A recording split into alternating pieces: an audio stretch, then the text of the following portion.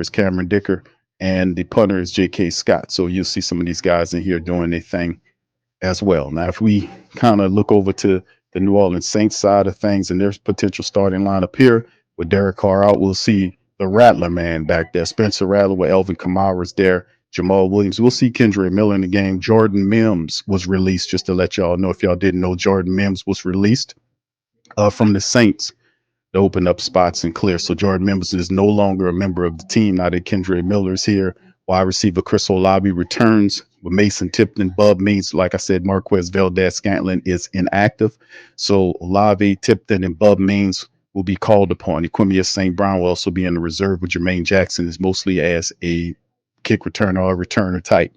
Tight end Jawan Johnson, Taysom Hill is back with Foster Monroe. Dallin Hawker is inactive. Adam Prentice, Tali Fuaga is there. Nick Seldeberry is out. We thinking it might be Landon Young and Lucas Patrick possibly at the center position with Cesar Ruiz returning next to Trevor Penning.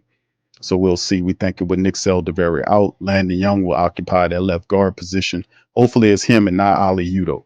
And then defensively, we know it's Chase Young, Carl Granderson with Cam as a reserve, Nathan Shepard, Colin Saunders, Christian Boyd's also Brian Brissy, and John Ridgway III will be called upon to kind of help stop the run. Pete Werner returns along with Demario Davis and Willie Gay at the linebacker position. That was positive as well to see if we can kind of slow down the running attack. Saints have some juice after a very long layoff period. Remember the Chargers coming into this game, they played Monday night on the short week. Saints had a long week, so let's hopefully they can not, they well rested and take advantage here.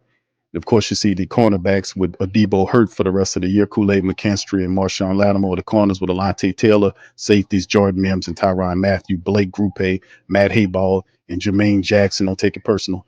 Is your guy at the kick return position. So, like I said, fam, it's going to be interesting no matter how you look at this. For the Saints really need to get this going. We know the Chargers have lost like 3 out of the last 4 contests or something like that. So they're kind of struggling in their own right to kind of find themselves. As the Atlanta Falcons improve, they get the win over the Tampa Bay Buccaneers. So it's even more important pertinent now that the Falcons are now climbing the charts. Now, in fact, the Falcons are now 5-3 and trying to get a little separation. The Saints need to get up off the ass and make something shake in this game right here. Start playing games and execute like professionals do. But anyway, with that being said, fam, let's get into the matchup here as we about to get ready to get it on and popping, man, with the black and gold as they getting ready to kick the ball off in this thing as we about to get it going. All right, so the Falcons, congratulations to the Falcons, man. They did a good job of doing it as the ball is kicked away and it's returned. Saints kicking off from right to left. The return against the 15, 20 down to the 25 and pushed out around the 26 or 27 yard line. So there you go. In terms of that, as we kind of keep it moving, we was kind of always monitoring that game to see what happened there. Falcons win, so that with the Falcons win, Saints got to keep pace and keep this thing going as they're going through this starting lineups. We just went through this, and they got Semi Fehoko, who will be, remember Semi Fehoko, big wide receiver there for him. They're banged up really good, so we'll see what happens as Herbert's under center, picking up from their 25-yard line. Man in motion is McConkey from right to left. That's a play action. And Herbert fires it, and he's immediately taken down by Pete Werner, makes the first stop of the game. And Pete's been out for a handful of games. He gets in there and makes the stop, the first tackle. It looks like for a loss of a couple yards on the play. 2 yards, 2nd and 12 now for the black and gold right there as we start off here with a nice play. And it looked at that play looked at kind of slow. They went to a play action play right out the gate without even establishing the run. The Saints didn't even go for it. All right, Herbert under center. It looked like they're setting up. The tight end motions out of the backfield to the left side there, and he's on the center, turns, and knows a play action to the right. He rolls to the left, and he fires to the right side, and it looks like it's completed to Palmer. No, they're saying he's out of bounds. Good play by the Saints. That is Kool-Aid McKinstry on that side. So the Saints look they firing off with some good energy right here as Herbert fires the ball toward the sideline, and they said his foot went in. Looked like he got it. That'll be close. They might. I don't know. He dropped it at the back end of the play. That's what happened. So he dropped it. 3rd and 12 now. Good play by Kool-Aid McKinstry, getting over there to make the play on it. All right, 3rd and 12 now for the black and gold as the clock stopped because of the drop. Herbert in the shotgun, three wide receivers to the right, one left. There's a snap. Saints coming for him. That's a draw play. It's knocked away as the Saints come in with the blitz and bat the ball down. He was trying to get to it. Carl Granderson and others are there to put it into it. So a very good drive by the Saints defense. They look pretty refreshed after that long turnover period. Chase Young was coming to get that sack and got a hand on that ball as they was trying to set up that running back screen behind him. And Chase said, "Man, I'm 6'5", 6'6". You ain't gonna get that ball here." And he knocked it down. So there you go. Not bad at all, man. Not bad at all, man. Good series. Good series, man. Good series for the Saints. There's the punt. Next up, almost blocked. Punt almost blocked, but it's away. It's all the way back. Wow. Big punt all the way back to the 18. Saints are going to return man Jermaine Jackson.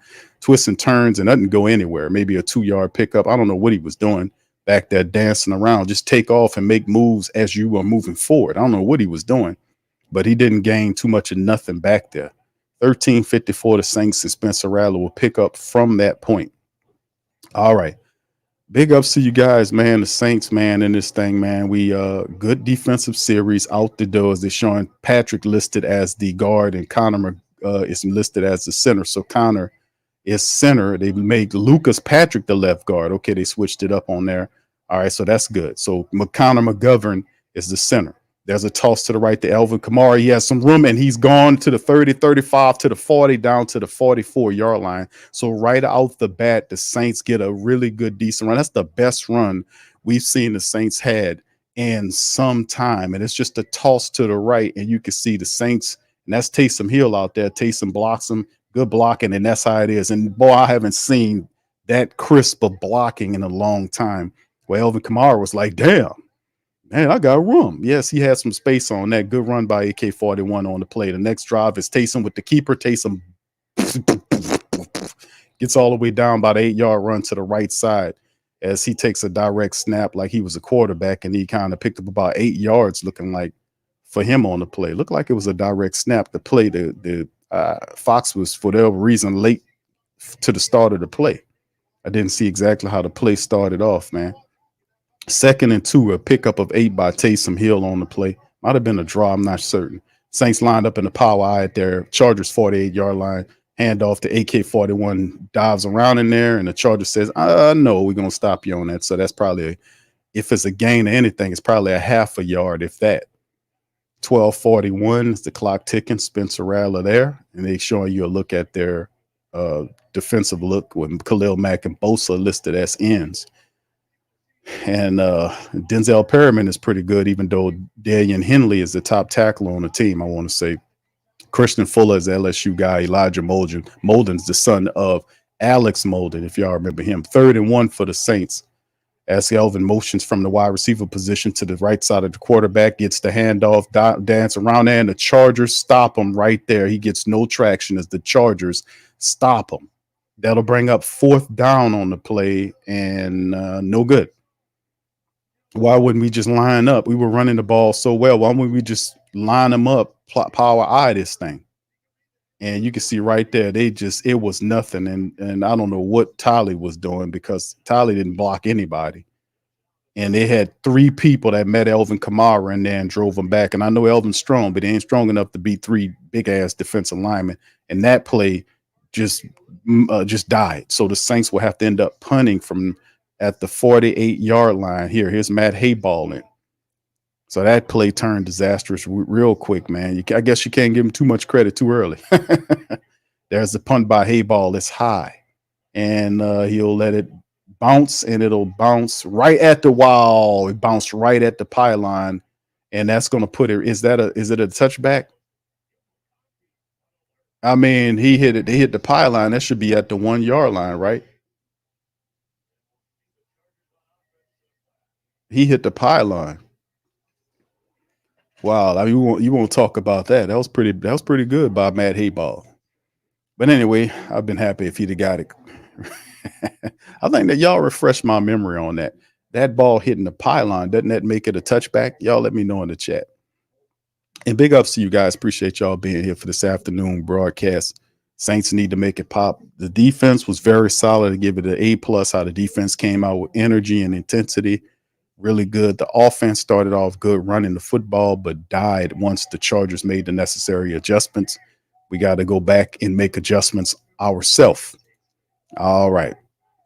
Also, big ups, fam. Appreciate y'all for being in the stream, man, as well. There's a feel free, fam, to hit the question in the poll. There's a whatchamacallit in the poll there for you guys to check out. You can check that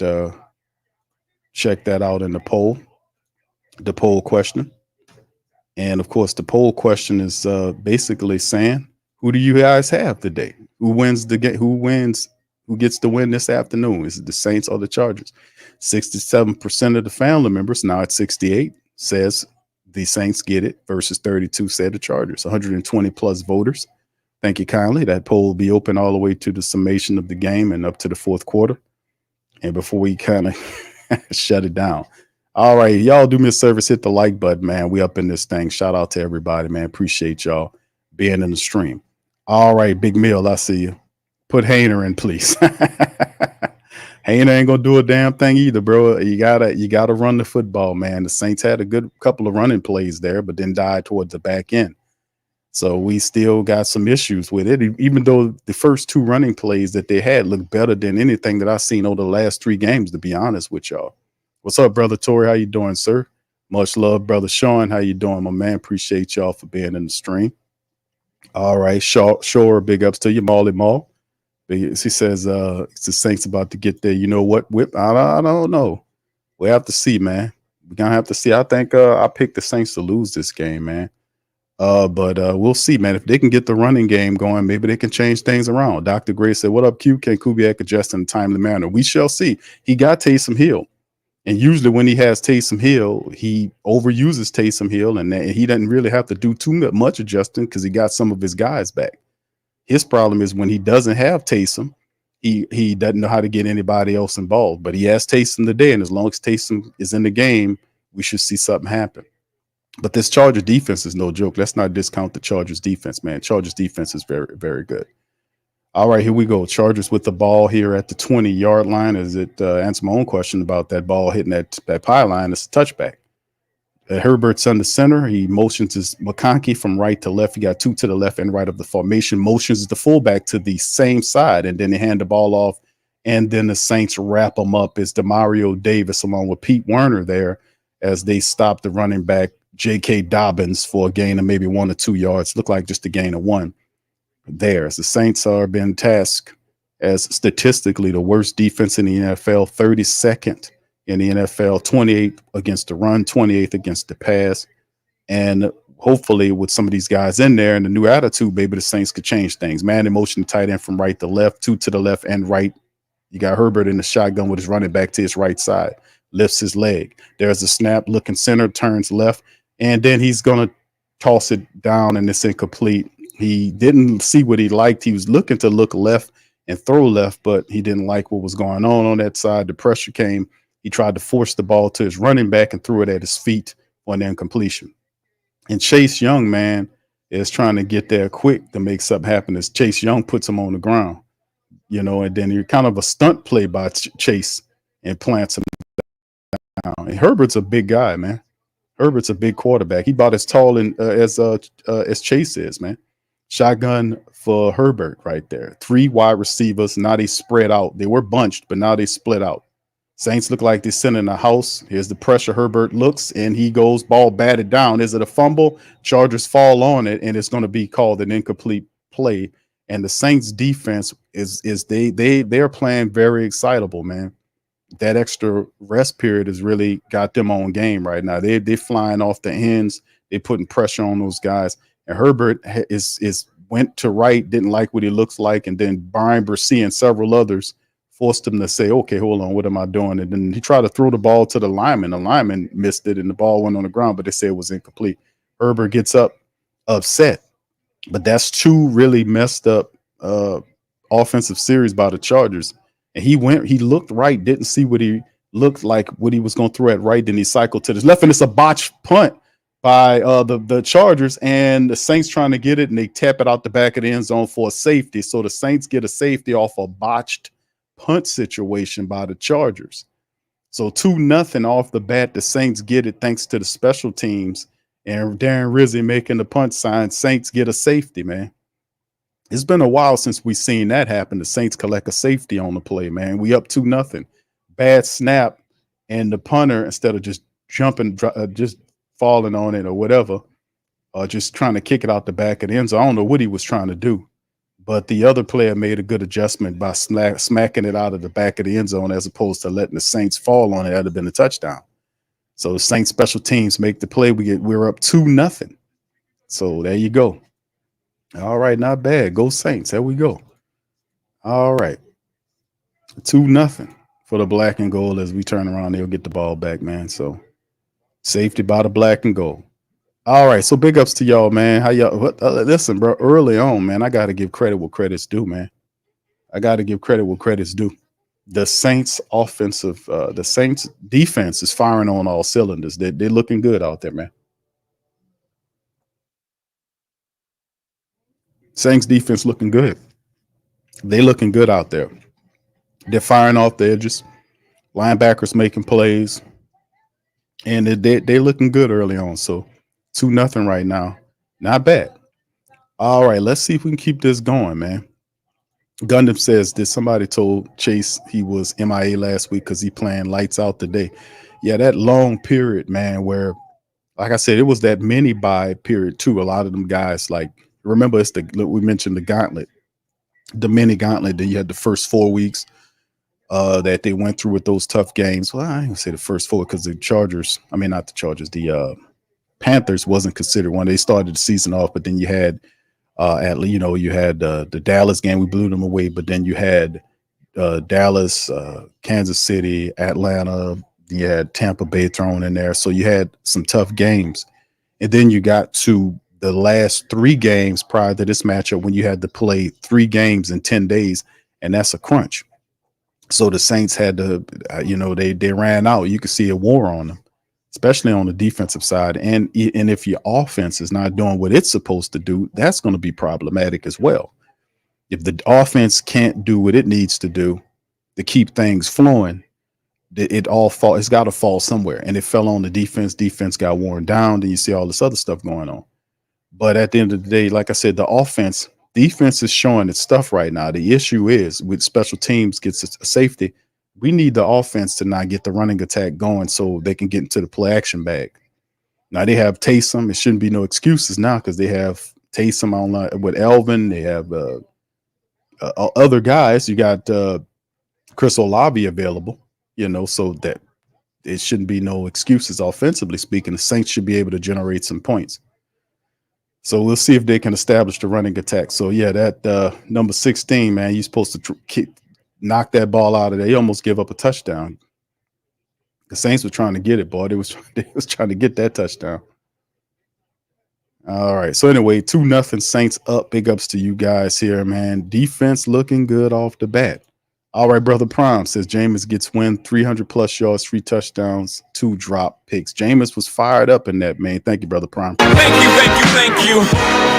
Fuck too kind. Thank you, bro. As Jermaine Jackson gets the ball and returns it all the way down to the Saints 34-yard line. He picked it, received it inside the 10-yard line, I want to say, and gets all the way down there. So Rattler's back out for another attempt to try to get it turned up. Yeah, Jameis looked good, man. We should see Jameis in about 3 more weeks, man, down in the dome. He'll be all right.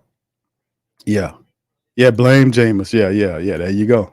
All right, Dr. Gray. Thank you, sir. Appreciate you. Thank you. Thank you, brother. Appreciate you.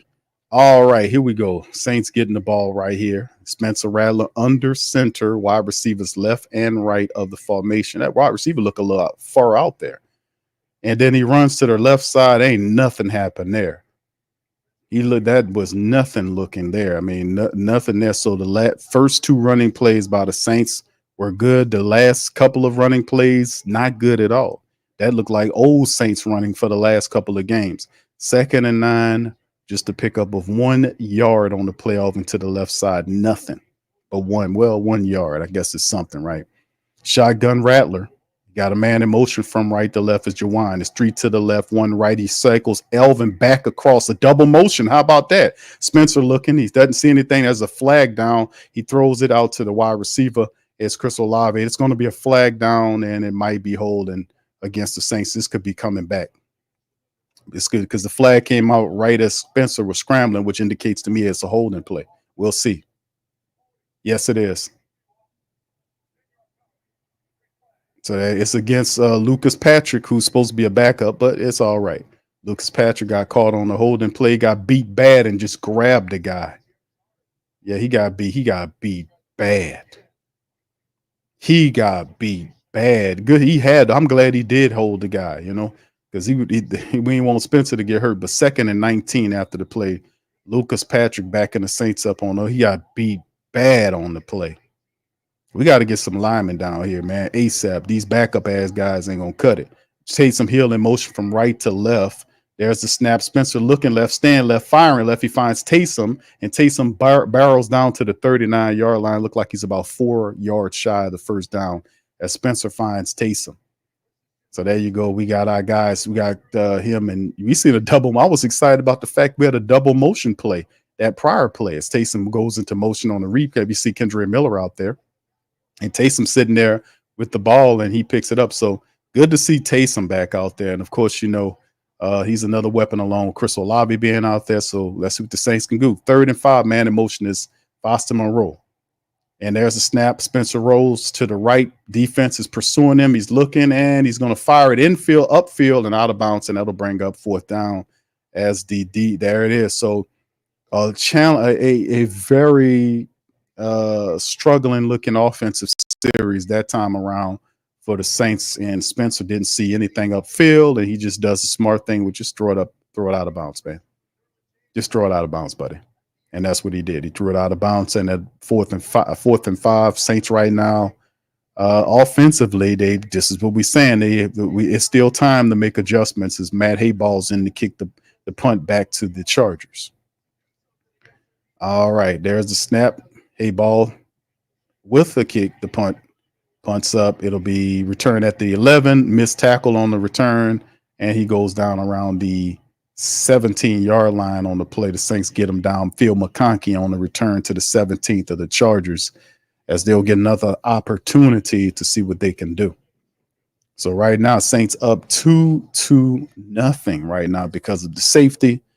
Offensively, Saints are not looking that good in terms of that offense. That offense is not looking good at all right now.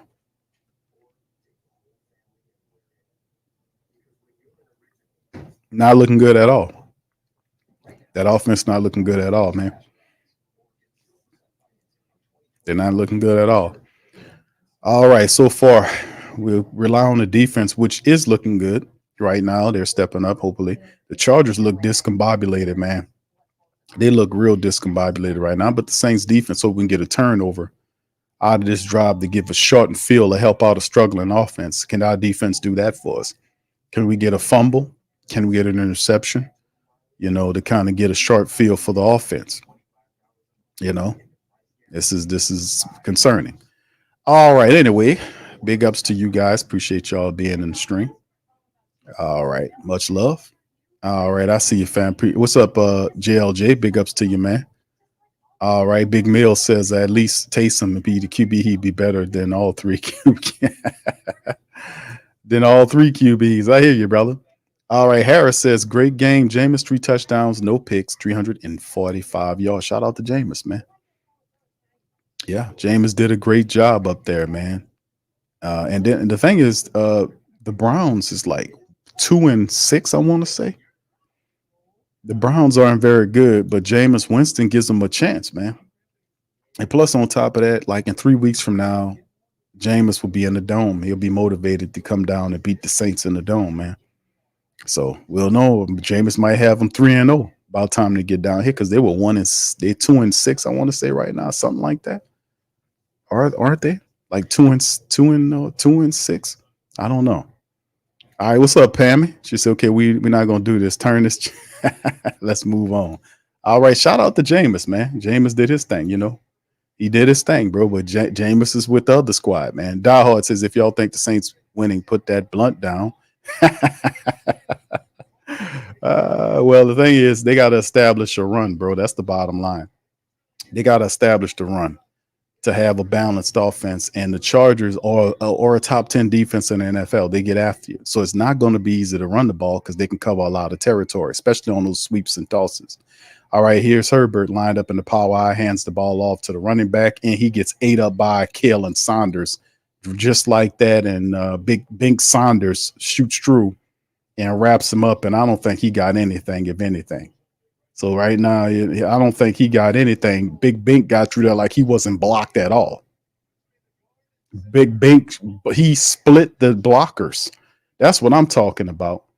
Big Bink split the blockers to get that running back, man. That's what you got to do. You got to command the double team for you to flow. And that's what I was saying in the previews. You got to command a double team, one of these interior defensive tackles we have. Herbert in the shotgun. There's the snap. He's going to fire the ball to the tight end, chop down. He gets the first down to Will Dissly. So Dissly gets the first down and a new set of downs as the throw is complete from Herbert. So yes, indeed, man. Yes, indeed. All right. Keon Coleman got him a touchdown, man. Shout out to Keon Coleman, the Florida State phenom, man. All right. Herbert's in the shotgun now. His running back is to his left, three to the right, one left. Man in motion is the fullback. Herbert looking straight. He's going to fire the ball to Phil McConkey, who's caught right around the 42-yard line. So McConkey catches maybe it's about 13-yard pickup as the Chargers, man, make two passing plays. They're trying to establish a little rhythm right here. They're getting a little blocking going on here too to buy Herbert some times, and he fires Phil McConkey, who gets right around the 43-yard line. And he in Herbert's pocket was too clean that time. They looked like that looked like old Saints over the last couple of years. That we can't let that pocket. I mean, over a couple of games, that pocket was too clean for Herbert. All right, so here we go. Herbert's in the shotgun again. Saints look like they're sending those a draw play. Saints eat it up as Demario Davis and Chase Young there to get him. So they're trying to replicate some of the success they've seen other teams have against the Saints. That time you've seen Alante Taylor and Chase and Demario Davis. Actually, Chase and Demario get there. They get 2 yards, but Demario Davis and them are there. Now, remember, this is a play where the opposition, the ops had a lot of production on the Saints, hitting them with that draw. And this is a play they're trying to replicate. Herbert's in the shotgun. Looking, he got 2 to the left and actually 2 to the right, running back next to that right side. That's a snap, looking center, looking left. He has time, goes back the opposite side of the field, off the outstretched fingers of Will Dissly. He hit him right in the bad spot, his hands, because he put the ball right to him. That should have been a catch. And the guy obviously is not a catching tight end. He's more like a blocking guy. Hayden Hurst would have made that catch, you know. But Dissly should have made that catch. It hit him right in his hands. Herbert put it on him. Now you could say it probably was it was high going in, but look at he has all kind of pocket. He went through his full progression plate and found the man. The guy just dropped it. 3rd and 8, shotgun Herbert. These last couple of plays they've been having the pocket. The Saints sending the blitz there, and they're gonna get him as Ugo Amadi shoots the gap and gets him. The delayed cornerback blitz coming there, and he got the big. He just leaped on him like it was a mattress. And it was a delayed situation, and he just creeped up in there and was able to get the play. So a little delayed blitz by the DB, and Ugo Amadi made the play. He got the sack. Like I said, Ugo Amadi is undersized, but he's a ball hawk, man. Always around the ball. So that was a big play by the Saints, getting there and making a stop as the Chargers are punting back off to the Saints. And it's going to be a bounce right there. And he's going to field it from the 15, 14. And he said he fair caught it. Then it bounced, and then he tried to run with it. Referee said, you can't do that. Once you fair catch it, that's it. And I don't know why he was fair, why he waited for the fair catch. He had like 15 yards ahead of him. He had like 10 or 12 yards in front of him. Why would he do that? I mean, he had like 12 or 13 yards in front of him. Why would he fair catch it there? He had room to run. So the refs discussing what what the call is.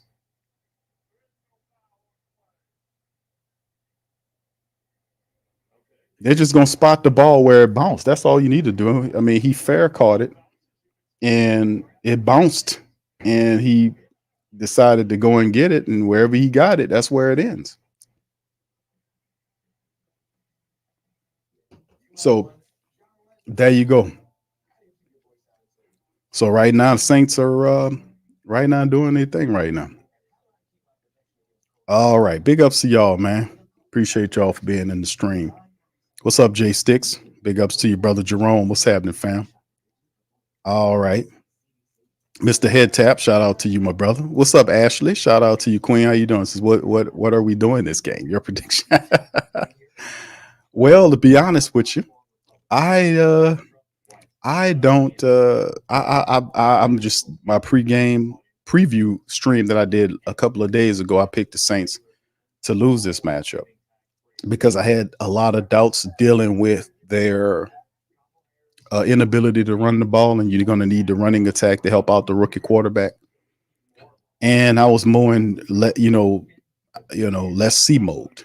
Let's see if you can. I know we got a couple of guys back on the offensive line, and we had a couple of first plays that looked pretty positive, but the running game has looked like from the last several running plays, it looked basically the same as what it did when the starters wasn't in there. And that's what I was saying, that even if you do get some of your starters back, you'll play a little bit better. But you got to remember, a lot of those guys have been out for some time and they are going to be rusty. So as some of these guys is not plug and play, it's going to take some while. So we'll see what the Saints can do. I kind of thought they would lose this game, but very, like by 3 points or something like that. I didn't think it was going to be a big loss, but they definitely need to win. I'm on my show me stuff right now, man. I've been saying this for weeks about the Saints, especially when these guys was banged up. It's a gut check time. The defense is firing on off cylinders. That last series really didn't, at first was starting out not looking so good, but the Saints got the delayed DB blitz for a sack that neutralized the drive. That was a promising drive the Chargers was trying to set up. So shout out to them for that. But yeah, my prediction is I picked the Saints to lose this game. I need them to prove to me that they can establish the running game once again. That's our key to victory, not just this game, but well into the future when we do get Derek Carr back from injury, which probably will be the next game. We'll see. But thank you, Ashley. Shout out to you. Appreciate you. Preacher man, how you doing, sir? Appreciate you. Tasha, I see you, Queen. Bullet Family Travel Vlog, and there is this throw by Rattler, and he finds, oh my goodness, Chris Olave, and Chris Olave got disjointed from the ball, but the referee is going to say it was a catch, and Olave walks off the field. He got blew up on the play. Oh my goodness. The guy took him. Was that Darwin James on the play? Boy, he lit Chris Olave up like he was a Christmas tree, man. Chris Olave didn't even see it. He cut across the field. As soon as he turned, boom. That's Cam Hart. Cam Hart hit him right, and it wasn't no helmet. He depleted Chris Olave. And then the ball comes out by the ground. That's an incompletion, I want to say, and it is an incompletion. It's 2nd and 10, and Chris Olave just walks off to the sideline like, hey, man, I ain't good.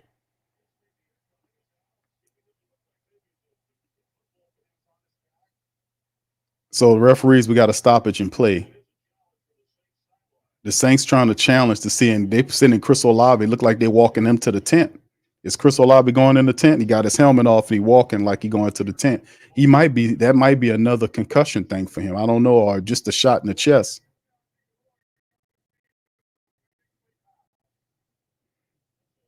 Chris Olave is walking off. Is he going? He going to the locker room? He looked like he going to the locker room. Looked like he just got the air knocked out of him to me, but he went down kind of hard. He just coming back from concussion. My goodness. Cam Hart gave him, that was a hard shot if I ever seen one right there. He depleted Chris Olave on that play, man. Good grief. Yeah. Wow. And he took his helmet off, just walked off there, and looked like the doctor walking with him. They about to take him to the locker room. That helmet off and him walking, because that he ain't going to the tent. They taking him to the locker room. So we're going to see what's going on with Chris Olave. We just got him back, but that's what I was saying, family. Like, these games are so physical. that you got to know how to use all of these guys, even when you don't have your guys. Like Chris Olave just came back from the concussion. He missed the concussion, had the concussion 2 games ago. He missed last game. We get him back. The guy Cam Hart blows him up. He walking off. Hopefully it'll be all right. But that's how some of these games are. You're gonna lose guys. You got to know how to use the guys that's behind the guys that you usually your starters. You got to know how to use those other guys as well, so that you got to give them reps, because reps is the best way to develop these young talent. You could talk about this and all the best way you can get any of these guys good is by giving them the reps. And if they're picking it up, you give them more reps. If they're not, you get them on the body and get somebody else for it. I'm trying to win. I ain't got time for this bullshit. I'm trying to win something over here. All right, thank you. Michael says, damn, big Q concussion. I don't know, bro. I don't think it's a concussion because it wasn't a helmet to helmet. And when you watch the replay, he didn't land on his head. He depleted them. He landed on his back, but his head didn't hit the turf, and he got right up. After the hit, he got up and just walked off to the sideline. I think he just got the air knocked out of him. I think. But they're gonna check here because he got hit right in the chest area here. So they probably gonna check the chest, the ribs and all this stuff up in here to see if he's all right. Thank you, brother. Appreciate that. Oh, wrong one. Thank you. Thank you. You fuck too kind. But yeah, still listen to.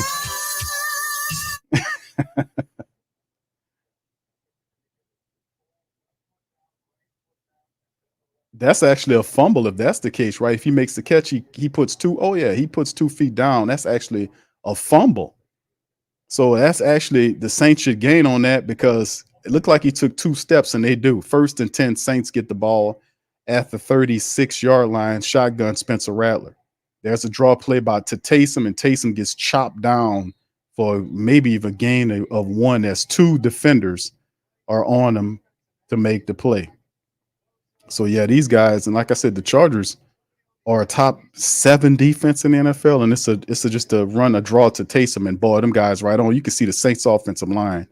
Them guys just penetration all over. You see what I'm saying? You see how all those guys missed those plays, and Foster Monroe and all those guys, they just blocking and ain't moving and ain't blocking anybody. They don't know who they blocking. Here comes Spencer Rattler, 2nd and 9. There's a snap, pressure coming. Khalil Mack, get up, Spencer, and he's down. And who touched him?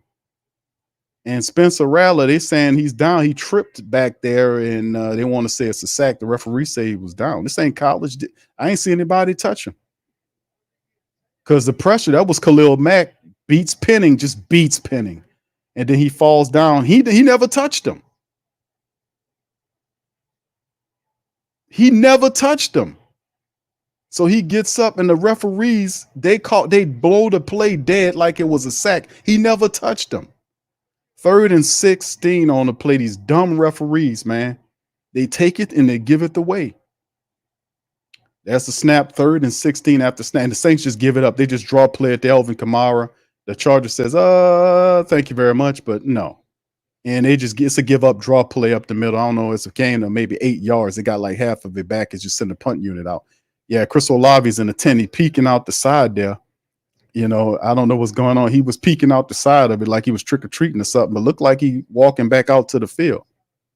So we don't know what's going on. I don't think it's a concussion. I think it's just he got hit in his chest. I thought he was going to the locker room, but they were walking him to the tent. That was a long-ass walk to the tent. So we'll see what's going on with a lot. But these last 3 offensive series have been for the birds, man. The Chargers defense forced the Saints to punt the ball again.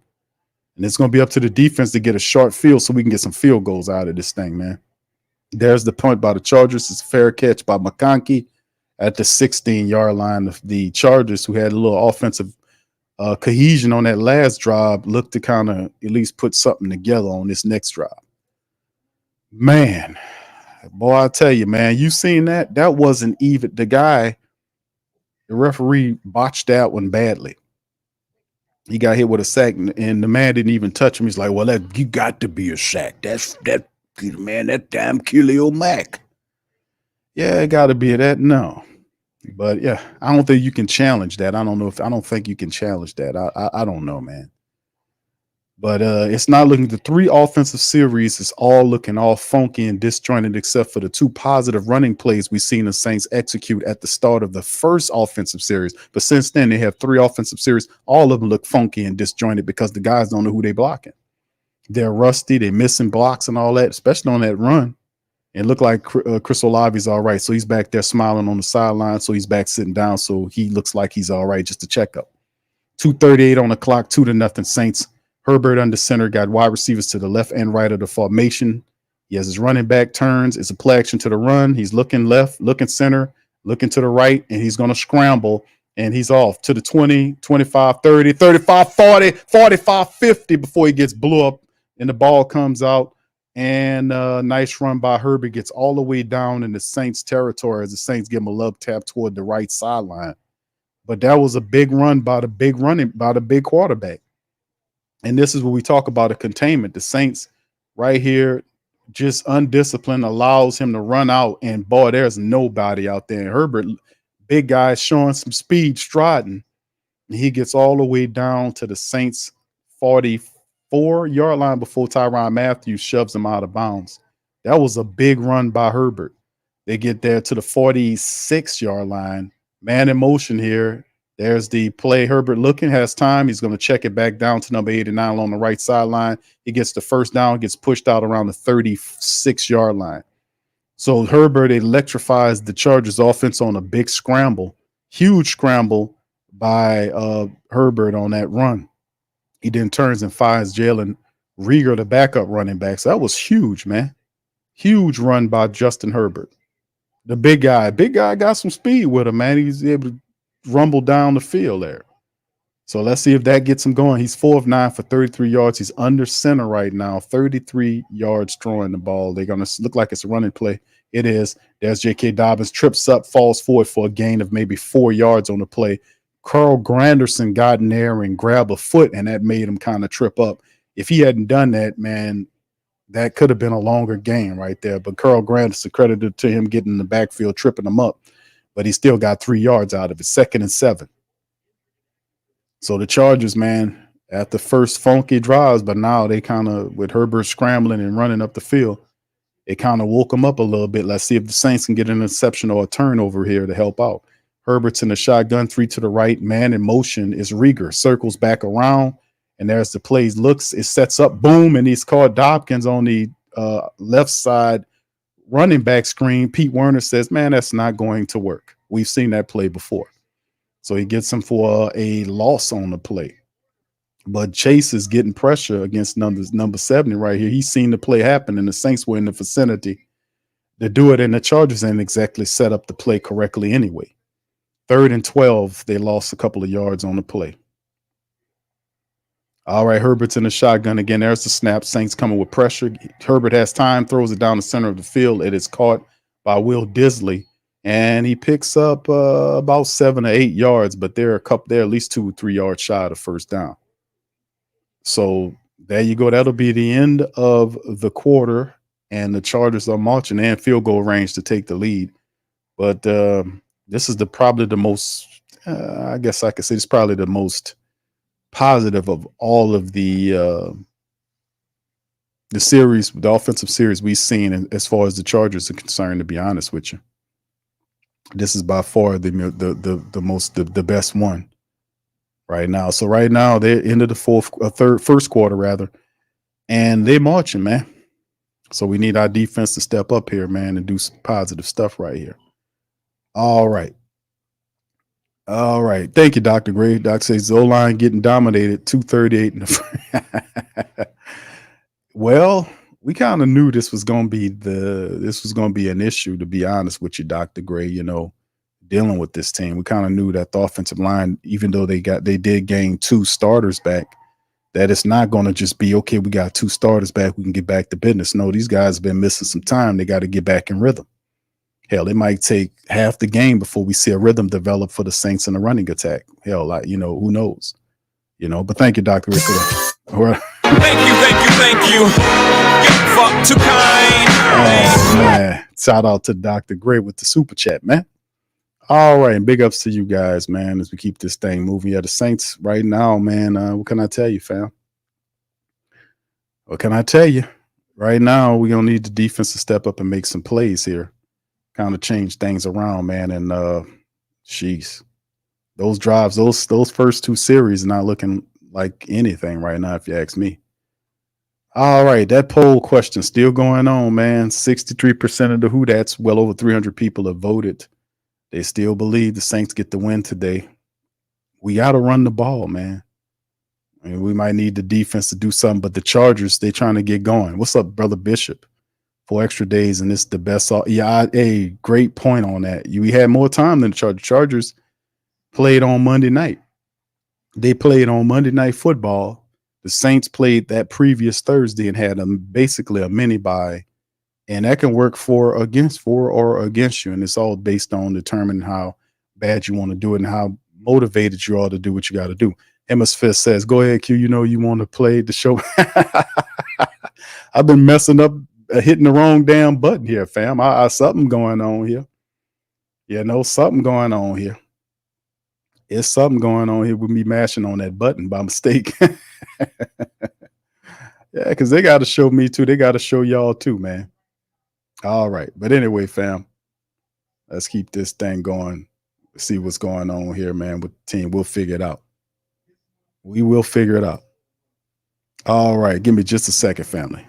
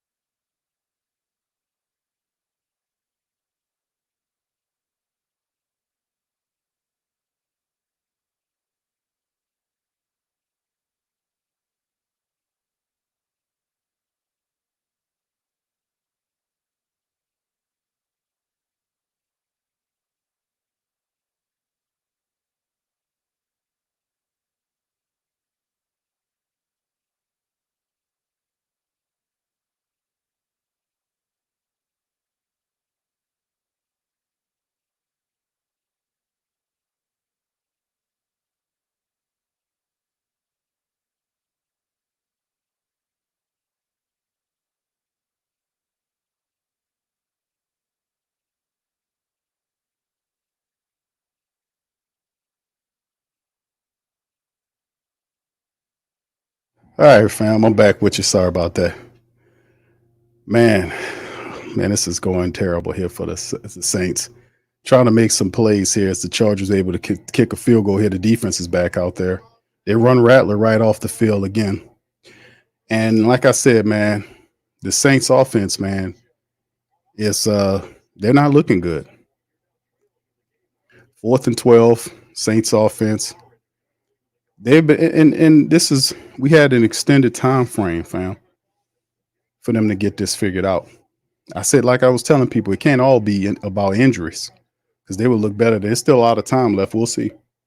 They go to punt. Oh, it's all almost was blocked. Punts away from left to right. It's returned. No, yeah, it'll be returned from the 15 to the 20. The guy just goes down around the 25-yard line. 12:55. Saints offense stuck in the mud. They stuck in the mud bad. Saints stuck in the mud, man. 12:55 on the clock right now. Defense is doing what they do. They're ahead a little bit. Stuck in the mud. Saints offense, man. We got to get it together. Got to get it together. Really don't like what I'm seeing here, man. Big ups to y'all, man, for being in the stream, man. Really don't like what I'm seeing here with the Saints. For all of this extra time the Saints have had, and the offense still looks funky. It still looks stank. Still looks trifling. All right, Muse says, Big Q, can we get Breeze for head coach? Ah, man. It's one of them situations, man, where you just have to look at this team and say, man, people was kind of holding on to the injury thing. Like, man, when we get all our players, hey, listen, we going to the stars. It's more than just that going on here because number one, you got to be able to have these guys in the right position. You got to have you get your starters back. They got to get back to that level. They've missed a bunch of time. The play calling has changed. Like this is the first time, and that goes to show you that Clint Kubiak wasn't doing double motions and all this kind of stuff until he got Taysom Hill back in the line.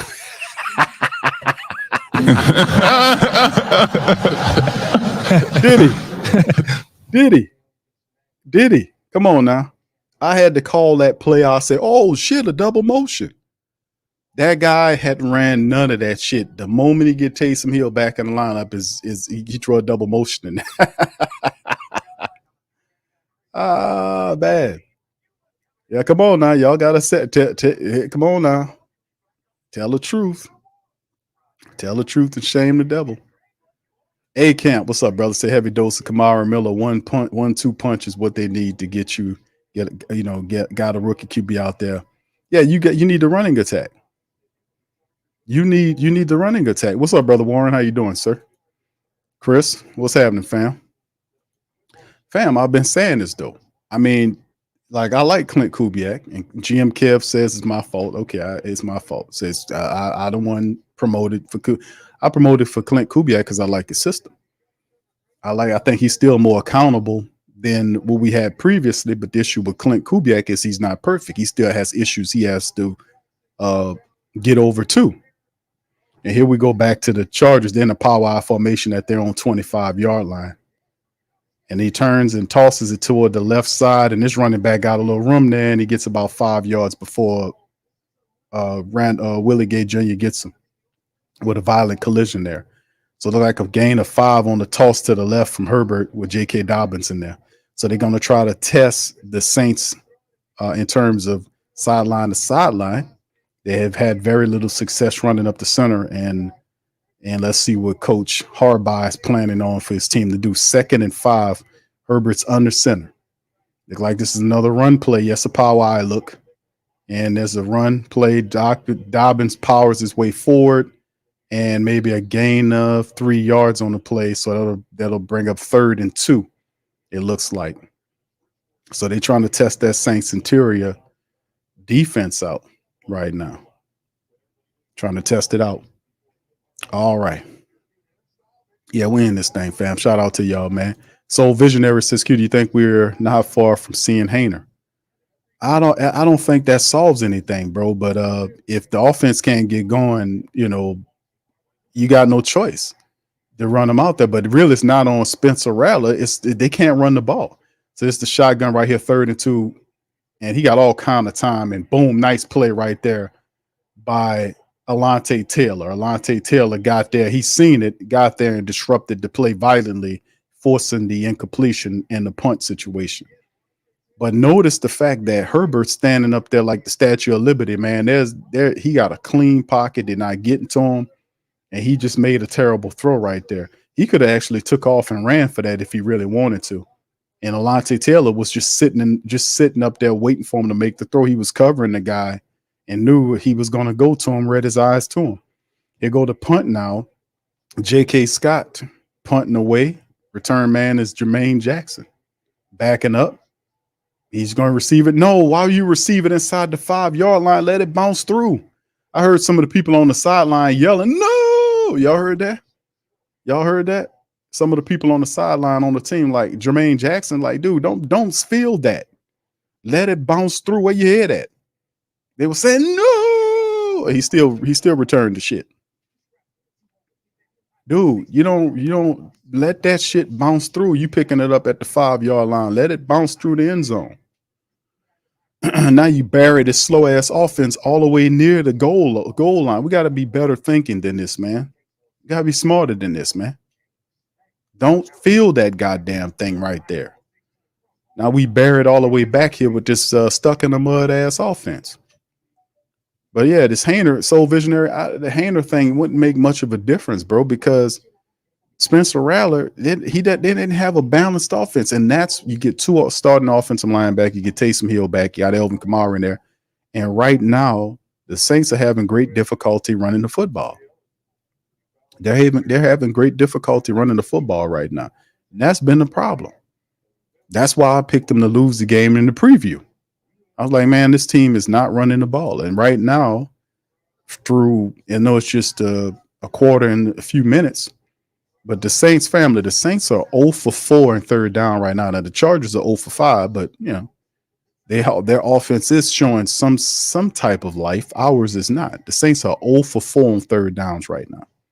They have 77 yards total passing so far, 34 yards worth of passing. The Chargers only 29. But the Saints have 43 yards rushing. They're averaging 5 yards a rush. For whatever reason, it's just not working out. Right now, they have a pretty decent run total. They're averaging 4.8. You average it off at 5. That's just 9 carries. The Chargers have 8. But for whatever reason, we just don't seem, right now, it just don't seem like it's working. And it's just what it is. So we'll wait and see. All right. So big ups to y'all, man. Appreciate y'all. Yeah. Shanti said the Q rallies. Yeah. People ask me about Hainer. I don't think Hainer will make much of a difference right here. I'm going to be honest with you. He don't make much of a difference if you can't run the ball. And they are averaging almost 5 yards a rush. It's just not making sense. Let's see on this next drive, the Saints can get something together here. Let's see what they can do. All right, 11-25 shotgun Saints, 3 bunch formation to the left, and a quick throw out to Elvin Kamara on the stretch play, and Elvin gets pushed out of bounds, and he gets knocked down on the play. They helped them up there.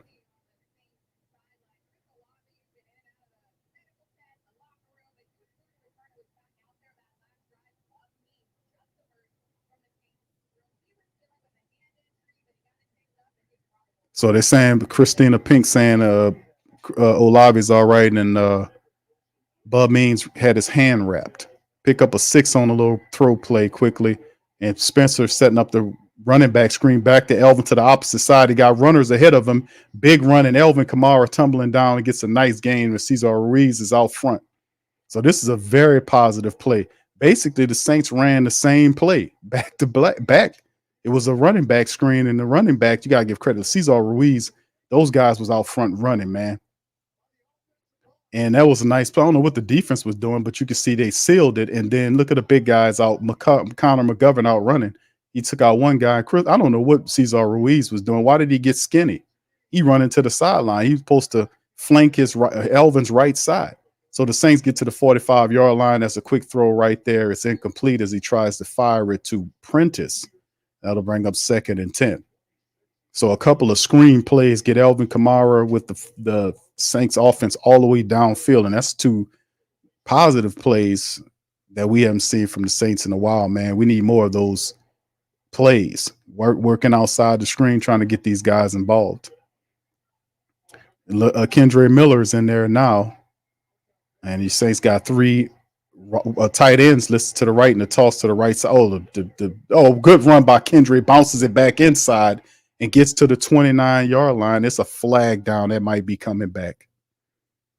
That could be coming back, y'all, because it was a positive, man. And Kendre Miller, reverse field, he's seen him trying to set up the wall. He cut back inside, and we'll see if something's going on with it. It might be coming back.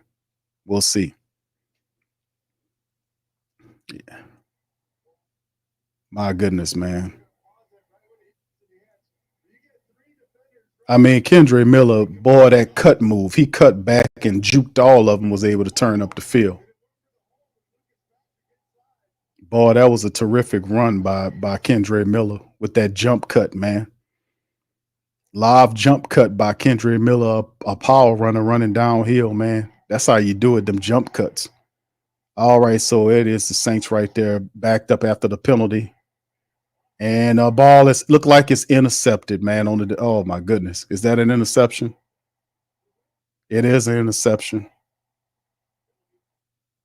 And that's Alex Molden's son got the pick. My goodness. What is going on here?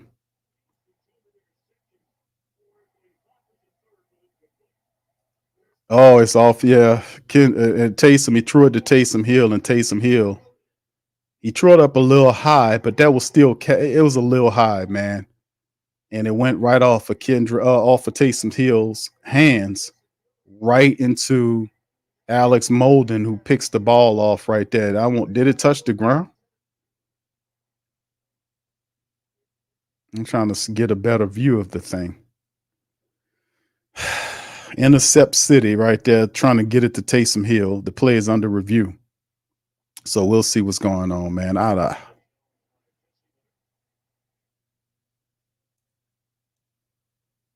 We'll see what's going on here. Yeah, the defense is showing something, man, but the offense is still funky. It's still slow and funky right now. You know, like I said, it's a rust factor to be. Taysom Hill ain't played in a while as they go into the commercial break, but Taysom Hill hadn't played in a while. He hadn't played in a while, so it's going to be a rust factor for Taysom. It's going to be a rust factor for Cesar Ruiz. It's going to be a rust factor for a lot of these guys that hadn't played in a while, and you just hope that the Saints keep the game close enough where when they finally get unrusty, that they can make a run. But right now, 9:57 in the second quarter. Right now, we'll see what happens with that. All right, shout out, yeah, Big Vella. I hear you, fam. I hear you. Yeah, and this is just, and like I said, man, the devil's in the details. The Saints had an extra couple of days after the Thursday debacle against Denver, you know, and you come out into this game and you're supposed to exhibit, you know, some qualities, and it still looks disjointed. The offense still looks bland back there, and you know it's the norm. It looks pretty bad out there. Yeah, it looks pretty bad, man. The crazy part is the Saints, if they can get out of their own way, you know, the problem is the Saints, man. The Saints have issues. They're getting in their way. The Saints have, that's, if that counts as a turnover, that'll be the first turnover of the game. It stalls out a very promising offensive series. Not to mention the Saints have all of the penalties. The Saints have 3 penalties for 30 yards so far against them, but they're averaging 5 yards a run on, 5 yards a run on 9 carries. They have 44 yards overall. So right now, they actually are running the ball pretty decently, you know, but the penalties, and then if this stands as an interception here, this could be problematic and stalls out a very good drive.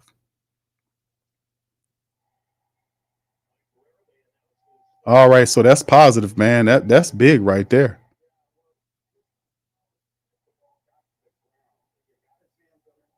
Yeah, that's incomplete. The ball leaked out toward his right side. You could see he lost control of it. If he'd held it centered, they probably would have counted that. So that was a lucky one right there. Saints retained the ball after that. Then it's an incomplete pass to Elvin Kamara there, and that's 4th and 20. So my goodness, man. I mean, this offense is trash, man.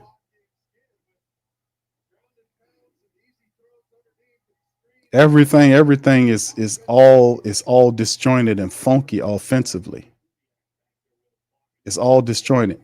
It's all disjointed and funky. They don't, I don't know. Here goes the punt situation now as Matt Hayball is back in the game again.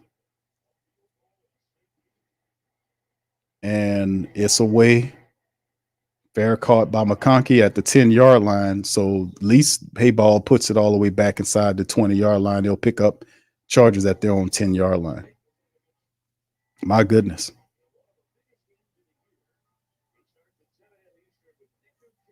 Oh man.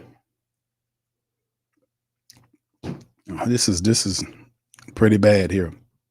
I don't like this. I don't like how the offense looks. All right. Jay says, I mean, Joy, what's up, Joy? Says, what the cap? Do we have to hate Hill to be on this channel? Hill? You talking about Taysom? Nah, we got love for Taysom, man. Taysom just he a little rusty right now. Taysom's a baller. All right, so the Chargers get the ball back, man. Man, let's see what they can do on the play. I just don't know what the Saints defense is just gonna have to keep doing what they're doing to kind of keep the Chargers from handling business while until our offense finally catch up, or perhaps maybe the defense gets a turnover of some sorts as they pick up 3 yards on the play right there. Kimmy Vendell, the backup running back, makes it 2nd and 7.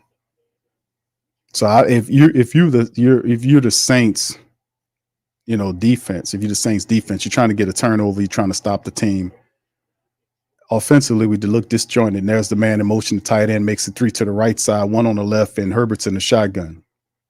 And that's a play action draw. He goes back to the tight end. Tight end gets all the way to the 30-yard line, picks up the first down, and a little something as the Chargers trying to get that offense going, man. They get a little room. We had them pinch back there, then the tight end motion to the right side, then cut across the defense for that's pitch and catch right there. And that guy there ain't even much of a receiving threat, but he doing what he need to do against the Saints. He gets him up. He gets him off that touchdown. I know that for he got 3 catches for 34 yards. Will Disley right now. They're at their own 29-yard line. Motions the fullback, setting up a power eye look with Herbert under center. Turns and hands the ball off to the running back, J.K. Dobbins, to the right side, man. And it's just, I just, he picked up about a few yards on the play, so to the right for a couple yards, Jake, as Jordan Howden gets at him. It's I'm just looking at the offense for the Chargers. I'm saying to myself, man, what is it going to take for our offense to get it together? Right now, J.K. Dobbins 6 carries for 17 yards. So the Saints defense doing a pretty decent job of stopping the run early on, forcing them to do other things. Man in motion is Palmer, and there's the play. Saints, and it looked like he just a quick toss to Dobbins. Oh man, and he was able to turn, twist, and the guy gets the first down. The Saints had him, and he was able to get. There's a flag down on the play now. And we'll see. They got a guy on the field.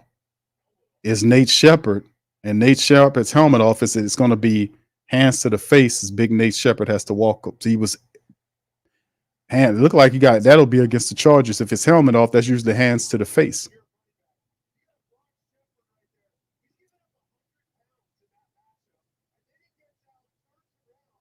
Oh, it's going to be. Oh, that's going to be a play action. That's going to be no. That's going to be. Oh my goodness. He almost broke his. What is Shepard trying to do? Break his leg? Dude, that and the offensive lineman did what he was supposed to do. Man, he was trying to break his leg. That's gonna be a. That's gonna be a. What is that? Why would he do that?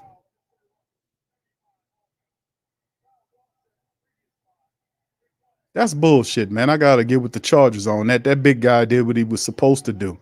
Nate Shepard was trying to break his leg.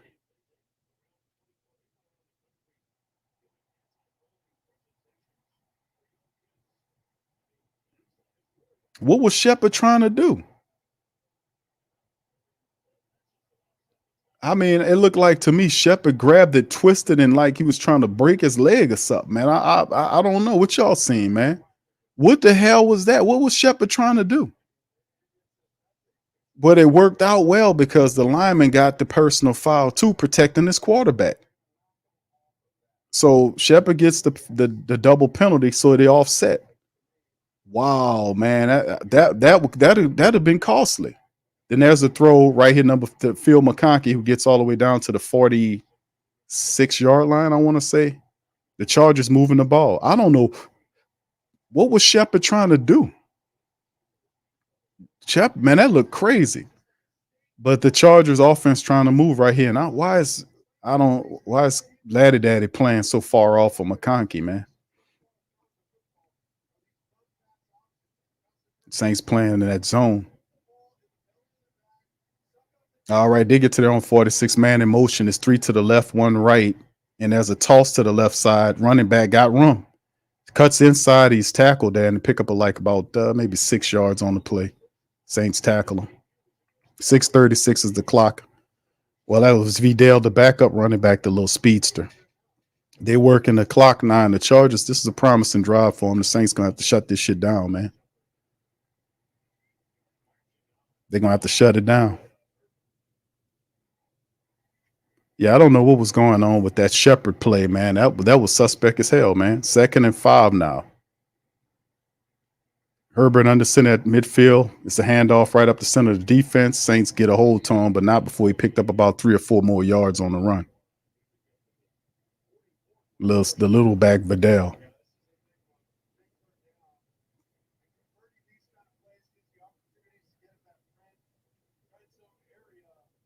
I don't know what to say about that, man.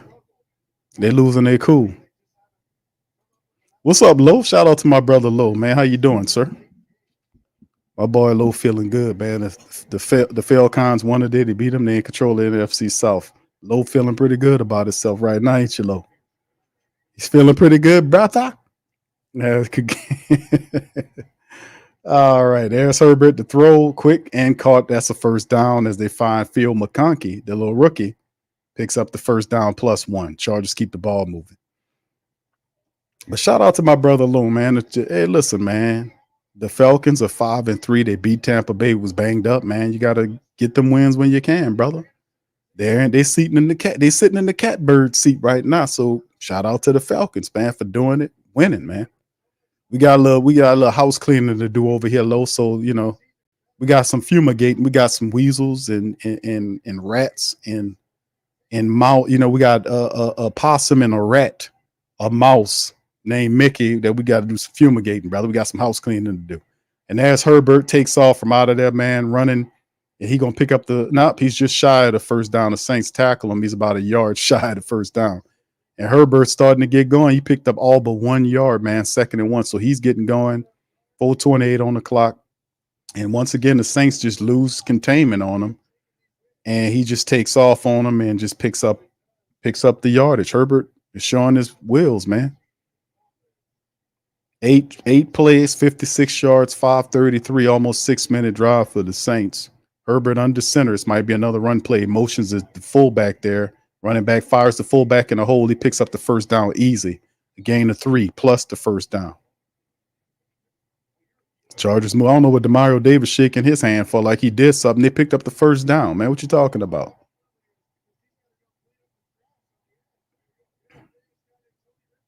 Boy, that's a big fullback over. That fullback looks like he a lineman, man. Number 44. What kind of lineman that is?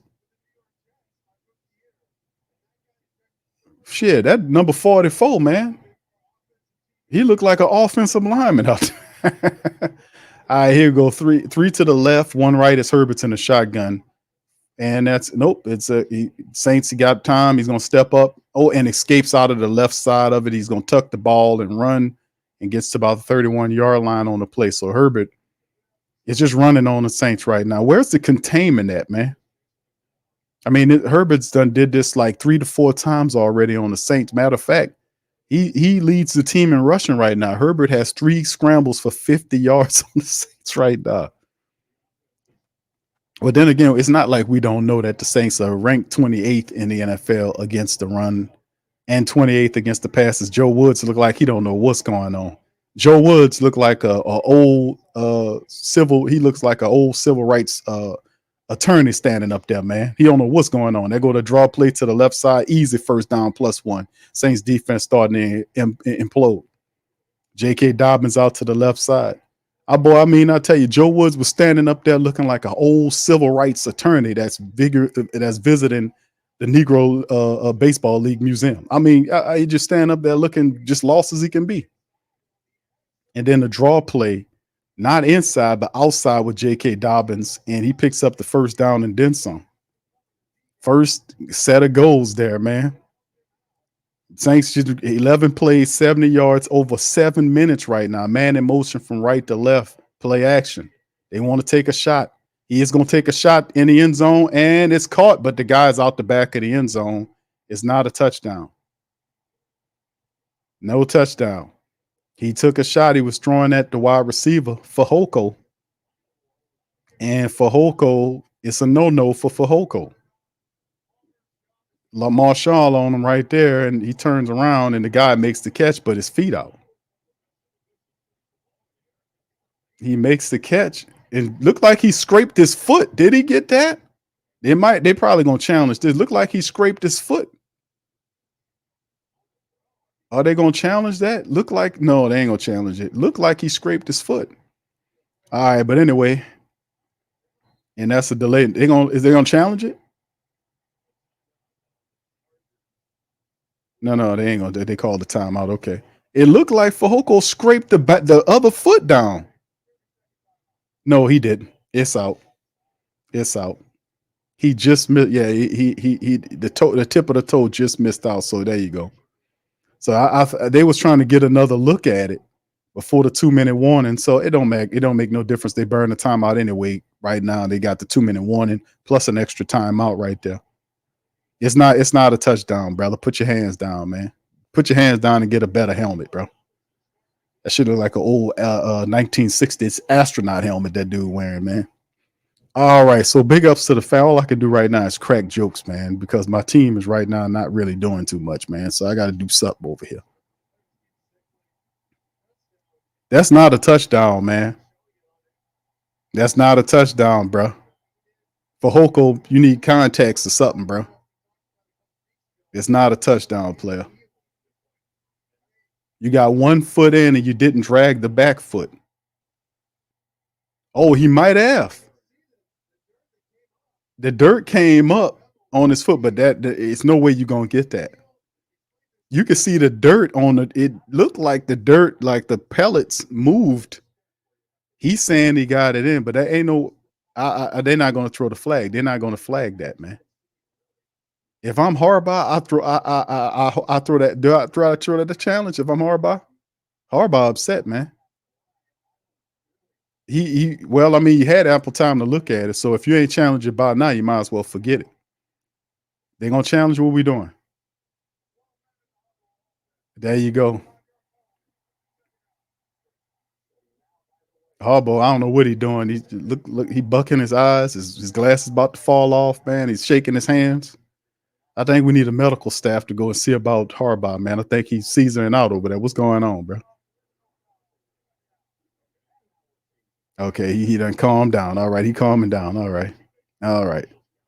Why does it look like Harbaugh is not an NFL coach? He looks like a gym coach to me. Why does Harbaugh look like he's supposed to be running a high school football team? Doesn't he look like he a gym coach? I don't know. Maybe it's just me. All right, 2nd and 10 right now. Harbaugh in the shotgun, 3 wide receivers, right, 2 left. Let's see. It's 2nd and 10 with 2:01 on the clock. There's a snap. The ball's up toward the left side and incomplete, and it's a flag down on the play, and that's going to be pass interference against Laddie Daddy. Laddie Daddy saying the ball was not catchable. Lattimore saying that the ball wasn't catchable. but I think they're gonna give him this one.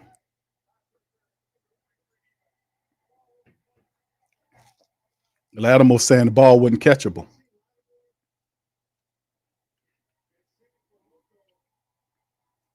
because he turns around and right there hooks him and got a hand on him, but the referee let him go at first until and Ladd is saying the ball is uncatchable, but he got but he got his hands on him.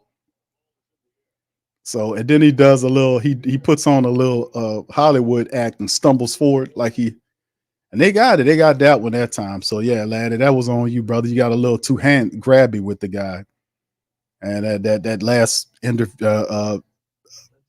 replay showed he got a little grabby. Oh Lord, what's going on here? All right, big ups to y'all, man. Appreciate y'all being in the stream, man. I hope y'all are having a fantastic Sunday afternoon. All right, my brother Low, his club. Hey, listen, don't be mad at Low, man. Don't be mad at Big Low. Shout out to Low. Shout out to Coach Ronnie. Don't be mad at Low. Like I said, besides, man, that's New Orleans Saints people running the team. What else you expect? And they don't have the encumbrance, even though they got a old timey vampire that owns that organization. That man don't get in their way. I'm just gonna be honest with you. Unless it's late at night, and they roaming around there, then they in trouble. But outside of that, during the day, you don't have to worry about that from him. He chilling with on the Titanic with Victor from the Price from the not Price is Right from what's the name of the show that where Victor used to be on? The Young and the Restless. There you go. Yeah, he chilling with Victor from the Young and the Restless on the Titanic, but it was during the day. But at nighttime, you better watch your ass because he on the prowl over there. But don't be mad at that man. Don't be mad at Low. That the Saints people over there running and they're not encumbered by a mouse who's over emotional, who makes up stupid reasons, and this is necessary, man. The Falcons had a purge process last year. We helped them along and got that guy out of there. That guy was a bum. Now we about to get our bum ass dude out of here, and this is necessary because the Saints offense don't have no cohesion after having extra days. They're just tired. We're just beat up, and now you look around, it ain't tired or beat up.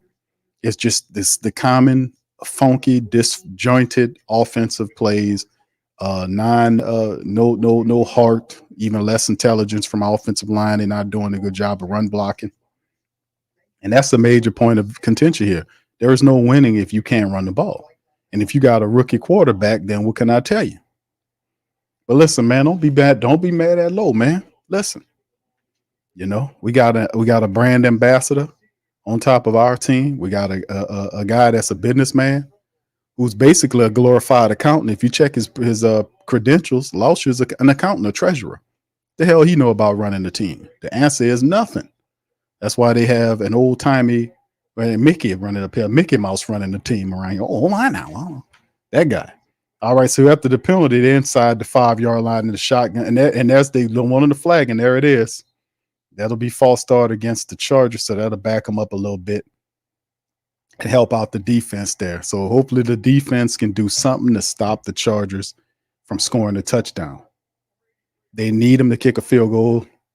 They need them to kick a field goal here as they run in a tight end right there. It's probably going to be a blocking play now. Run Tomlinson in the backup tight end to see what they can do. So that was the first penalty of the game. The Saints have 4 penalties for 47 yards right now.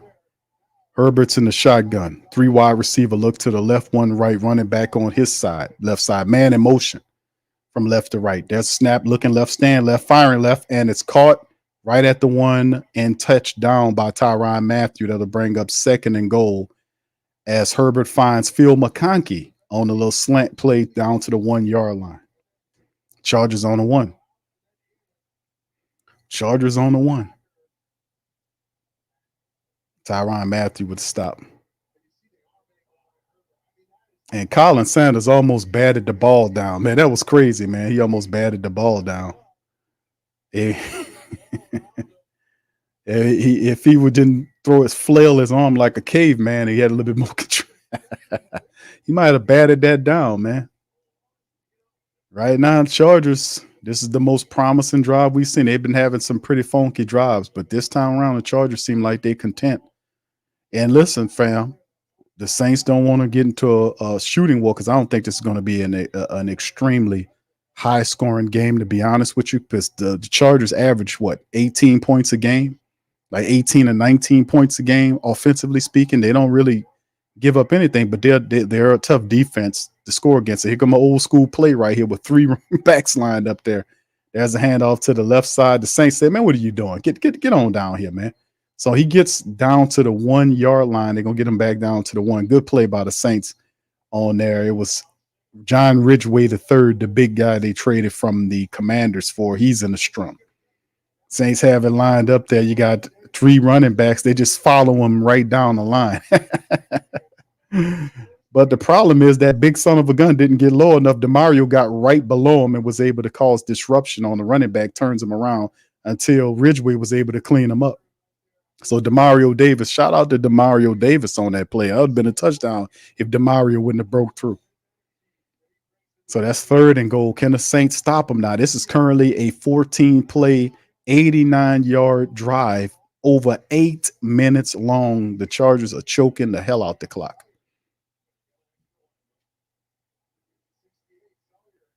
They got Matlock. This is gonna be another running play, man. Power eye look. This is gonna be a running play. Saints looking. They're motioning back against the outside. They're gonna hand it to the right side. J.K. Dobbins goes in, standing up, and the Chargers on the board to score. So 8-minute drive. A 8-minute drive ends with a score as the Chargers march the length of the field and get the score. So the Chargers on the board now 9-2 now. So there you go right there. And the Saints, the missed tackle by Mr. Tyrann Mathieu. That's Tyrann Mathieu on the missed tackle. I don't know why he was trying to lead with his shoulder. Tyrann Mathieu trying to shoulder the dude. Did y'all catch that? All the stuff we paying Tyrann Mathieu, and they missed it. He missed the extra point on the play. So it's 2-9. 9-2 Chargers way after the miss extra point. So that helps the Saints out a bit as the guy missed the extra point. I don't know how he turned it. Man, how he missed that. It's 9-2 right now after the miss extra point there. A 8:07 drive, 8 minutes and 7 seconds. 90 yards, 15 plays, J.K. Dobbins. Man. Boy, I tell you, man. All right, shout out to Black Preacher Man. So this is what we get when you have losers at the top. Top Loomis was a loser before Peyton, and Allen is a loser. What did we expect? Thank you. Appreciate Thank you. You fuck too kind. Black Preacher Man dropping the facts. Man, you know, like I was saying, fam, I want the Saints to win, but I picked them to lose because, like I told y'all, they have to prove to me that they can run the ball. And running the ball is an attitude. It takes attitude to run the ball. You got to have a certain mentality to dominate, and that's not something you can turn off and on like a light switch. So he go to kick from right to left, and Kendre Miller downs it in the end zone. They'll pick it up at the 30-yard line. $1:37, and the Saints have one timeout. The Saints need to do something with this score. They need to get a score here. Thank you, Black Preacher Man. All right, man. Appreciate all y'all as well. What's up, Clint? How you doing, sir? All right. All right. Shout out to Tasha. Says hit the subscribe button, hit the like button. Shout out to y'all, man. Appreciate y'all. All right. We'll see what happened here, man. Yeah, I know. I seen it, Taylor. All right. Here go Spencer. He checks it down to Elvin Kamara, gets chased out of bounds.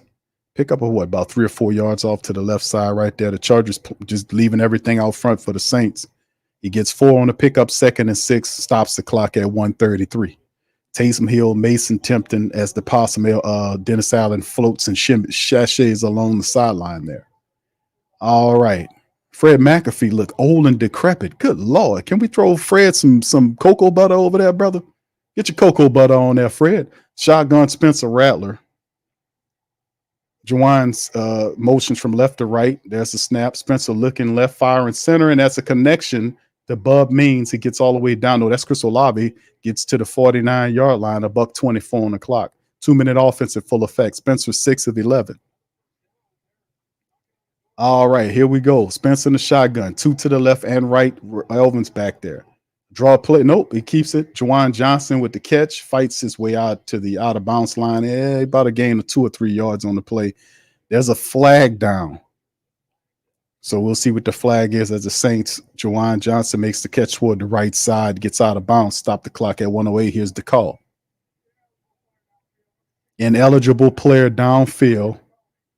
That'll back the Saints up on the play, and boy, oh boy, they just can't get out of their own ways. When the Saints do something good, they just mess it up. They must get up. And they just can't get out of their own way here, man. Jeez Louise, man, they can't get out of their own way. So that's 5 penalties for 51 yards for the Saints, and we ain't even hit halftime yet. All right, hit 2 to the left and right of the formation, and the shotgun is Rattler. He motions Chris Olave from right to left and makes it 3 on that left side. There's a snap. He looking center, and he's going to take off and gets tackled right away on the play by 2 defenders, and he goes down. So it's a flag down again on the play. Is it going to be holding? Is that like I said, the Chargers defense is very good.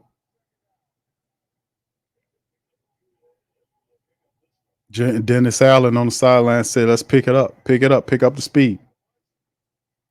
Spencer tried to he seen something to try to take off, but as soon as he took off, they was tackled. But here go the next play.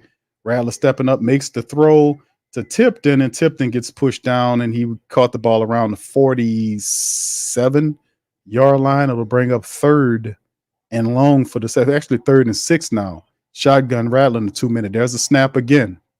Pressure coming, ball thrown to Juwan Johnson. He gets to the 30, travels down to the 25-yard line, and gets the first down. Good read by Spencer Rattler finding Juwan Johnson. And they keep the play moving. So with 22 seconds, the Saints going to burn the final timeout. Look like they're going to burn it, yeah. And Juwan Johnson just found it right there, and he just and then turned and took it upfield and twisted his way into a nice gain upfield. So if anything, at least it sets them up for a field goal if they don't get the touchdown. Of course, we want the touchdown. This is a promising drive, probably the most promising drive we've seen the Saints have, because this one actually comes with the threat to score. 25 seconds on the clock. They warming up Blake Group A's foot. If you're the Saints, you want to try to get a touchdown, not just settle for the field goal, right? Let's see if we can get a touchdown out of it. 22 seconds. There's Spencer Rattler in the shotgun, man in motion from left to right. It's Olave. There's a snap. 3, they send in 3. It's a toss to Elvin. Elvin gets out of bounds, makes the catch with one hand, gets out of bounds, maybe a gain of 3 or 4 yards, 18 on the clock. So the Saints playing the sideline really well. Elvin Kamara just playing with him, catches the ball with one hand, tucks it in, gets about 4 yards, gets out of bounds, and stops the clock. 18 seconds on the clock, and Spencer gives him a thumbs up. All right, 2nd and 6 for the Saints with 18 seconds. They don't have any more timeouts here. So everything has to be along the sideline or hurry up and snap the ball. Juwan Johnson in motion from left to right.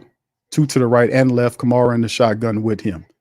Spencer throws toward the sideline and out of bounds, and that'll 13, 2nd and 3rd and 6 on the play. And at some point, you take another shot, then you run your field goal unit out there to try to kick one for you. Chargers are not going to surrender that deep ball. They're playing back, keeping everything up front. They know the Saints don't have any timeouts. Clint Kubiak, let's see what he can do here.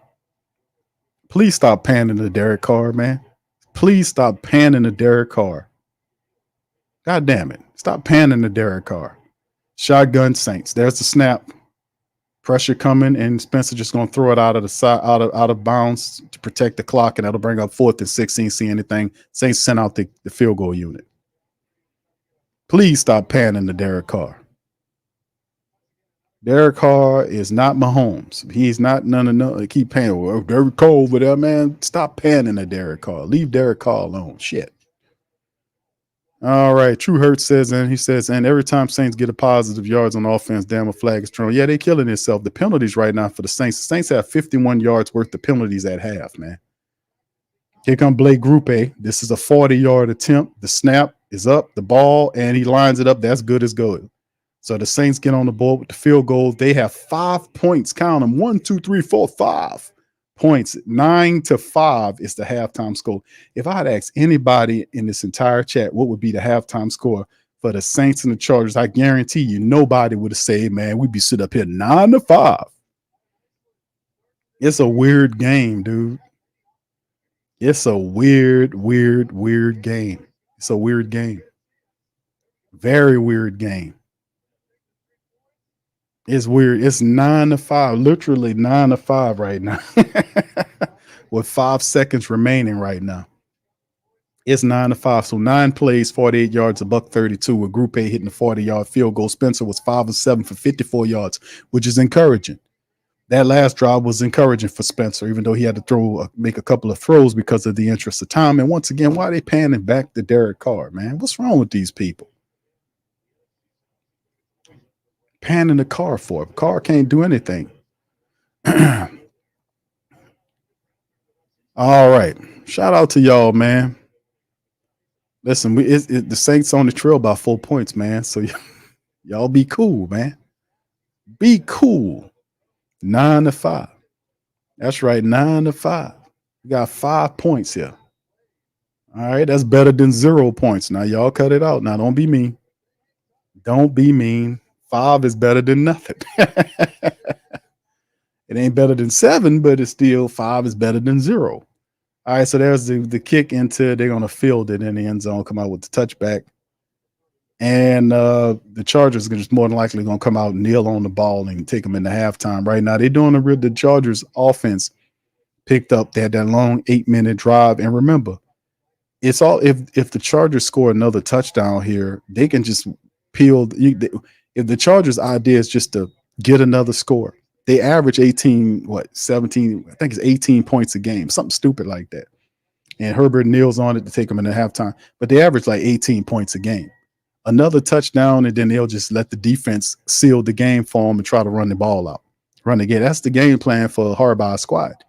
Like right now, they got 90 rushing yards right now against the Saints. So the game plan is quite simple. They got 90 rushing yards versus 72 passing yards. Harbaugh is his ideology is simple. It's to run the football, eat up the clock, and try to get a couple of touchdowns in there, and then boom, let the defense take over. That's how it goes. But anyway, we're in halftime, man. Let's kind of look at some of these statistics, family. Go over some of the stats right now after this offensive explosion of a game that we're going through right now. Let's get right into these halftime numbers, if you please. All right now, man, 11-5 on first down advantage Chargers. The Saints are 1 of 7. Let me say that again. The Saints are 1 for 7 on third downs. That won't win you anything. The Chargers are 2 of 7 on third downs. Total plays 37-28 advantage Chargers. Plays 28-37 advantage Chargers. Total yards Saints 172 versus 161 by the Chargers. The Saints 6 drives, Chargers had 7. Saints averaging over 6 yards per play, Chargers at 4.5. Passing Saints 128, Chargers 72, but they're not trying to beat you that way. They want to beat you here in the running attack because that controls the clock.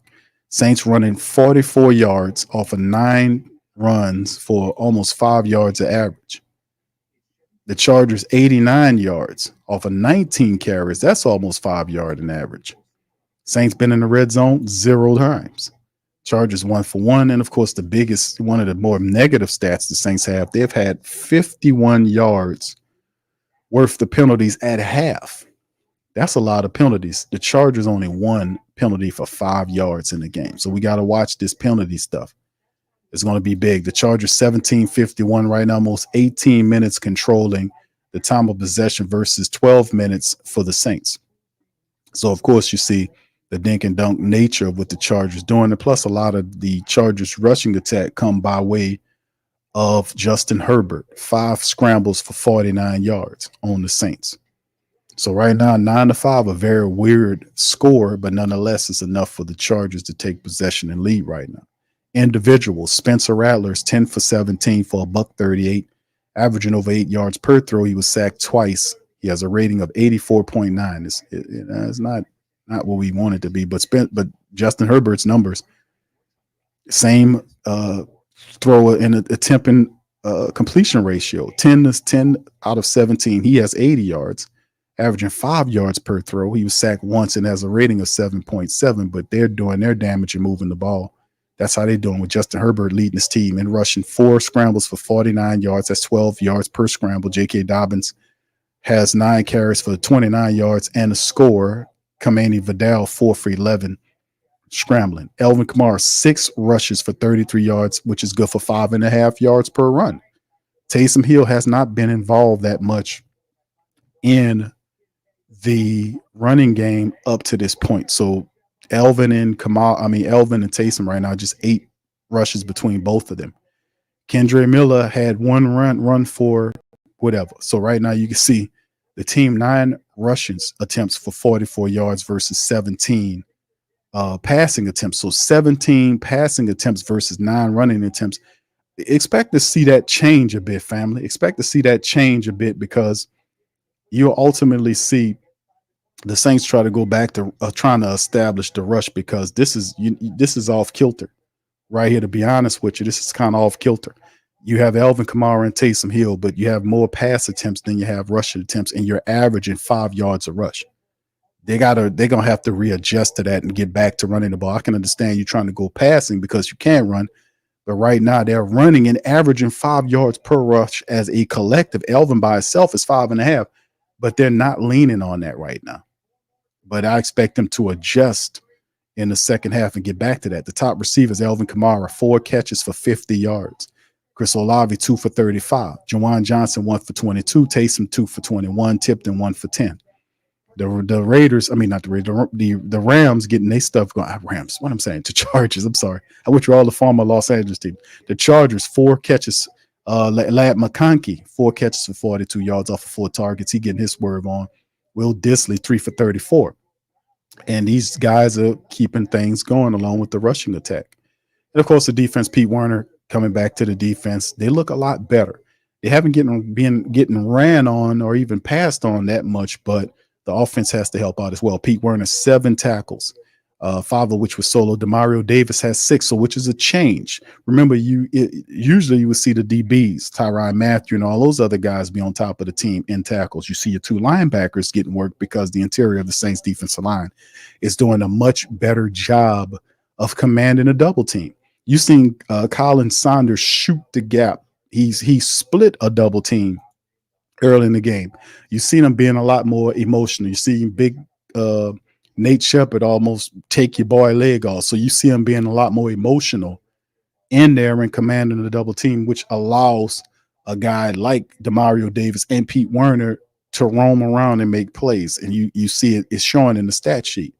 But if those other guys are leaking out, these offensive linemen are single blocking our defensive lineman, that extra lineman is going to leak out and get to that next level and put his hands on Demario or Peyton Turner, you're going to see lofty expectation. But a big chunk of the running that's happening on the Saints is the fact their inability to contain Justin Herbert, and he's hurt them to the tune of he's basically leading the team in rushing right now. So the Saints have to do a better job in containment of Herbert from doing that. So they've been keeping the running backs in pretty much, they've been kind of keeping them all gated up here. But Herbert is the key. You can't allow him to break containment and run around on you like that. He's done it 3 times already, and they got to stop that going into the rest of the game. And then, of course, you look at the sacks. 1 sack by Ugo Amadi. We ain't getting nothing right there. We haven't forced a turnover. On their side of things, Dale and Henley, who's their top tackler, has 6. Cam Hart has 4. Khalil Mack 2. Sacks, Khalil Mack had 1. He didn't earn that one. And then Thule has the other one for them. So 2 sacks on their side of that one as well. So outside of that, like I said, nothing really shaking. We know Both kickers had an opportunity. Matt Hayball has been having a busy day. Hayball had 5 punts right now for over 244 yards. He's averaging almost 49 yards a punt. He put 3 of those punts inside of the 20, which the longest being a 58-yarder. So there you go.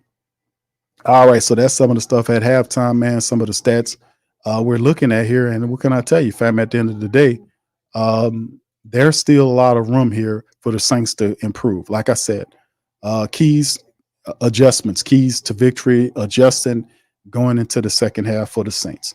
Very simple. The Saints defense, keep doing what you're doing in terms of stopping the running backs from doing what they're doing. They're containing them to a degree, but they also need to dial up more pressure.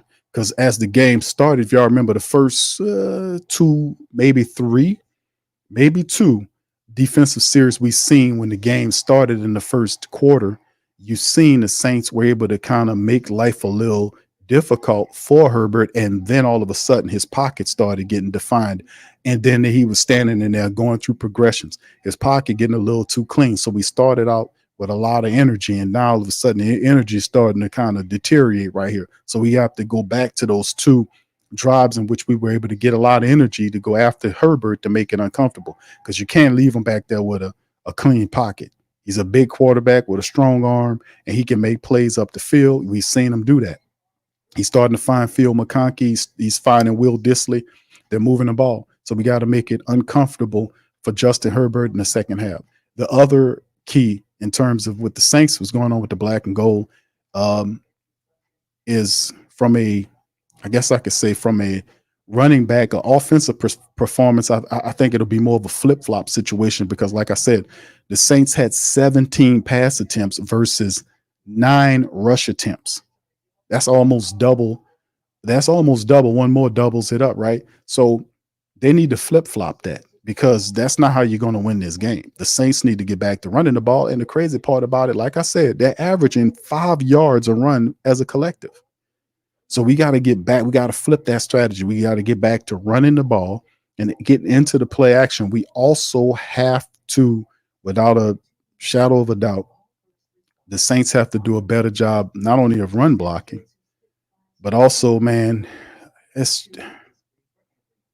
we got to keep Spencer clean. We got to keep him clean, and they've done a decent job of that. But man, we got to get the ball. We got to run the ball, fam. We got to get the ball, run the ball, and have some success into the second. I don't want to overcomplicate the second half stuff, but to keep it real short and sweet, the Saints have to execute. We gotta get into our play action bag by running the football. Elvin Kamara, Taysom Hill, mix in Kendre Miller. Kendre Miller's there. Jamal Williams is on the team. Jamal Williams, some kind of way, is falling all the way down below Kendre Miller. I'm like, but really, my thing is this, fam. In the second half, I would love to see more Kendre Miller. Like you could still have just the imagination here. Let's just use our imagination here. You don't have to confine Elvin or Taysom to running back roles. You don't have to do that. And I would rather see Elvin and Taysom in a different position than to see a Bub Means, or you see what I'm saying? Because no disrespect to Bub Means, but Elvin Kamara commands something. When you send Elvin Kamara over here as a running back, they're going to pay attention. They're going to move defensive resources over there, which will open up opportunities for other guys. Then we can be able to use a Kendre Miller or Jamal Williams. We need to use guys like that in the second half to pummel that defense, to test that defense. The second half, when you have downhill, north-south runners like Kendre Miller and Jamal Williams, you need to use those guys in the second portion of the game, the third and fourth quarters of the game. We got to wear on these guys.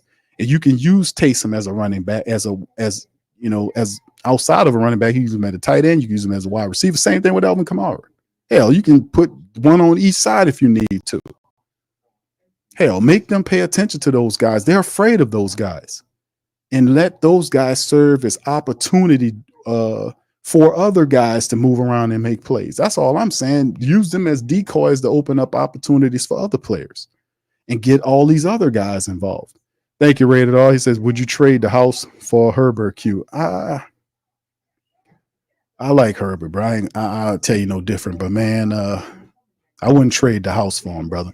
he doesn't mean he's a good quarterback, but he's not, that echelon like somebody would say, man, I got to go out and get this kid. Like if it was a Lamar Jackson, if you had an opportunity to go get a Lamar Jackson and you had a chance to draft him, you just chose Marcus Davenport. I guess that's my fault too, huh, Kel? She had a chance at Lamar Jackson, but you Marcus Davenport. That's how I'm like, but I wouldn't trade the house for Herbert, but I respect this game. Thank you, bro. Appreciate Thank it. you, thank you, thank you. You fuck too kind. Thank you, bro. Appreciate you. That's some of the keys, man. And there's a couple of more. I just don't want to get too wordy with it, man. But at the end of the day, man, all I see is the Saints need to turn it up here. They need to get busy, man, and fix this right up.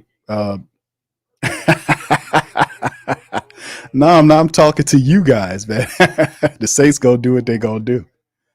All right. Twitch says the problem is we playing too conservative. I understand we need to run the ball, yeah, but not basic shotgun run. Please, 3-1 this team. No, they can have success if you like I'm saying, if you know how to use your players. Like if you got Elvin Kamara and Taysom Hill, you don't have to just roll them out basic. You know what I'm saying? They could do everything. Taysom plays three positions for you. He could play fullback, running back, wide receiver, actually four, tight end, and quarterback five. He's not really good at the quarterback play, but you could put him back there. As we get going into the start of the second half, that's the kick from right to left. Saints return it. And that's Kendre Miller, gets all the way up to the 40-yard line. Nice play by Kendre Miller. Gets all the way down to the 40-yard line, opening up the play. So Kendre Miller with a good run on that return, man. So, like I said, man, it's what it is, fam. We got to just do what we got to do here. We got to step it up, man. And that's what I'm seeing. I'm just giving my humble football estimation. Running the football is big. Now the Saints ain't gonna get terribly complicated running the football. That's why I said a draw play, stuff like that. Look like they're about to run it out the gate. It is a toss play to Elvin Kamara to the left side, and he gets tackled for a gain of about 2 or 3 yards. And you can see right there, he got 2 yards on the play. It looked like he could have got a lot more. Somebody missed the block. I'm pretty sure I look at the all 22. So a gain of 3. It looked very promising on the toss. But like I said, when you're talking about a Chargers defense, them guys can move from left to right. They really can. So if you trying to toss on a fast ass defense like that, they don't be surprised if they get there. So you got 3. So Spencer under the center right here. You got a man in motion from left to right is Foster Monroe. There's a snap. Spencer fires it low. Elvin gets it and gets pushed out of bounds. He's about 4 yards shy of the first down. The ball was thrown really low, but credit to Elvin Kamara, be able to almost scraping the ball off the ground. It was thrown low. And Elvin almost scraped it up off the ground, man. He threw it low, and Elvin got right up. It actually bounced on the ground. That might be incomplete. And it looked like they're going to stop. The Saints taking too long to get the playoff. And looked like that's going to be an incomplete because Spencer fired it into a ground, and the Chargers caught it. And Elvin was trying to tell him, hurry up and speed it up. They're looking at it, and they was too slow to get it off. And somebody get Dennis Allen some testosterone pills, please. Shit. All right, 3rd and 7, man. Right now, look like that's going to be an incompletion right there, and that's pretty easy. The Saints was fast enough, and Elvin was trying to tell them, hurry up, man. They're looking at it. You got to understand you move when you can. You got to take advantage. The Saints not moving fast enough, and they had an opportunity to look at it. And now it's 3rd and 7 now.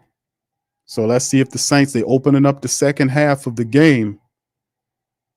Let's see what they got going on here. Shotgun rattler. Man in motion is tipped in from left to right. 3 on the right, 1 left.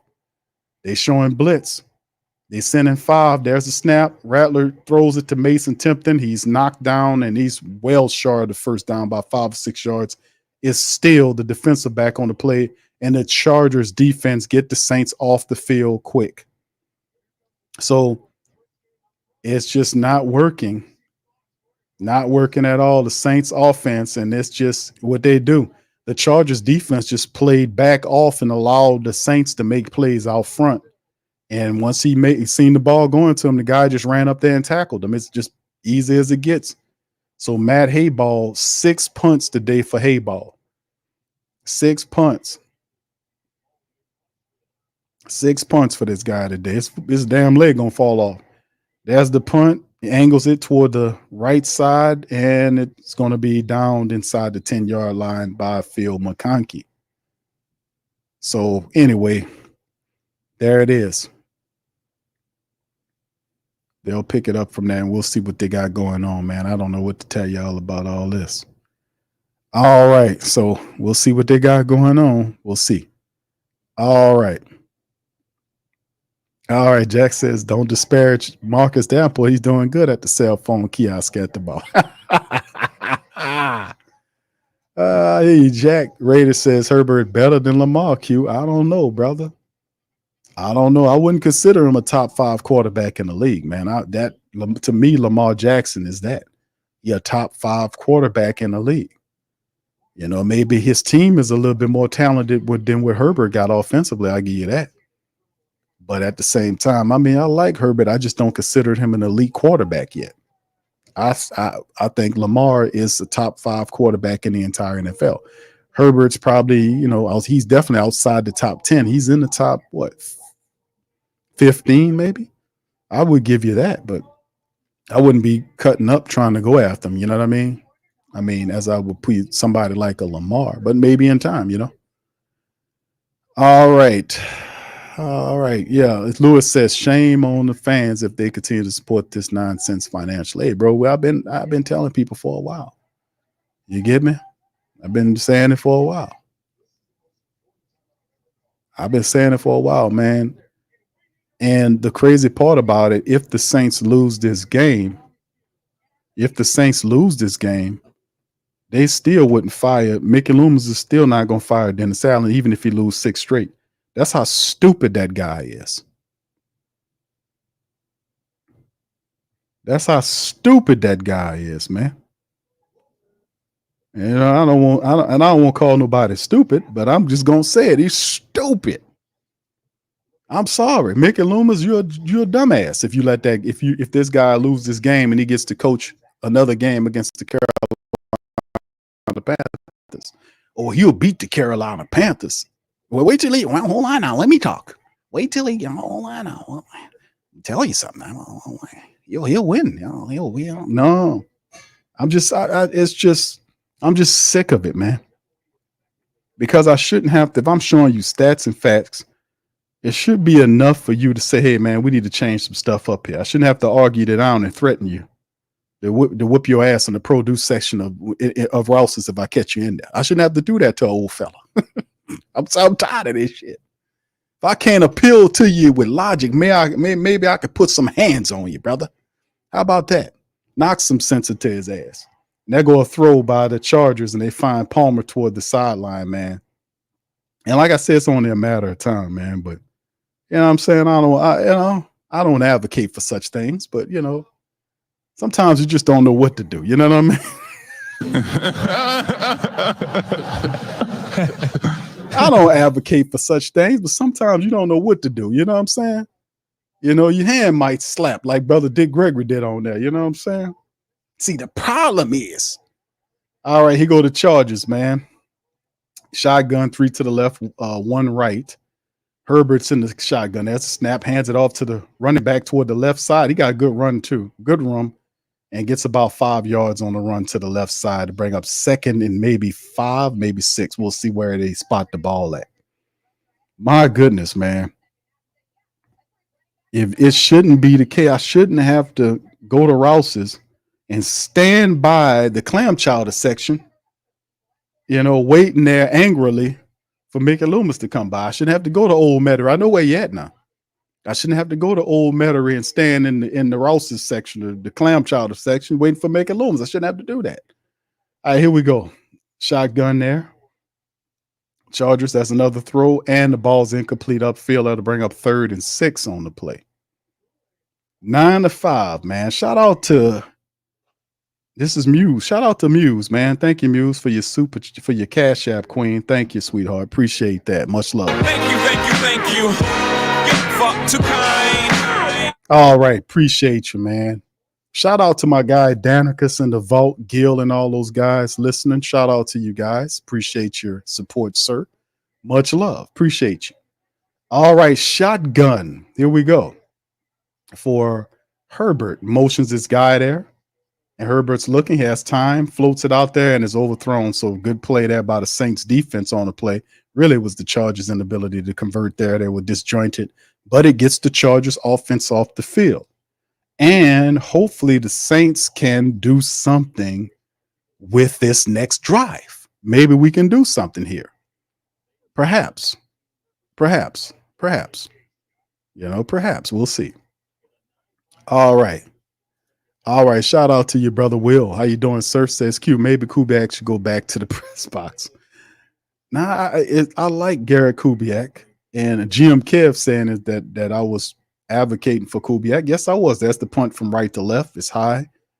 And it'll be fair caught. Why are you fair catching the ball inside the 10-yard line? Could somebody talk to Jermaine Jackson? If we can't reach him, could we get Reby or what's the other one that can't sing? Latoya? Can we get somebody that's a member of the Jackson family to go talk to that guy and tell his ass to stop fielding those special catches or the punts inside the 10-yard line? Let them bounce through. Can we get somebody on the line, man? All right, well, thank you, man. Appreciate you for that, bro. Thank you. Fuck too kind. Thank you, bro. Appreciate you. Louisiana says, well, the Saints will have a good chance of picking a good QB in the draft. Thank you, brother. Appreciate you. Thank you. Fuck too kind. Oh, guy keeps feel. Why you keep doing that? You know that. Let that shit bounce through. Get out of the way. Let it bounce. Don't field it inside of the 10. Just let it bounce on through. Because we can't. The offense is so stuck in the mud right now. You know, I'd rather take it out at the. I don't want to fair catch it. He had like 10. Whatever, man. That's like the second time. And there were literally the last time when he did that, there were people yelling from the Saints sideline, no! And he still did it. Dude, let that bounce through. Black Future Man says, Q, I'm changing my mind but about Ratley. He's not adjusting to what the defense is showing him. Thank you, brother. Appreciate it. Thank you. Fuck too kind. At some point, the Saints might be, they'll be forced to pull him at some point. I mean, they will, because they have to see something. They have to be able to see something happen here, because the Saints, we only need to score a touchdown, fam. We in this game. We just need one stinking touchdown. I mean, it's literally 9-5. We just need to get one touchdown, and we be in the lead right here. One touchdown to do it. It'll be, I ain't going to even say it. I'm not going to even go there yet. All right, Jameis says, y'all remember when some, quote, Saints fans said Jameis and MT were the problem? I remember. Thank you. Fuck too kind. Thank you, bro. Appreciate you. Well, credit to Jameis, man. He's shining right now. Jameis did a wonderful job there. He handled his business. You can't take that away from him. He had a really solid game today. Could have been a better. I was looking at the highlights of some of them games too. He had a couple of them drop. He had a guy. He could have had more touchdowns than that. They had some drops out there. So yeah, he came in there and did his thing. Let's see if Jameis can keep it going. We should see Jameis probably in 3 weeks. But Clint Kubiak, man, yeah, he might need to go up there to that box and go look down. Remember? Yeah, he might have to go up there and just go up there and stay up there, because it ain't working now. Him calling it on the field. He need a grander view. That's what needs to happen. But Dennis Allen wants him down there so he can talk to him. Saints inside of they picking up from their 5-yard line. Look like it's going to be a run type situation for the black and gold to open up the goal. But we, like I said, man, we'll see how it all goes, fam. It's just one of these situations as a team that we just have to be able to figure a way out of. They just need one touchdown. We got to get back to running the football. That's just the bottom line on the play. And there you go. There go a nice play right here for the Saints right here on it. That's Kendre Miller. That's a good move. Let's get Kendre Miller involved. That's the whole point. That Kendre Miller is a hard runner. He breaks tackles. You need to, like I said, the Saints need to use these north-south runners in the second half. The defense, this is a breaking tackle type of running back, will be problematic. And there you go right here, pushing the pile again to give it off to the left side. And you've seen positive run plays by the Saints. 2 back-to-back run plays by a brutal running back in Kendre Miller. So it speaks justice to our halftime adjustments, our thoughts on keys to victory at the halftime, doesn't it, family? Saints have to come out and establish a brutal ground game, and there's no better way to do that except for putting out north south power runners. So here go Kendra Miller out here for another time. He got the fullback out there with him. And nope, it's a play action. Look out. And he runs right into a sack, and 44 gets a hold to him. And there it is, just like that, man. We had something going on good, and then it wasn't going on good. And Matlock, I thought Matlock was he's actually the defensive. Oh yeah, he's their Colin Saunders. That's what it is. I mean, Bink Saunders. Shit, they had him playing fullback, and he was there. I'm like, what the hell, a fullback in there sacking a quarterback? He's a DT. Big Matlock. Yeah, man. So I mean, there go. He steps right up into a sack there. Saints lose a bunch of yardage on the play. Next play, Spencer Rattler's hit again as he threw the ball, and it's incomplete in the ground. And just like that, Saints offense is off the field. It was started off promising with the running of Kendre Miller, and then a sack, and then pressure as he was throwing the ball. And was the ball out? Yeah, it's a throw. Because they hit him with that situation there. I don't know, man. Just it was promising. It started off so promising, and then the sack and then the pressure just negated the drive, and the Saints will be forced to punt again. Oh wow. Oh boy. Now I know how the Falcons been feeling over the last 6 years. The false start Falcons. I've been looking at how the false start Falcons been looking over the last 6 years. The false start Falcons. Oh man.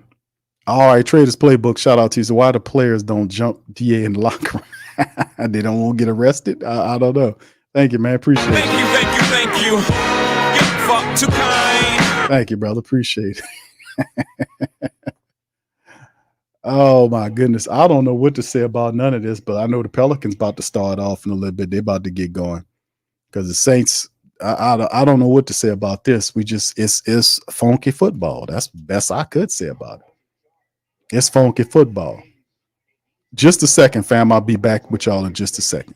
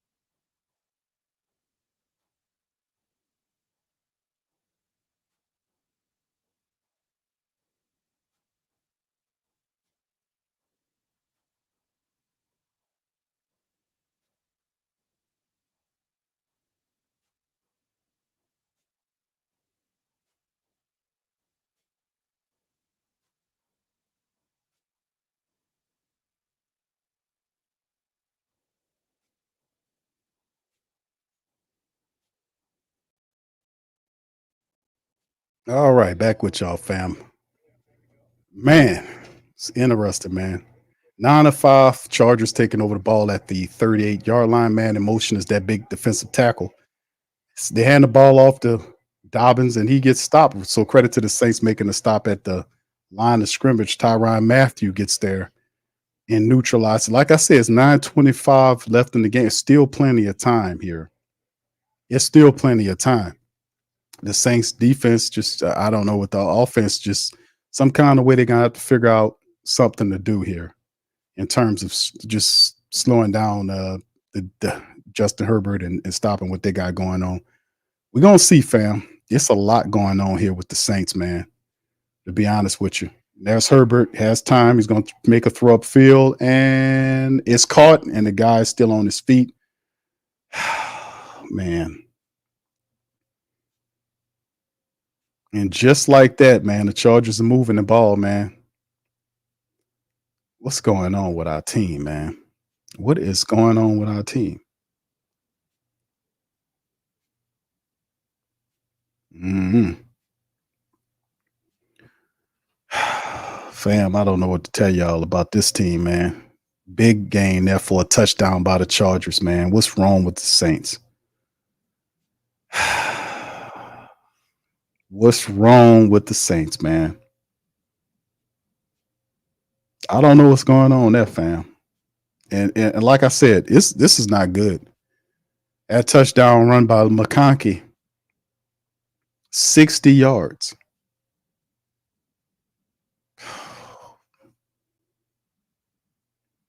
60 yards. So the lead, they average 18 points a game. 18 points a game or something like 18 or 19 points a game. These people have 16 points right now. And the Saints, as an offense, they've had all these series and they have not been able to put together a cohesive, coherent drive at all. This is crazy. Now the Chargers go up, they get the extra point. They are up 16-5 on the Saints. Very weird score, but it is what it is. So Justin Herbert gets his score right there. Herbert's the top passer, 167 and a touchdown, and he's the top rusher. And McConkey, 5 catches for 102 in the TD for the black and gold. They got to respond on the next drive. Ain't no ifs, ands, or buts about it. Still a lot of time left to go in this game. And there are a couple of scores behind, but they still can make something happen. And we just have to wait and see if they can get it all going because this team is operating off a short week. The Chargers played Monday night. They played Monday night. The Saints played the previous Thursday game. They had extra time. It should not be any excuses for none of this stuff going on right now, fam. To be honest with you, none of this make any sense to me. Anyway, none of this make any sense. None of this make any sense. And if they lose this game, and it should be a firing for Dennis Allen. But we got a dummy running the team right now. A dumb emotional jackass running the team right now. Anyway, listen, fam, give me a few. I'm sorry I'd be going back and in and out of here, man. I'm cooking and stuff. But hold on, just please.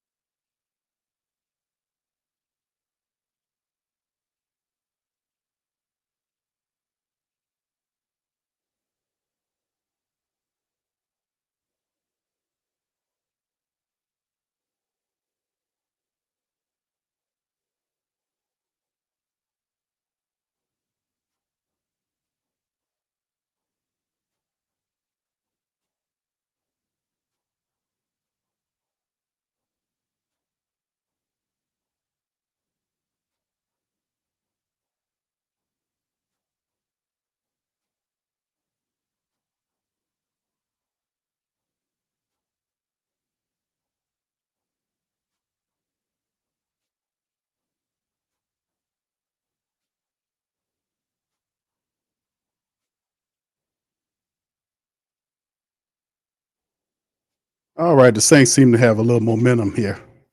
Keep it moving here. All right, hand off to Kendrick Miller to the right side, jumps, stay on his feet, and a flag down. I mean, good grief, man. When we get something good, man, it's another flag down. They were doing pretty decent, man. They got the flag for roughing Rattler, and it's a holding against the Saint. Why did that guy grab his arm like that to do the hold? That's the weirdest holding call in the world. Why does he grab his arm? He's go. That's the weirdest holding call out of all the referees. Very weird. Oh, come on, man. That wasn't that bad, man. But Kendre Miller running his ass off, man, trying to make something happen. And that backs the Saints up on the play there, man. Second and 16, Saints on the Chargers 45. Shotgun Rattler sends Foster Monroe in motion from right to left. The ball's out quick by Spencer, and it's dropped by Jawan Johnson. That'll bring up third and 16. That ball was a little thrown just outside, but Jawan Johnson, I don't know. I couldn't tell the angle. But Spencer sent it out hot and heavy. And he had to go for it. He just lost it. I mean, he had to jump to get it, but that should have been a catch. That should have been a catch for Jawan Johnson. We can't drop those, bro. Third and 16 for the Saints now. You can't drop those. You had both hands on him, should have brung that in. Shotgun Spencer. There's the snap. Pressure coming. Stands tall, delivers. Ball overthrown. I don't know where that was thrown at. I don't know. It was some miscommunication on the play. One went in, the ball went to the outside, and that's fourth and 16. So another promising drive the Saints end up not doing anything with. The ball was tapped up. There you go. Yeah, I see that angle. Number 45, the linebacker tapped the ball up out of because he was trying to find Chris Olave. And he just tapped it up. So that was a good defensive play by the Chargers, man. Fourth and 16 now, 6:41 on the clock, 16-5 currently. Another punt by Matt Hayball. And it takes a bounce in the end zone, and so there you go, 6:32 on the clock. And this is not looking good, man, because if the Chargers get another score, you can basically mail this one.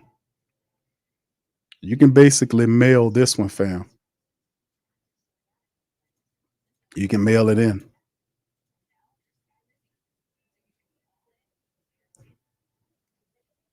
My goodness, man.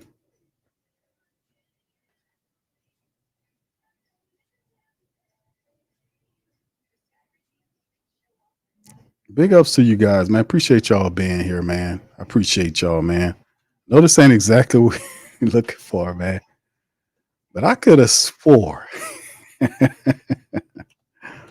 I could have swore that the New Orleans Saints would have showed out and gave us a better performance than what the hell we seeing. They had plenty of time. You know, hey, for all of my people that was talking about the injuries, I hear you.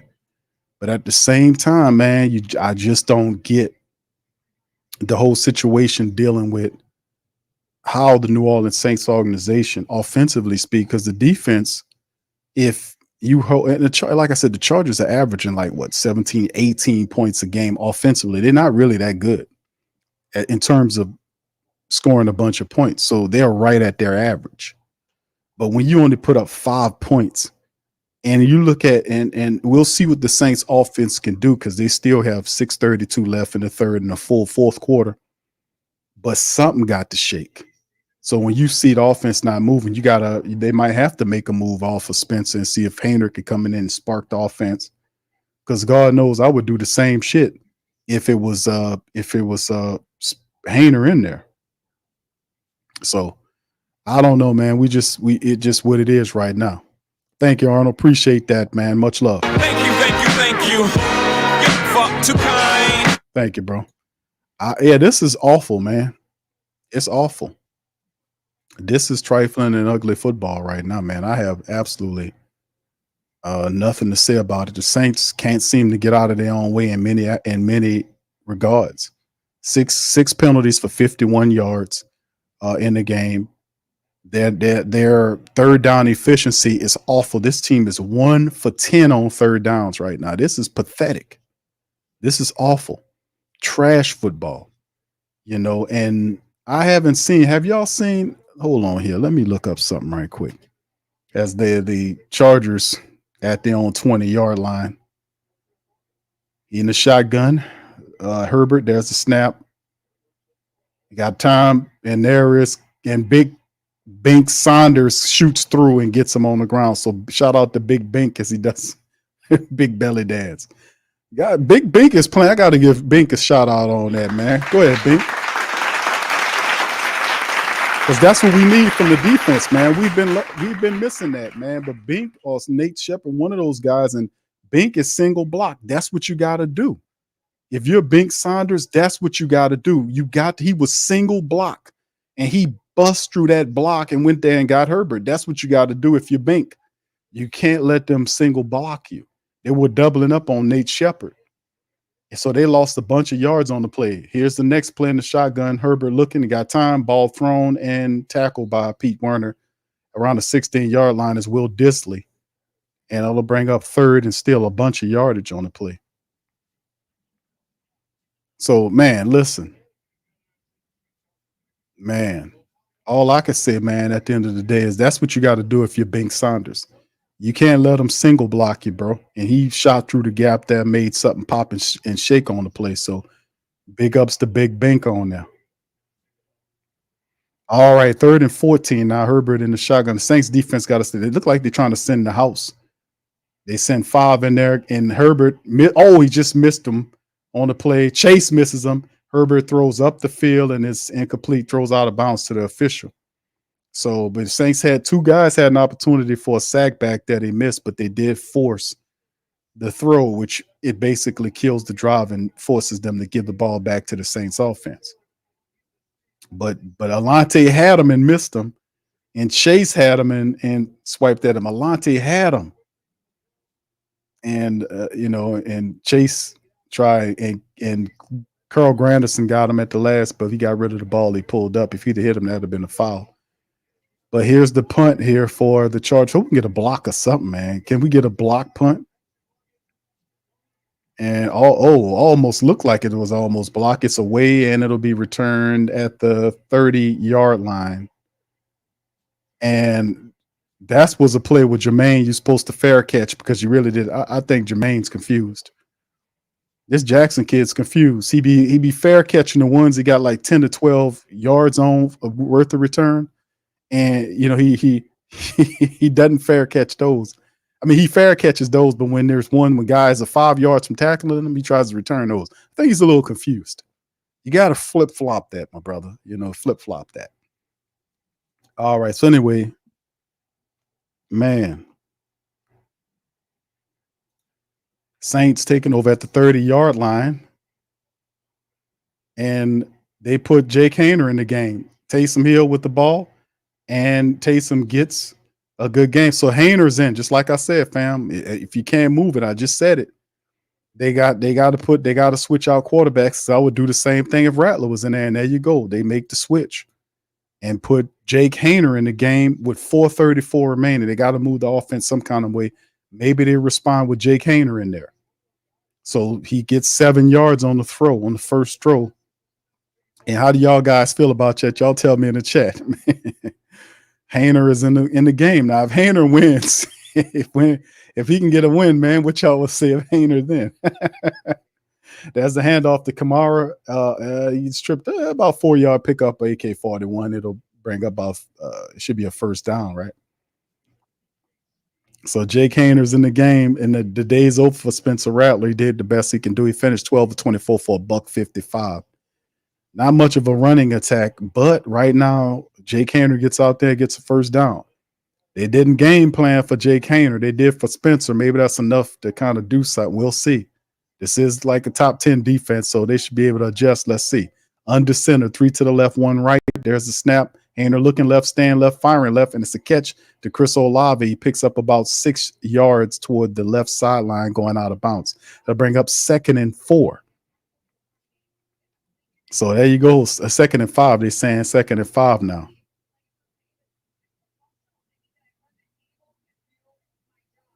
Man, I'm so sick of Fox showing Derek Carr, man. Derek Carr can't help us right now. Stop panning to him. Create another goddamn storyline. Shit. Handoff, and then there's nothing happening on the play. But Elvin Kamara still on his feet, and he's taking off, and he's, oh, what a hell of a run by AK-41 down to the 30-yard line. Elvin showing some heart on it. They thought they had him for a loss, but he kept fighting. He kept fighting, man. He turned a loss into a win.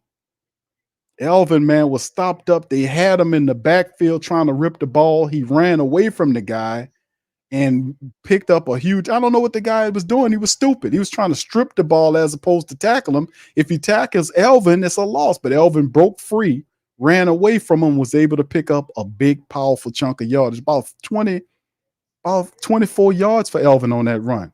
And there Spencer throws it to Taysom. They're going to throw it. They're playing a little football here. Back to What kind of stuff is this? It didn't really happen. Not that much popping on the play. It almost got picked off. Saints a little trickeration with Jake Hayner. Boy, what the hell was that? Dude, what was that? He sidearmed it. It made it work. And then Taysom, who's not a quarterback, throws it almost for an interception. Alvin makes the completion and gets some yardage on the play. All 3 yards. All that for 3 yards, man. Shit, why they ain't run that for Spencer? Why you ain't give Spencer a little trickeration? All right, less than 2 minutes. Hayner under center now. All right, let's see what he got going on. Could Jake? I mean Hayner. Can Hayner do it? Hand off the ball. Nothing happening on the play. Fall forward. It is who's on the run. Is that Jamal Williams is in the game? How about that? Jamal Williams gets a carry. There's not much though. As Jamal Williams get his first carry of the game with $1:30 left in the third quarter.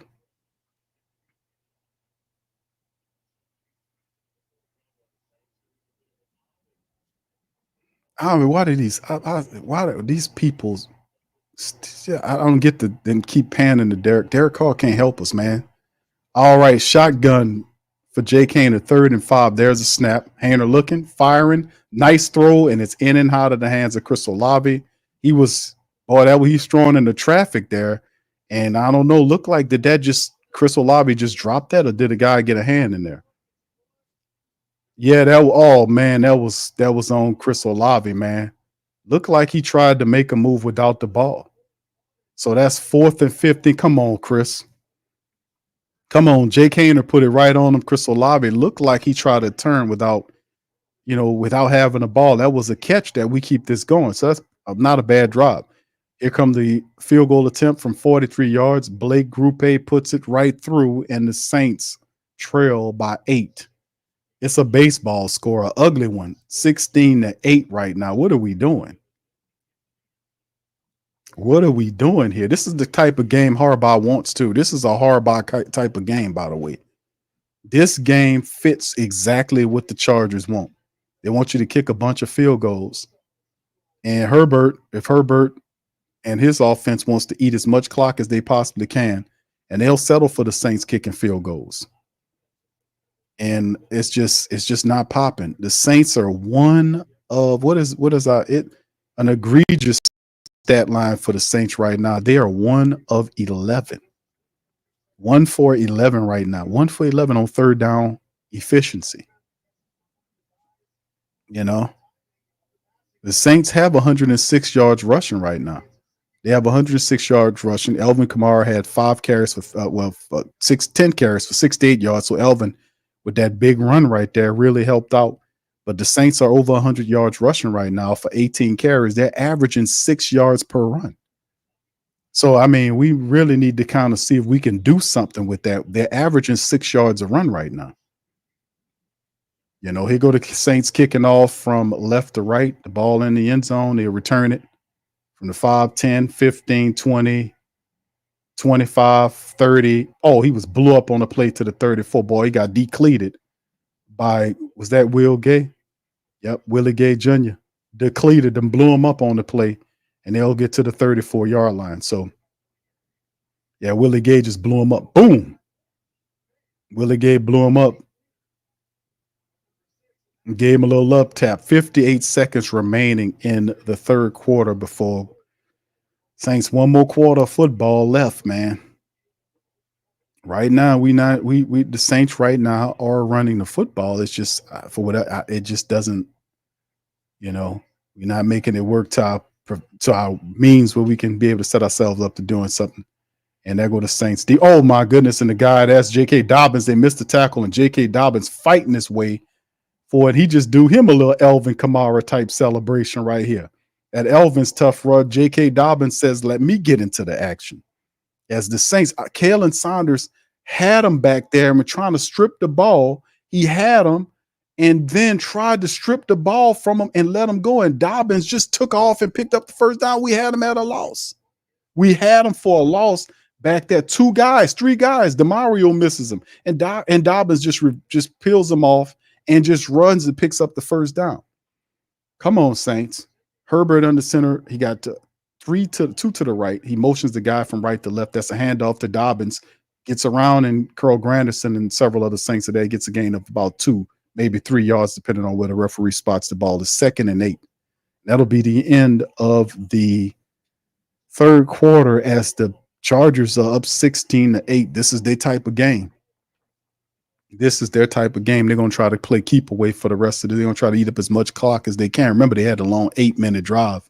They had an 8-minute drive before, you know, it's all good, I guess. All right. Thank you. Jamie says Panthers L next week. I don't know if they lose to the Panthers, man. I don't know. Thank you. You fuck too kind. All right. Yeah, thank you, Jamie. Appreciate you. I can't afford to be distracted by chicken. So we just keep I can't be distracted by chicken, man. If I got money on the line, you need to slap the shit out of me if I get distracted by chicken. Oh, man. Come on, brother. Don't do that to us, man. And then the rest of them know he's stupid. They know he's goofy. They up there laughing at him. The music stopped twice, and both the kids who playing against him know he's stupid. You could distract him with chicken because they biting on some chicken. He didn't get the sign the first time around, so he looked. The second child do it, and then when they put it out, it was over with. Then he sold his soul for some chicken. Yeah, do that. All right, big ups to y'all, man. Appreciate y'all being here. April says we need an interception indeed. L-Dub says Dennis Allen is red as a marker in his ear. Yes, indeed. Can you too? You shout out to you. Say Hanner looks a little more comfortable in there. Rattler look rattled. Okay, all right. I see what you did there. All right, No Slave says y'all said his face is red as a marker. Yes. 504 says draft Shador, Coach Prime coming with him. I don't know about that, brother. I don't know if Prime following him into the pros, man. I don't know. I did hear that rumor, but I think Prime is good where he is right now. I think he's good right now. All right, but yeah, it's much CTV watching them play. I watch what our LSU Tigers did, man. I don't know. I don't know if Shador. I don't know if that's the truth or not. I've heard a rumor about that. Southern Bad Boy says I predicted the Super Bowl run in 08 in 2009. We went 3-13, then won the Super Bowl. What do you say this time around, my man? All right, Christopher says, man, these refs are killing the Saints. Refs don't want DA to keep his job. Chantel, shout out to you. All right, so here we go. Saints offense, man, back out there. I mean, the Chargers offense back out there at the start of the fourth quarter near midfield. Herbert's in the shotgun motions. This is wide receiver from right to left. There's a snap, and this guy able to go through his progression, scrambles out the left side, flags down on the play. It's probably going to come back. He takes a shot along the sideline, and no penalty. So good to go. It's no penalty on the call. No call there, as well as the referees trying to keep them separated. And you can't hit the quarterback. He was popped along the sideline. It wasn't a flag. Flags came out prior to that. So it might be holding there. Brian Brissy says against the Chargers. And there go that weird holding motion. What's wrong with that dude, man? Is he some type of weird android or something? Why does he do this holding measurement? He jerks his arm like this. I don't know who does that. Who that's weird. All right, but anyway, yeah, that's the play, and he pushes him out of bounds, and Herbert kind of falls down, but that's not a flag, man. I mean, it's all right, man. All right, so the penalty, the Saints come with the blitz. Herbert standing tall in the pocket. Ball is thrown and caught by number 5 down. He pushes him off, and on that's a catch. So number 5 makes the grab. It's Palmer up the field just like that. He beats Kool-Aid McKinstry. And boy, that was and did he throw it off his back foot? Because I don't know what Kool-Aid was doing. Kool-Aid thought he had safety support. That's what it was. Kool-Aid thought he had safety support on the play, and he didn't. The safety dropped inside, and Kool-Aid turned around like, man, where were you, man? So that was a messed up play that got them all the way deep down in Saint territory. So Palmer, 2 catches, 82 yards. They get inside the Saints 20. They're at the 17. Toss to the left side is the third running back in the game. The Saints were able to muscle them down at the line of scrimmage, and the flag is out. Might be coming back again for the Chargers. This could be coming back as another holding play. Let's see that weird ass holding move the referee does. I think he's some type of weird space alien. I don't know. He get the weird way he throws the holding call like that. He don't only do in the NFL do that. Okay, whatever it is, they picked the flag up. They had a flag down, and I guess it was no flag. 2nd and 9 now. Shotgun Chargers. Man in motion to the left is number 89, and he just dumps it off to the tight end, and he gets chopped down for a gain of 2. Not much popping on the play. Saints smelt it out. Man. The Bills beating up on the Seahawks right now, 31-10. I remember those days when we used to score like touchdowns and stuff like that. I remember those days.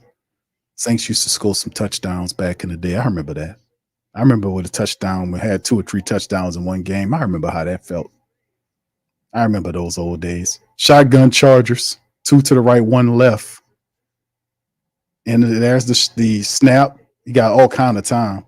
And he just checks it down to Dobkins out the back, and he tackles him down right there. And that'll good play right there by Ugo Amadi to force the 4th down. And the Chargers said, that's fine. We'll just take the 3. So that's basically what the Chargers are trying to do. Their goal is to, basically, because they average, like I said, about 17, 18 points a game. They don't average that many points per game as an offense. But Ugo Amadi made a really good open field tackle on J.K. Dobbins. And that's why he's out there, because he's a playmaker.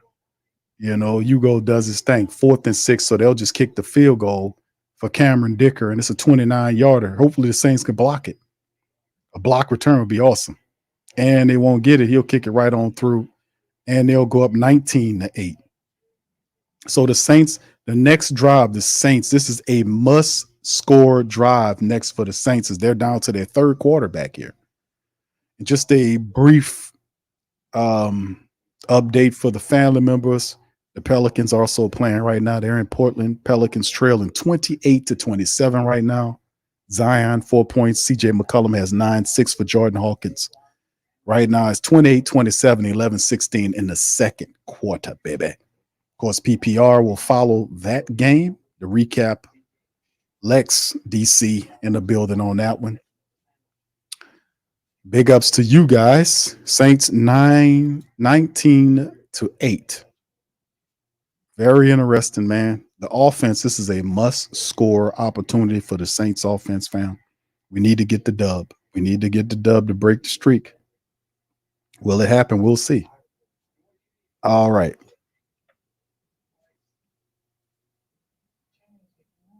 All right. Shout out to you, Muse. Thank you for the Cash App, Muse. She sent like 3 different Cash Apps. Thank you, sweetheart. She says for make that 3 TDs. Thank you, sweetie. And she says, praying for a touchdown. Shout out to Muse, man. Appreciate you, sweetheart. All right, with that. All right, she got like 3 super chats here. I got you, baby. Thank you. Fuck too kind. Thank you. Appreciate you, Muse. Much love. All right. Yes, indeed. Let me say your proper name here for her on this thing. Trinity Montoya. That's a pretty name. Shout out to you. Appreciate the Cash App. All right, all right. Big ups to the fam, man. Appreciate y'all being in the stream, man. Like I said, right now we doing some fumigating right now. We got a weasel, we got a possum and a few possum and a mouse running around in the go black and gold building. We got to do some fumigating.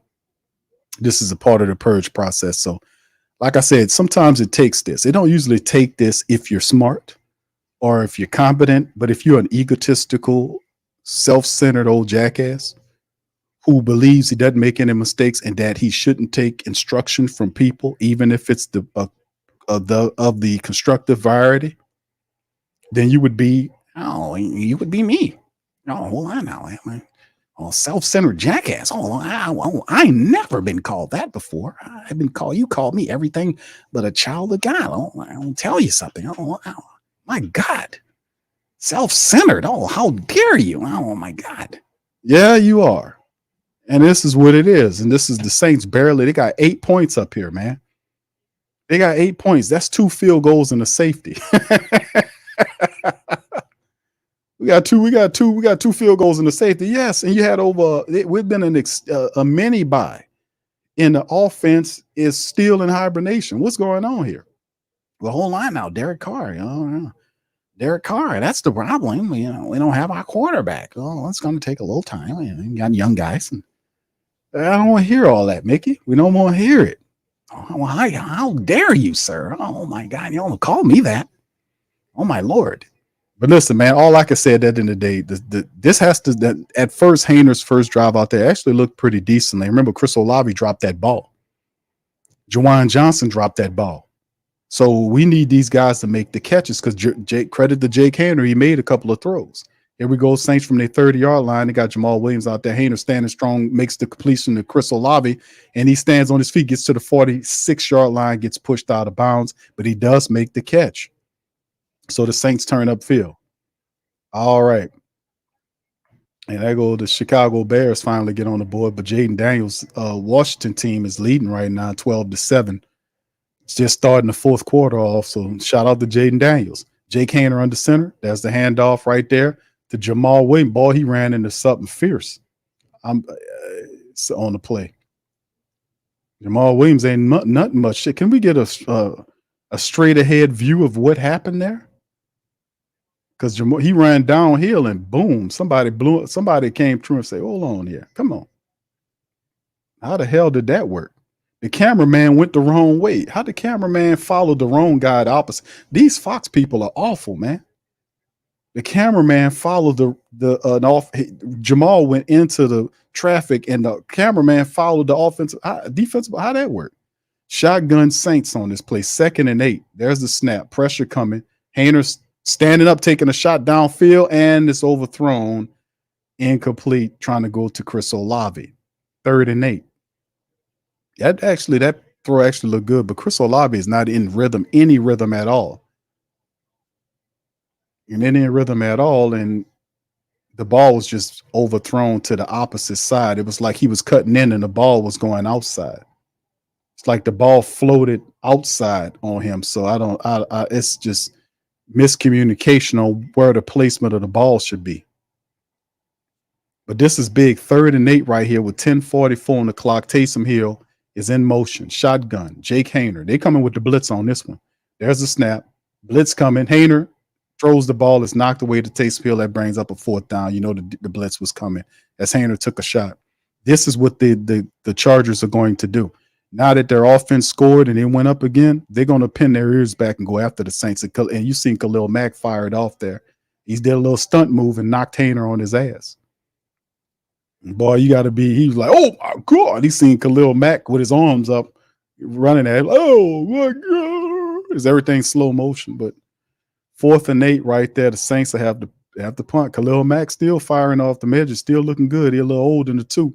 Matt Hayball out the punt again, man. The Saints once again. 1 for 12 on 3rd down, my peoples. There's the punt. Guy kind of juggled it a little bit, but he'll fair catch it at the 7-yard line. So Phil McConkey making some plays there. The Saints, no go, offensively speaking. No go. No go. My goodness, man. Chris Olave's out there, man. He not even. I don't know what's going on with Chris Olave, but not that that last play was his fault. It was some miscommunication because Hayner kind of angled it out where Olave went in, so there was some miscommunication there. But yeah, I don't know.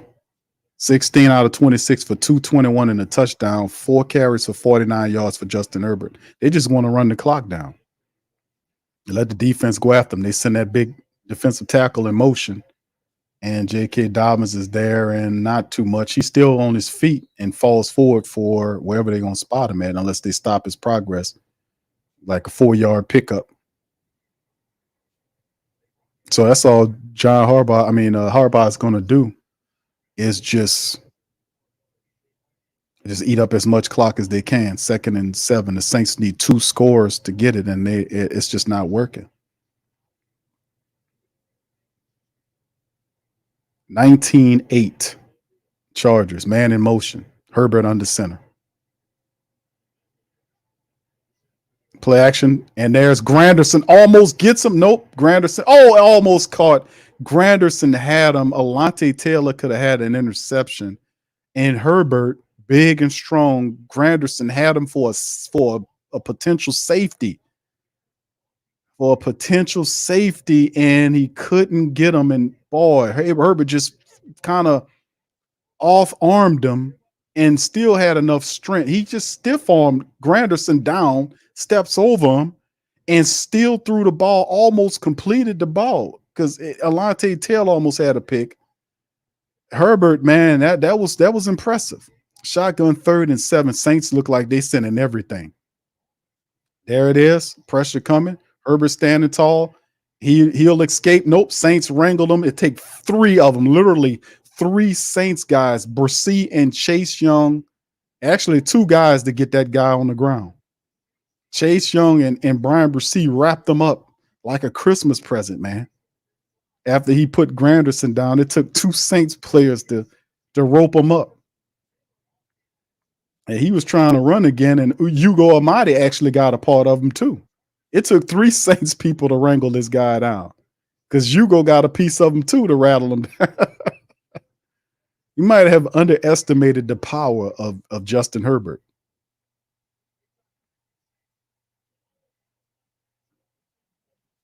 So there's the punt in the end zone. They couldn't get that, so it's away. What a punt. Back to the Saints 30, Jermaine Jackson to the 35, to the 40, 45, to the 47-yard line, Saints side. So the Saints will pick up the ball at midfield. So this should translate into something, if not a touchdown, maybe a field goal. Something, man.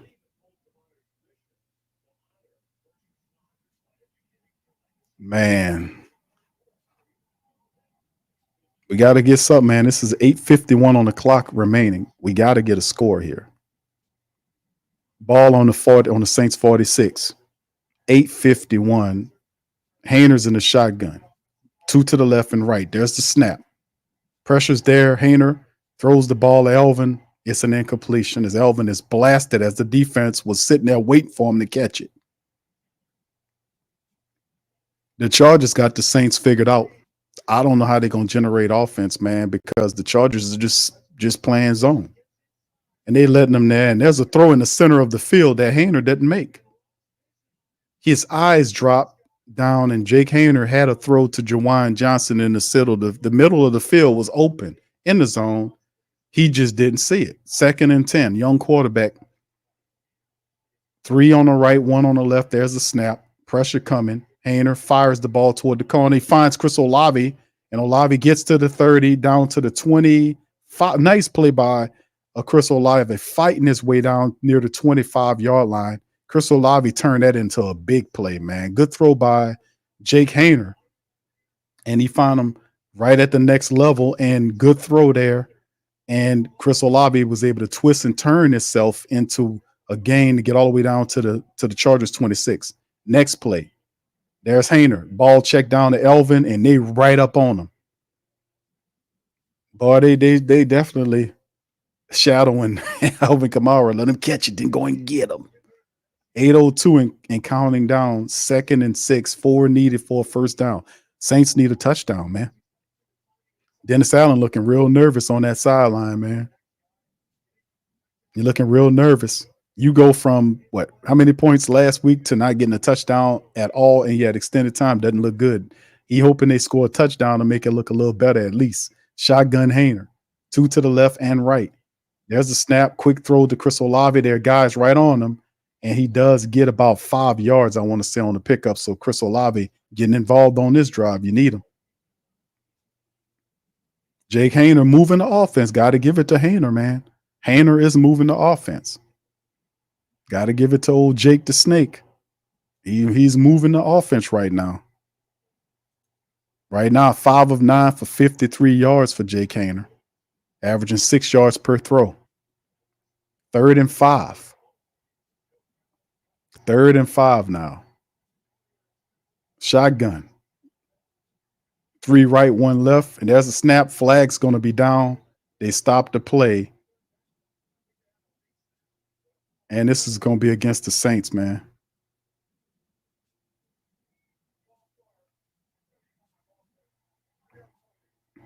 It's against the offense. Saints, another penalty, backs them up. Very, very undisciplined today we are.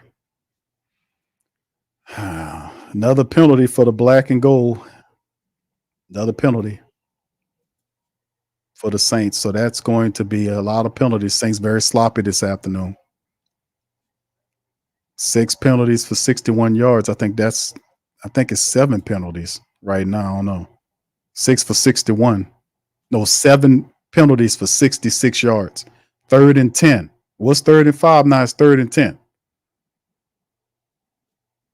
Snap, Painter, pressure coming. Ball out, off the hands of Alvin Kamara, and that'll bring up 4th down. Send the field goal unit in. They're going to send the field goal unit in. No, they're sending Matt Hayball in there, huh? No, this should be a field goal. Yeah, I'm sorry. But the ball right there, and it was a little too high off Alvin Kamara, and it didn't make no difference because Darwin James was right there waiting for him. He said, listen, I was going to get you, brother. He told him this, I was going to get you. 44-yard attempt for Blake Grupe. 19-8. It's a weird game, man. 44 yards. Can Blake get it? There's the kick, and nope. Blake misses the field goal, and it remains 19-8. So there you go. Saints don't get the field goal, and it's fitting. He kicks it, and it sails right. Just right of the right upright. Chargers get the ball back. 6:45 on the clock, and I dare say that's probably going to be it. That's going to be it right there. You couldn't get a field, couldn't get points out of that, man. That's pretty much probably going to do it for the Saints, man. We still got about 6:45 on the clock, but they can't score any. They can't score. It's just unfortunate. Lord, Lord, Lord, I don't know what to say about all this, fam. I don't know what to say, family. I don't know what to say about this. Right now, the Pelicans trailing 49-39 right now, 4:17 remaining in the second quarter. Right now, BI has 8 points, McCollum with 11, 13 for Anthony Simons. Portland Pelicans took care of Portland a couple of days ago, 105-103. The Trailblazers want a little payback. Pels trying to go 3-0. Portland trying to get their first win. That is currently going on. Saints, not so much popping. After that unsuccessful series, the Saints now find themselves in dire straits. Very interesting. I don't know what to say about this one, man. I that's why I kind of picked the Saints to lose this game in the preview stream. And I said it because I wanted to see if the Saints can establish the run to get into the play action. The weird thing about it is the very weirdness of all of this is, and we'll talk about this more in the post game, is the fact that the Saints have 107 yards off of 19 rushing attempts, which is a 5.6 yard average. So they have the running game for whatever reason, the running game and the passing game, they're not able to use the run to get the play action going. You see what I'm saying? Like a lot of these throws that they're making, these quick throws, slants, streaks, stuff like that. But it's not the running game is not being, in my opinion, used to kind of facilitate the play action where you start to see certain things happen.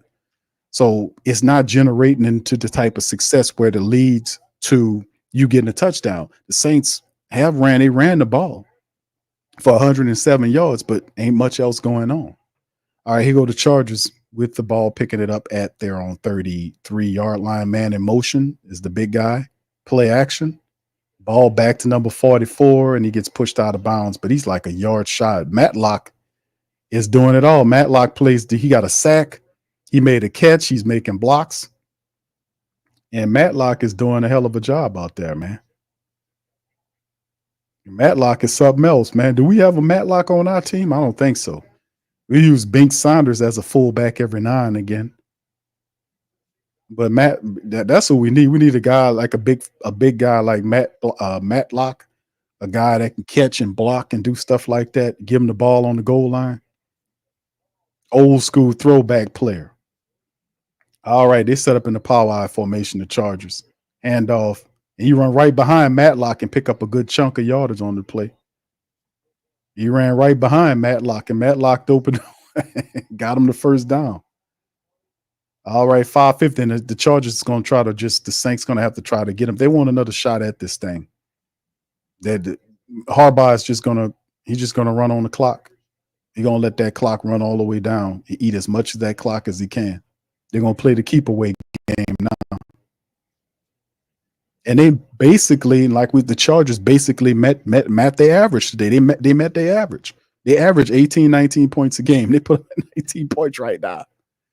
All right, next play is a handoff, running back dancing around in there. He gets 8 up before a gain of 3 yards on the play. And come on now, Tyrann Mathieu getting into a push match with Fehoko, the big wide receiver. Luckily, there was no flags coming out on that play. Keep yourself under control, Tyrann. He turned it into a honey badger there for a second. A little too late in the game to get a little pissy. Was that Alt he was getting? I know that wasn't Alt he was pushing on like that. Looked like the wide receiver. I know Joe Alt would take the honey badger and break him in half. 2nd and 8 now, a gain of 2 on the play. It's just play keep away now with Herbert. Sends big man in motion, the big fullback 44 in motion. It's a play action. They just go right back to Dobbins. And he gets into Saint territory, falls down at the 34-yard line to keep the clock going. It's keep away. And the thing is, too, you look at it, they met the average today, and the Saints didn't even score one offensive touchdown, man. They're not going to get one for this game, and basically are going backwards insofar as what we've seen them do. The lowest outcome production-wise they had was last week against Sean Payton's team. They scored 10 points. How you mad to do worse than that? You scored 10 against Peyton and go 8 the next week. How? And there's the run by the Saints were able to get to him and wrestle him down. He's going to lose 2 yards on the play. Good play by Chase Young. It's 3:45 on the clock, and it looked like the Saints might have stopped the clock. Are they stopping the clock right there? Yeah, the Saints burn a timeout to stop the clock. Good play by Chase Young. He held up and kind of watched the guy, then kind of got out and got a hands on him and was able to throw him on the ground. So there you go. Chase Young smartly did it, and he kind of flexing his arm. 2nd and 12. That was a tough slam. Dobbins got slammed on the ground. Chase was trying to plant the guy like a tree, man. He's going to get up and give him the people's elbow. Damn, Chase. Oh, man. This is insane, man. The Saints had 10 points last week and 8 points this week. Boy, we are really moving and grooving. 3:45 on the clock. 2nd and 12 after that play. Herbert's in a shotgun. 2 to the left and right, running back to his right side. Saints look like they're going to send 4. Yep, 4. Herbert's going to take a shot downfield, and the ball. What a catch by number 89 on the play. That's Jalen Rieger. Rieger catches the ball on Kool-Aid McKinstry, the rookie, beats him. Nice catch upfield, one-on-one matchup. Kool-Aid McKinstry right here, and Rieger just goes up, jumps, times it perfectly. Just a great. That was a great catch. Then he got both his feet in as he's going to the sideline. They're in Saint territory, down to the 12. Run play to the running back to the right side, cuts inside, dives forward to the 8, and a gain of 2 yards on the play. So I bring up 2nd and 8. It's J.K. Dobbins, the Chargers, trying to put it over with. They're doing pretty good. They don't run the clock down. The Saints burn another timeout on the play. Saints burn another timeout. And Justin Herbert has been doing a hell of a job. He's been running all over the Saints today. He's standing tall in the pocket, delivering the throw, and his pockets have been pretty clean. Even when he had a little traffic in the pocket, you can see on that last, they're showing the montage on television, but he's been standing tall in the pocket and delivering passes up the field. He did it with they're showing the run with the wide receiver, Lad McConkey, taking it all the way down there. And really, their offense exploded because they're not known to do this type of stuff, especially this year. But they've done it against the Saints. And remember, don't forget, the Saints obviously living up to their numerical form. They're a 32nd ranked defense, giving up to their 28th ranked secondary and a 28th running team. Now, in this matchup, Saints defense did a pretty decent job of trying to stop down the run. Actually, they didn't. They still gave up 122 yards on the ground, which is off of 29 attempts, 4.2 yard average. Do they stop them here? Do they stop a man in motion, the big fella? Play action, and he's going to take a shot at ball, intercepted by Pete. Oh, and he dropped the ball. Pete Werner caught it and then went down awkwardly and dropped the ball. He had an opportunity to make a play, and he dropped the ball. That could have saved a field goal or anything. He had it. He had it. He threw it. It bounced up. He was there, and he tripped. It dropped through his hands before he went down because he jumps up and drops it. What happened was he dropped that son of a bitch. Say, hey, man, I ain't falling on my ass. He dropped that ball to brace himself. You seen that? All right, come on, man. Man, that was a good one. Come on. There's the next play right here. Oh, he's scrambling around, and he just throws the ball out. Oh, and that's a touchdown. You got to be kidding me. That's a touchdown. Phil McConkey. That's unbelievable. They got a guy was standing in his face. How did he catch the ball? He was standing in his face. Was this a Madden glitch? Come on now, dog. Come on, man. Unbelievable. Ugo Amadi was standing in his face. Did the ball go through his body? Was it a Madden glitch? How did he catch that ball? Saints lost containment. They try to chase him, and he just makes a weird throw, and the Saint guy was there. And it's just Ugo Amadi just was turned the wrong way. Ugo Amadi was turned the wrong way. And the Chargers get another touch. That'll do it there. They go up 26-8. That should send Dennis Allen packing right there. That should pack him up and ship him right there. Saints on a 6-game losing streak. That should get you fired right there. We know it won't.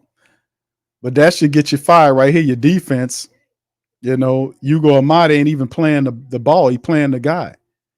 And he's supposed to be playing the ball. Look where the ball at. The guy can't hurt you without the ball. And Ugo Amadi turns around too late to locate the ball, and there it is.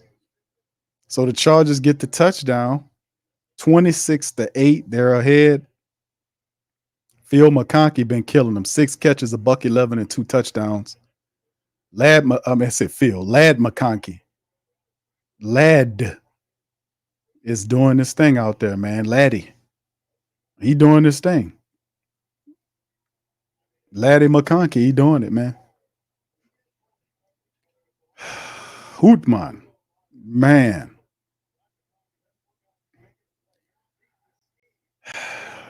Unreal. Unreal. This should get Dennis Allen canned. His offense had 10 points. They scored 10 points against Denver. Oh, we were tired. We had injuries. You get Taysom Hill back. You get Chris Olave back. You get Rashid. You get Cesar Ruiz back. You get Lucas Patrick back, and you get you don't put up no touchdown.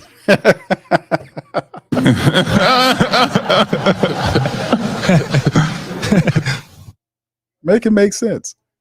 Oh, we gonna get them starters back. Yeah. And guess what? You scored 2 more points less than what you did. You didn't even get offensive. You didn't get nothing. Nothing. They made the Chargers look like they world-class people up in here, man. Chargers wasn't even looking like this, man. They lost like what, 3 of the last 4 games or something like that. And Jake Haener gets sacked right there. They get Nego to tackle. They get a sack on the play. Big number 95 gets through. Poona Ford makes the sack, and that'll stop the Saints right there. So I guess them starters not really helping. Guess who that guy beat? Cesar Ruiz. He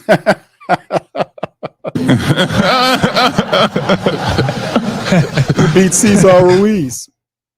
He turned Cesar Ruiz into Cesar Salad Ruiz again. Next play. Haener, ball tapped at the line of scrimmage. Is it still caught? Is it caught? That'd be pretty good if it was. Looked like it was because it was batted at the line of scrimmage, but it still got to Juwan Johnson. And Juwan Johnson makes the play. Now, just get up and hurry up and run the play before they decide to challenge it, because I can't tell whether or not he caught it or not. They said he did, and they're going to go with it. So hurry up and snap the ball. Come on. There's a snap. Ball out. Haener. And boy, is it caught again by, it is Juwan Johnson. 2 difficult catches in a row. And he gets up kind of gimpy looking. But another tough catch by Juwan Johnson. He turns in, had to drive for it, but makes the catch. Good catch by Juwan. He looked kind of gimpy, man. He stiff something. He hurt. He got up real gimpy. It's kind of stiff. He got up walking like Frankenstein or something. Something wrong with him. Saints, man, getting it handed to him. 26-8 with 2 minutes left to go in the game. Pels at halftime right now, 59-47, man. Pels at halftime. Trailing 59-47.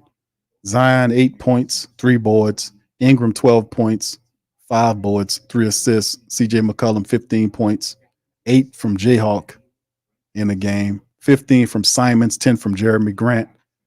Portland ahead 59-47, man, right now. Oh my God. What's going on here? Hold on now.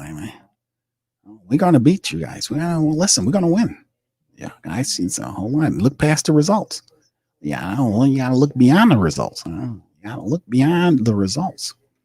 I'm telling you, you got to look beyond the results. We're going to win. We're going to do it. Listen, listen, I've been here before.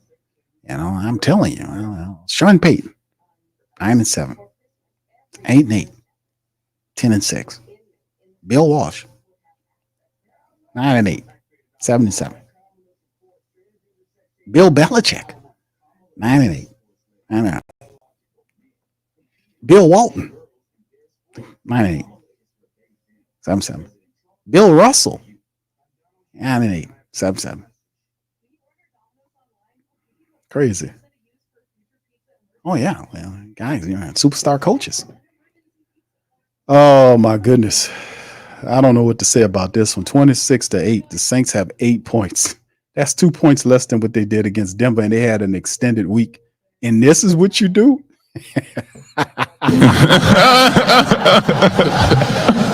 How? I got one question, and that's just one word. How? How do you have a mini bye and you gain starters back, but you don't score an offensive touchdown, and you score 2 points less than what you did last week, and you had 3 games in 10 days? Extended rest, no results. Saints are in a hole. This is 6 straight games. When I said it, the Saints have lost 6 games in a row. Atlanta won today. The Saints are barreling out of control. This guy done lost his team. Shotgun Saints at midfield. There's the snap. Hayner scrambles out of the pocket. He's going to try to run and gets 5 yards scrambling for the run. Pocket collapse. Hayner had to go. He picked up 5. 2nd and 5. 1:53 on the clock. This guy should be fired after this game, man. The Saints are not responding to him. You don't have an extended period of time. Guys get rest.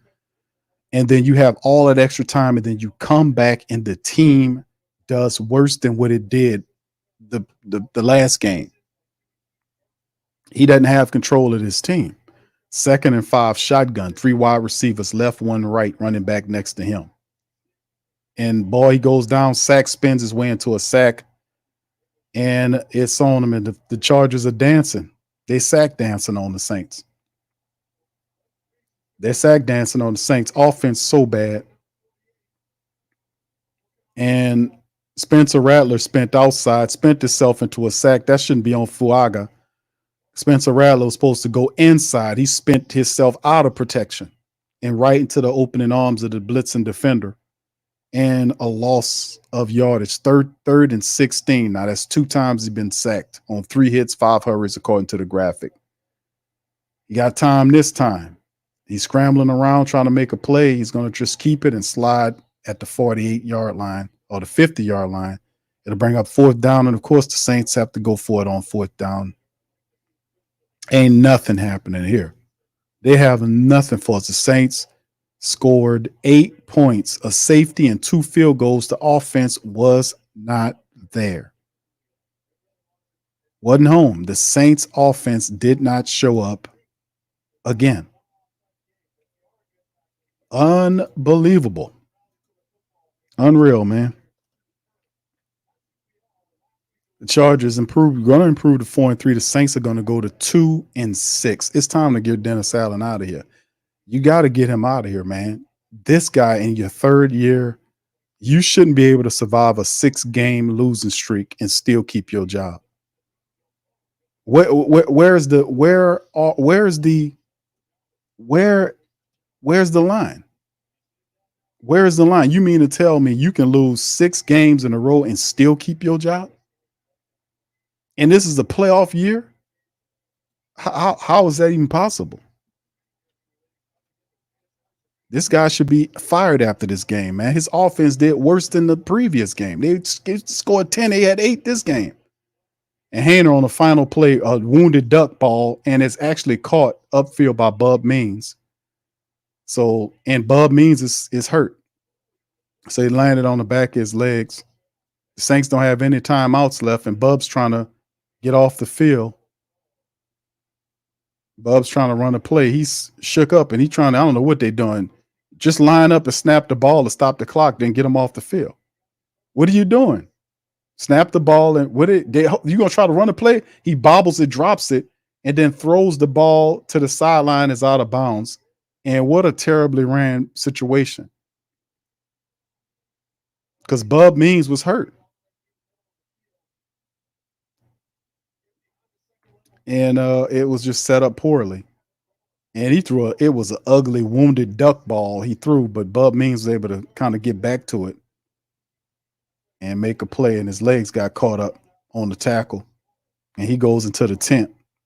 So that might be another issue we got to deal with. Bub Means make a play, 28 seconds left. Saints trying to get a garbage time defense to a touchdown to try to make the score look better.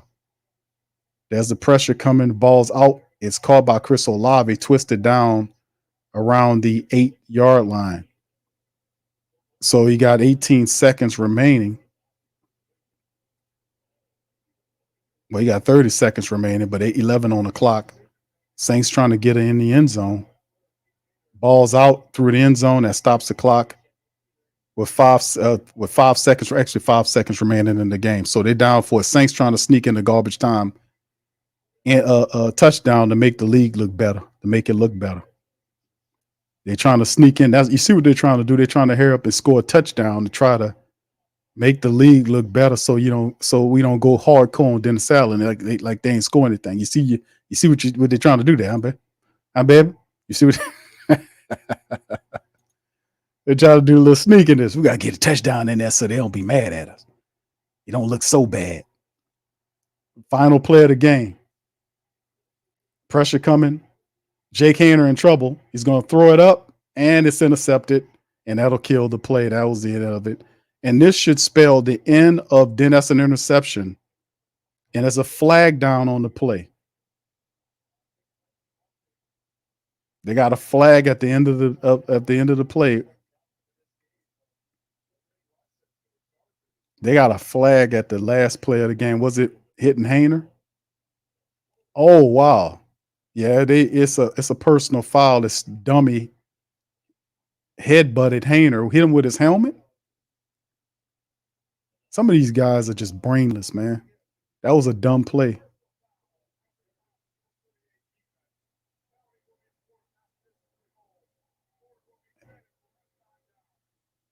Dummy. But anyway, it serves the Saints because the Saints trying to get a touchdown, a last minute touchdown to make the league not look so bad. Chargers just bailed them out. Saints trying to get that touchdown to make it look so bad. Yeah, we try to sneak a garbage ass touchdown. Let's see if they can do it. All right, the Chargers. All right, the Saints on the 4-yard line. Shotgun Haener. Man in motion to the right is Foster. 3 to the right, 1 left. Running back next to him in shotgun. There's the play. The Chargers playing zone. Ball's out and it's incomplete. That'll kill the drive. And that'll be the play. That's it. Chargers have finished the game 26-8. The Saints lose 6 straight. Saints down 6 straight. 6 Saints lose 6 in a row. Dennis Allen sashays out to center of the field. And this should be the demise of Dennis Allen. This should be him. He should be done after this. We shouldn't have to endure this dumbness by this off-code coach any longer. This should be it. Saints go down, man. This is the end. Should be the end of Dennis Allen's tenure as a black and gold coach. This is pathetic. This is 6 straight losses in a row. How could you keep your job and you've lost 6 games in a row? The Saints are now 2-6. 2-6. They got Carolina coming up next week, Atlanta after that, and Cleveland after that. If we want to salvage this season, we need to fire this guy right now and move beyond. He doesn't have a clue. This team is not it. He needs somebody. Some heads got to roll for this. You can't lose 6 games in a row as a team and then keep your goddamn job in the 3rd year. Absolutely not. But you can if the team is ran by an old emotional jackass who don't want to admit to a bad hire. It really wasn't him. It wasn't his idea. It was Sean Payton. He listened to whatever Sean Payton tell him. And Dennis Allen don't care. As soon as they can his ass, he just gonna go run over there and join Sean Payton and be on his coaching staff. You see how this go? He already secured. He done screwed up your team for the last 3 years. Hell, I don't care. When I get fired, I just do what Pete the Rat Carmichael do. I just go run and Sean Payton will give me a job. That's what they do. So anyway, Black Preacher Man, shout out to you, brother. Says Kubiak is not what we thought he was. Kubiak, it didn't make the adjustments, bro, like he's supposed to make the adjustments. Like even in the game, you give Kubiak Taysom Hill back, you give him Chris Olave. Those guys are playmakers back, and the offense.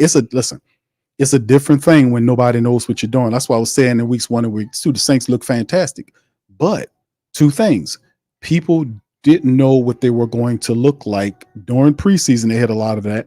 They hit it, and then when regular season hit, they were able to get 1 or 2. But then 2 things happened. People started studying film on you, and then injuries started mounting. He could not adjust to get guys involved in the offense that wasn't guys like Chris Olave, Taysom Hill, and Alvin Kamara, Rashid Shaheed.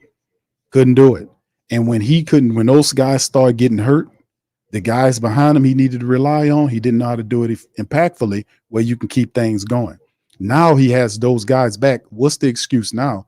He was able to gain some of those guys back and they were able to run, but it wasn't a functional offense where they can operate the run with the pass. The play action was disjointed. So they were running and they had a couple of plays where they picked up chunk yardage, like what Elvin Kamara had ran and did his thing. They had a few fringe runs here or there. But at the end of the day, how do you explain that? How do you get that? I don't get it. I don't get it at all. But anyway, thank you, bro. Appreciate that, man. Thank you. You fuck too kind. Thank you, bro. Appreciate you, Black Preacher, man. Dropping the science, brother. Oh, my goodness, man. All right, brother Rich says, Q, at this point, DA needs to take off his shirt and run off the field like Antonio Brown. He gonna hang on. He ain't gonna resign. He got to be thrown out. The guy has no shame. Thank you. You fuck too kind. I don't know where, and thank you, brother. I don't know where you could be at any team and still be able to keep your job after losing 6 games straight. And then the way you're losing, you scored 10 points in the Denver game on Thursday night. You had a mini bye, extra time, and the Chargers played on Monday night. The Saints played the previous Thursday. They had extra time to prepare for the Chargers. The Chargers had a shorter time period, but still was able to put 26 on the Saints, and they averaged, the people averaged 18 points a game, offensively speaking. They're one of the lowest offenses in the game. But they put up 26 points on the Saints today. And the Saints went from scoring 10 points against Denver to scoring 8 points against the Chargers with an extended time frame. Explain. And we'll go to hear all of the crap from their mouths as soon as we can. We'll hear from them as soon as we can. Jameis look good today. Shout out to you, brother. Appreciate you for that, man. Because he did look good today. Thank you. You fuck too kind. They had people missing and still beat the Saints. Williams says that all the Saints do is get players hurt. Thank you, Will. Appreciate it. Thank you. You fuck too kind. Thank you, bro. Appreciate you, man. I don't know. It's just crazy, man. It's absolutely insane. We'll go to the interviews and momentarily, man. Let me go over some of the statistics before we do that. The final halftime stats for the matchup here is just off-putting, man. To watch this team do what it do, and it just off-putting. All right, but anyway, crazy, man, crazy. All right, here's the team, the final stats. 19 versus 15 was the first downs. The Saints were 2 of 16, fam. These people was a lousy, stinking, trifling 2 of 16 from third down today. The Chargers were 3 of 12. 68 plays for the Saints versus 64 by the Chargers. The Saints had 366 yards versus 378 by the Chargers, 13 all on the drives. Saints averaged 5.4 yards a play. The Chargers 5.9.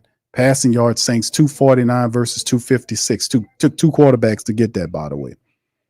Then you look at the running statistics. Saints had 117 yards rushing on 21 attempts, 5.6 yards per carry. If you were to take that stat and see if the Saints would have done that, they should have won the game. They didn't. For whatever reason, even they got $117. It still didn't translate into a cohesive offensive unit. Usually you run the ball, get into the play action. It didn't. I don't know how it didn't work. How you get $117, but in many parts of the game, the Saints kind of abandoned the running attack.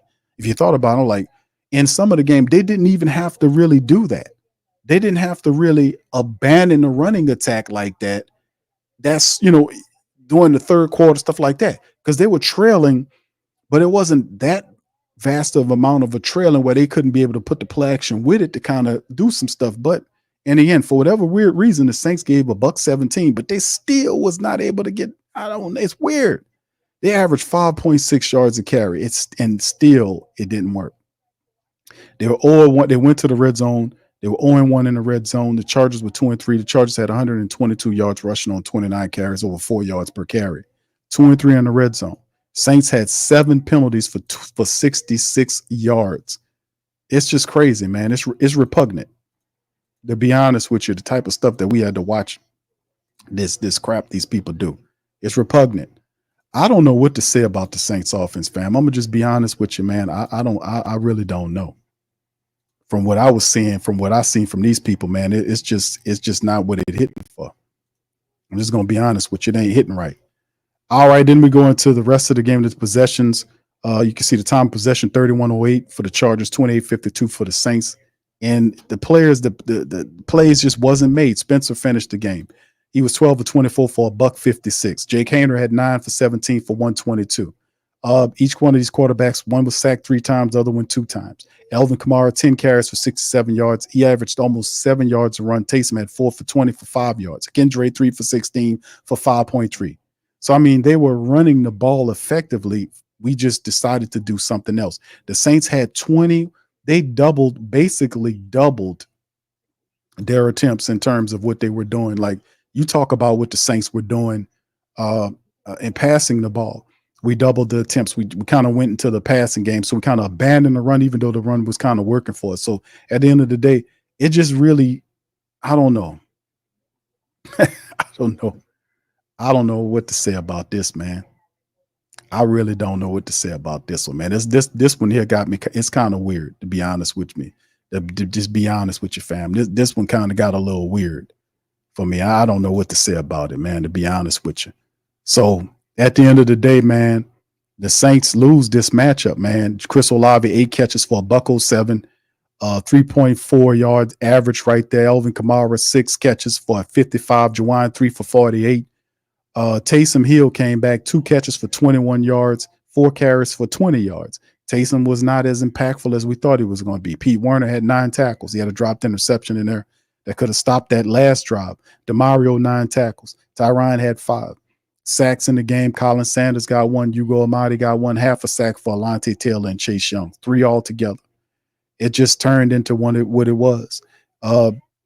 You look at the rest of Hayball had 9 punt attempts today for 437 yards. He averaged over 48 yards per punt. He put 2 as touchbacks and 5 of the 9 inside the 20-yard line. So at the end of the day, it's just one of them situations where the Saints could not bring this around. It just didn't work. It didn't work. It didn't work. So the Saints lose again. They're now losers of 6 in a row. They're 6 in a row right now. And what do you say about that? I mean, at what point where's the line at? If you're Mickey Loomis, if you're the New Orleans Saints organization, where's the line at? Where's the line at? Oh my goodness, man. Where's the line?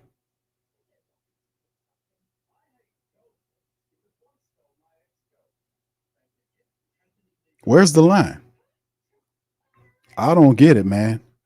Where's the line at? All right, Don, the bad guy. Thank you, fam. Says these results impossible to look beyond Q. I know, bro. Appreciate you, Don, fam, for that. Thank you. You're far too kind. I don't know what to say about this. It's all trifling. It's all so sad and pathetic. It really is. Losing this way, like last week against, it's everything around. It's just, okay, we lose. All right, we lost. But it's all other stuff around how you lose. It's all the other stuff around how you lose, right? It's the fact that the Saints had plenty of time to figure this out. They had plenty of time to get this together. They had plenty of time. They lost to Denver last Thursday, right? They lost to them people last Thursday. The Chargers played on Monday Night Football. They lost. So the Chargers had a shorter time frame to get ready for the game. The Saints had all of that time, and they still offensively did not score. They scored 2 points less than what they did against the Denver Broncos. They were totally ineffective offensively speaking. They ran the ball, but could not get that to translate into success. Like even when Spencer Rattler was in the game and they were using Rattler, they couldn't get the running attack going. Then in the second half, they started getting it going. Then you mix in with penalties, you mix in all this other stuff, and it's just hard to account for. I don't understand how. I don't get it. I don't understand how you go backwards in points production. I don't get it. You gain, and then the thing is, you got starters back. You should be able to. You got two offensive start. You got two offensive linemen back. You got Cesar Ruiz, who gave up a sack toward the back, and he's rusty.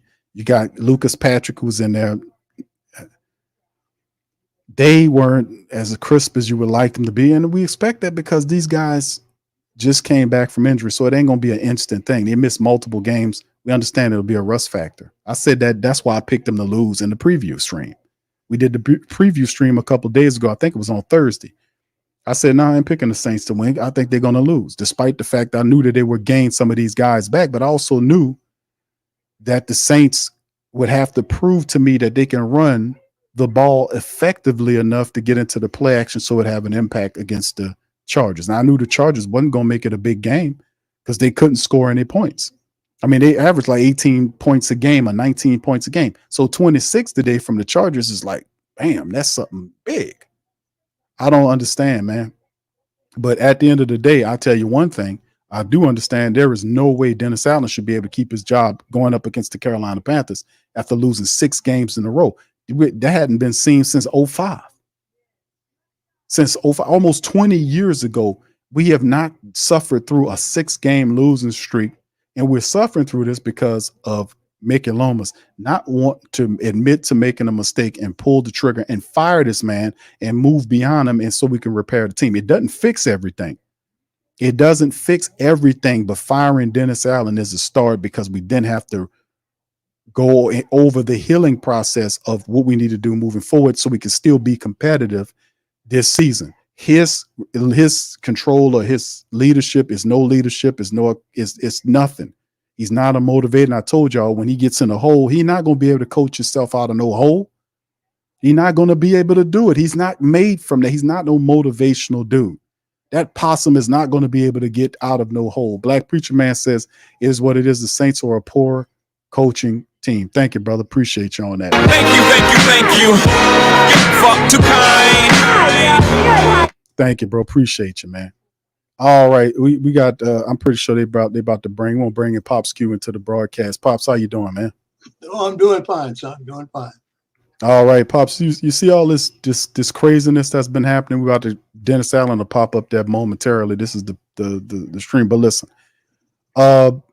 this is horrible. They did worse than what they did against the Denver Broncos, and they had extra period of time. What's your analysis on the game? Well, they didn't execute. And I don't know what the problem is. They had some players back, some players that could have helped them. But there's a disconnect between the young quarterbacks and Derek Carr being a more experienced quarterback. They obviously suffering at that quarterback position. But I've seen some guys I've seen some plays that just, that they can't seem to execute at the time they need to execute the plays. Some of the plays are just, it's ridiculous to see some of the plays that's going that they were doing that they couldn't even get the pass. It was offsides, penalties. Look at the number of penalties. They get in a good field position, a good position to do something. Somebody holds. Then they get set back some yards. They lose yardage on holding calls. You had a couple of pass interference calls. The team is not prepared. They don't seem like they're ready to play. It's not to me. I mean, when I watched the whole game. They did not seem to want to play. Like they really had fire in the belly, but that you need. Yeah, this was awful, man. Watching them play and perform, the offense didn't even show up in this matchup. I mean, that's right. They did get over 100 yards rushing, but the offense, it was disjointed. There was no real flow to the game, and even when they started to get stuff going, it was penalties involved, and it was a joke. Like during the game, the process, and you've seen the Chargers were basically just doing what they do, working and milking out the clock. They wasn't trying to, outscore you. They know once they get you to a point, they could be able to take care of you. Run the ball and eat up the clock, and the Saints fed right into it. So I mean, this is really an insulting football. But the the thought process, you lose 6 games. This should be a cutoff point right here. I mean, we don't go through 6 game losers. Okay, one, you got 2, 3, 4, 5.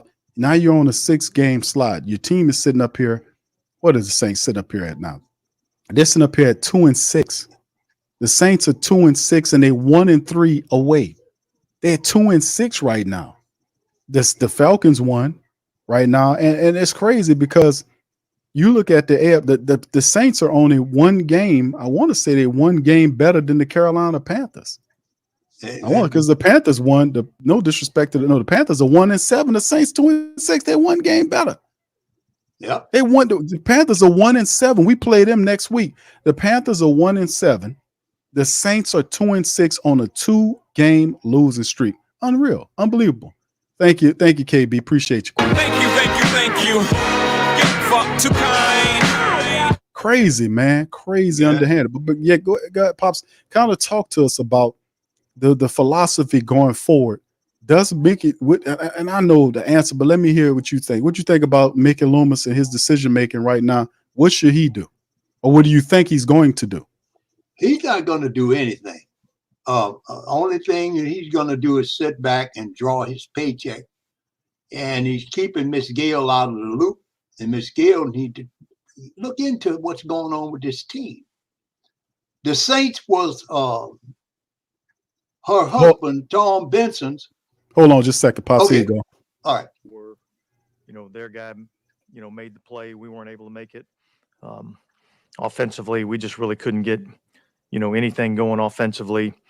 And then when we did, we had too many penalties, which put us in the long distance situations that we just couldn't overcome. So, we'll go back, get to work, hopefully get a couple more guys back, and hopefully start playing some better football.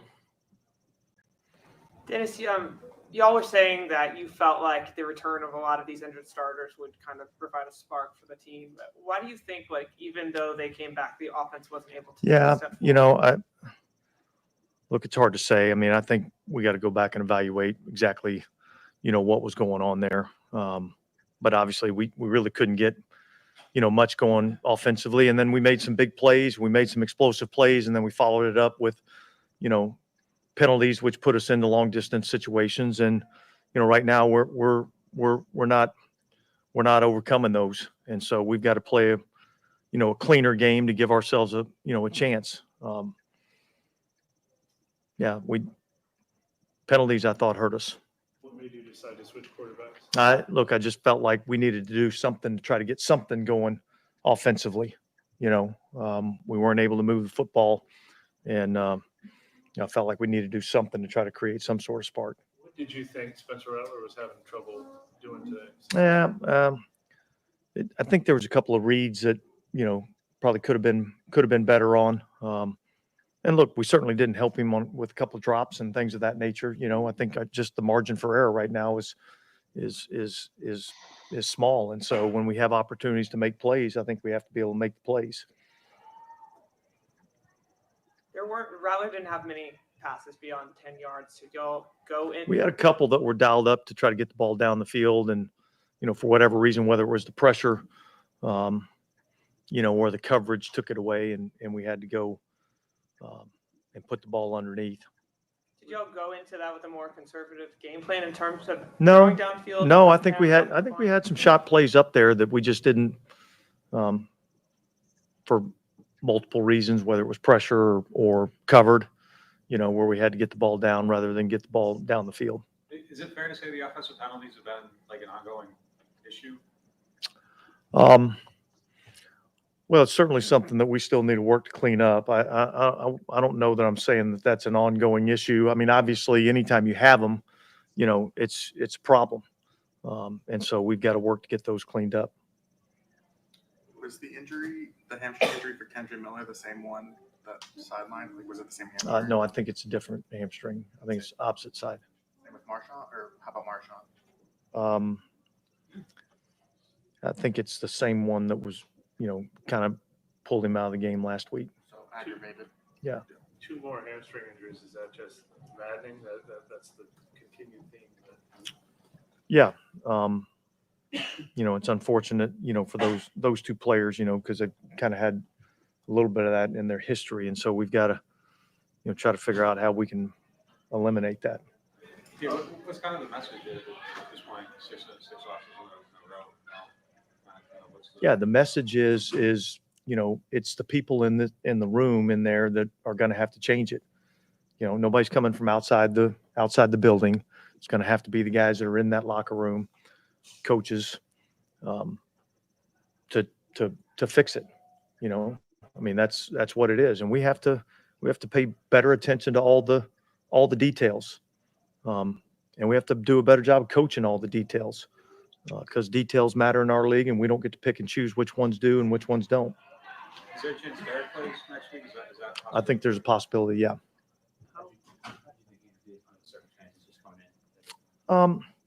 Yeah, look, I thought he did some good things, created a few plays, took us down and gave us an opportunity to score, some points. But ultimately we got to play better as a group. It's very easy to look at this and assume that the quarterback makes all the difference. What's bothering you most about the offense outside of just the quarterback? Well, I just think the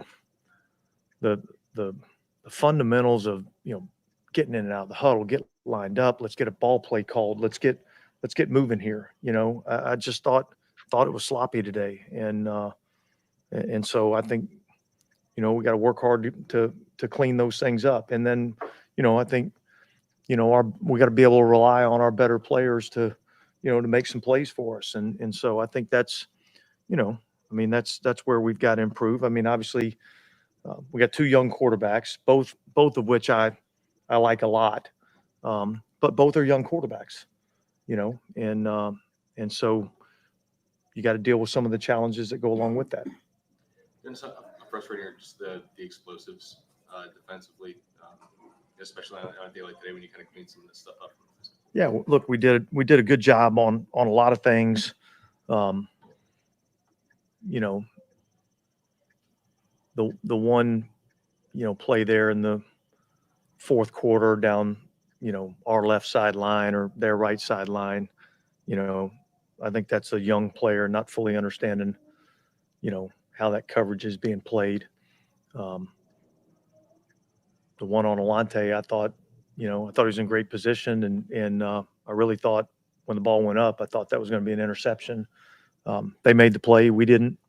So some of those like that, is part of playing the game of football.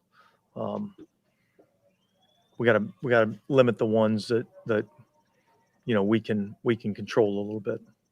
Can you say what happened with Bub Means? It's too late in the game for us to get an update on that. So it was an ankle there at the end of the game. I'm not sure, the extent of the ankle injury. I believe it was Rattlers last series of the game. You guys had gone backwards because of a penalty. I think it was 2nd and 16, 3rd and 16, and probably 7-8 yards when we got you in field goal range. Was there anything with the decision making on those plays or anything? I'd have to probably go back and look at it. I don't specifically recall. I think when you're in that situation, you're trying to get yourself into, field goal range. I think that's the number one thing when you're in a longer distance situation. First thing you're trying to do is get yourself into field goal range. And so the exact play, I don't exactly recall. The Saints haven't lost 6 straight since 2005, and obviously that resulted in a lot of major changes after the season. Like you said last week, you don't worry about that stuff, but do you feel like when you're kind of in the midst of this losing streak that like you have to have conversations with like Mickey or the front office? Yeah, look, we have conversations every day. You know what I mean? And so I don't feel any more sense of, having to have these conversations. Look, and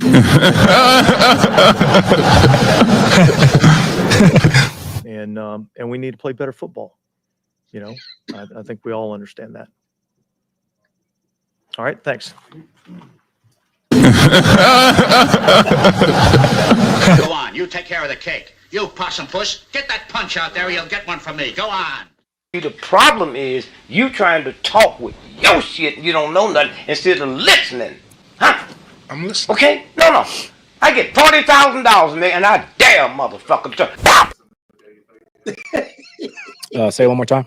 Assessing, in your own opinion, the day you thought you had today. I think we were moving the ball at a good rate in that first half, and even a little bit in that second half. We go forward, then backward, forward, then backward. So, we all shot ourselves in the foot a little bit, just with little things. And, we just didn't make enough plays to win the game.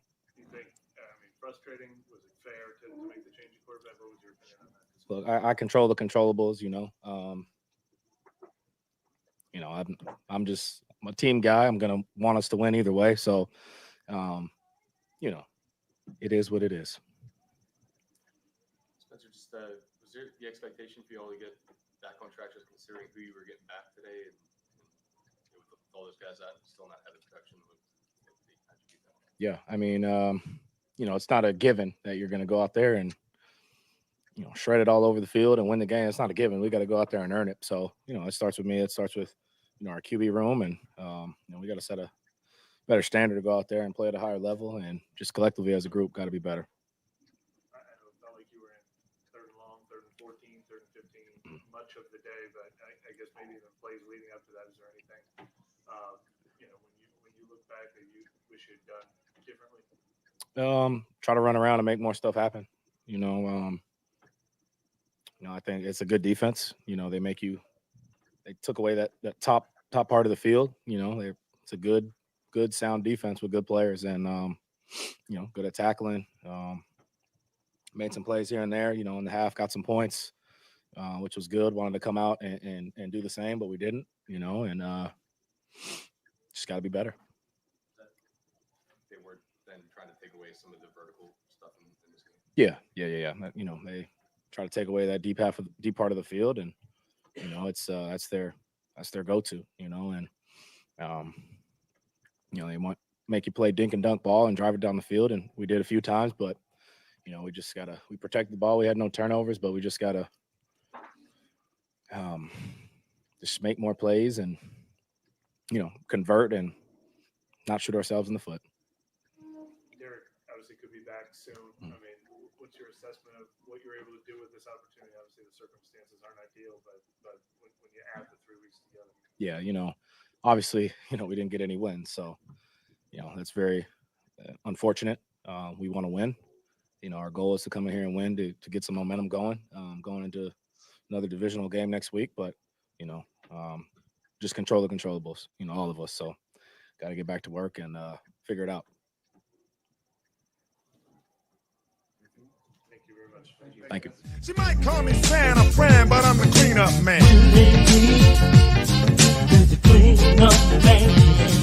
He'll sweep your girlfriend off her feet.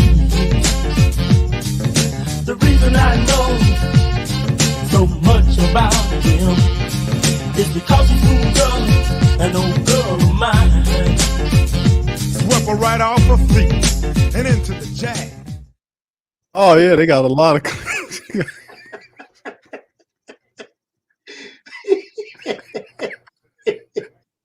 Hey, Pop, they got a lot to clean up, man. Those two guys, that first guy, the raccoon or whatever you call it, Now go on, you take care of the cake. You possum puss, get that punch out there or you'll get one from me. Go on.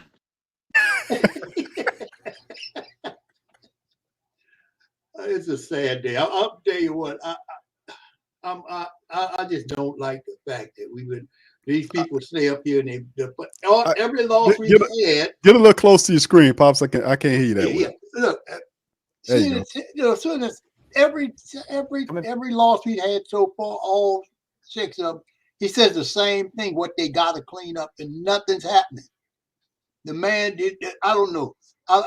He's just not the coach to motivate this team to help them to win. I don't see it in his face. You don't have any motivation. You don't have the fire in his belly like Sean Payton had. Sean Payton got up out of here. I don't know why he did it, but he decided to go play somewhere else. But this guy who took his place, we really, Miss Gail should have had that man to search around and find a coach, because this guy is not it. He's just not it. He's standing there looking like a raccoon, trying to explain stuff that explain how the football team is losing, but he has no answers to correct. We got to do better. We got to do better. What is the deal? What are you doing? How you trying to make them get better? Are you motivating the players? No, obviously what he's saying to them is not working. And I'm probably, like I said, I feel the guys probably, really would wish, it can't do us any harm to start fresh. Don't be surprised we even lose to Carolina. I wouldn't be surprised we lose to Carolina, because the team have quit on him. Seems like to me they trying hard enough, but they're not executing the plays with precision and snap. They kind of go through their motions. They got a few of them trying to do it, but for the most part, where it comes down, they're not executing as really quick. You get a snap and you drag around trying to find somebody. Next thing you know, the defensive player grabs the quarterback, or somebody starts holding. They get good plays going. There's no discipline, is what I'm saying. Yeah, it's interesting, Pops, how this all turning out, man. And it's not a good thing, to be quite honest with you, what we're seeing. But anyway, let's hear from another coach, Pops. Another coach won't step up and talk about what's going on with the Saints. Here we go. Well, what happened was that second game, we got our ass kicked. In the second half, we just got our ass totally kicked. We couldn't do diddly poo offensively. We couldn't make a first down. We couldn't run the ball. We didn't try to run the ball. We couldn't complete a pass. We sucked. The second half, we sucked. We couldn't stop the run. Every time they got the ball, they went down and got points. We got our ass totally kicked in the second half. That's what it boiled down to. It was a horse performance in the second half. Horse. I'm totally embarrassed and totally ashamed. Coaching did a horrible job. The players did a horrible job. We got our ass kicked in that second half. It sucked. It stunk. All right. Thank you, Coach. Appreciate that analogy. Thank you. You spot on. It's Pops like he never left. No. It's like he never left, man. Yep. It's like he never left, man. Shout out to Jim Moore for keeping it real. Because we know that old possum ain't doing it. That's for damn sure. No, he's not doing anything. It's really sad that Mickey Loomis is not addressing this quarterback situation. If he continues, he's gonna have a half-empty dome after a while. Miss Gail ain't gonna put up with that crap. She ain't gonna like this. She's gonna know what's going on. Yeah, that's what we kind of counting on, Pops, to be honest with you. Michael says, what will it take for DA to get fired, Big Q? Thank you, Michael. Thank you. Fuck too kind. Well, listen, bro, and thank you for the super chat, man. Shout out to all y'all with the super chat and cash apps. It's going to take the family members, because if you're a competent general manager, and Pops, we talk about Mickey Loomis all the time, is that right. Mickey Loomis is he got too much power in the organization. The people above him don't know anything about football on the field. If I thought that they should be more of a committee approach with Mickey Loomis, like you taking his, that position away from him, allowing him to be the VP and giving somebody else the general manager job. It's going to take people not turning out to the games. It's going to take economic boycotts of the New Orleans Saints organization. And while we're economically boycotting them, we're notifying the Saints why we're economically boycotting them and giving them a list of demands. Like, we're not going to support you unless, and this is how we're supposed to do it, period, as a collective. That's where all your power is, when you operate collectively as a group. That's why it's so much stuff to disenfranchise people, to have them going over here, going over there, to keep you separated and divided, because that's how these bastards control.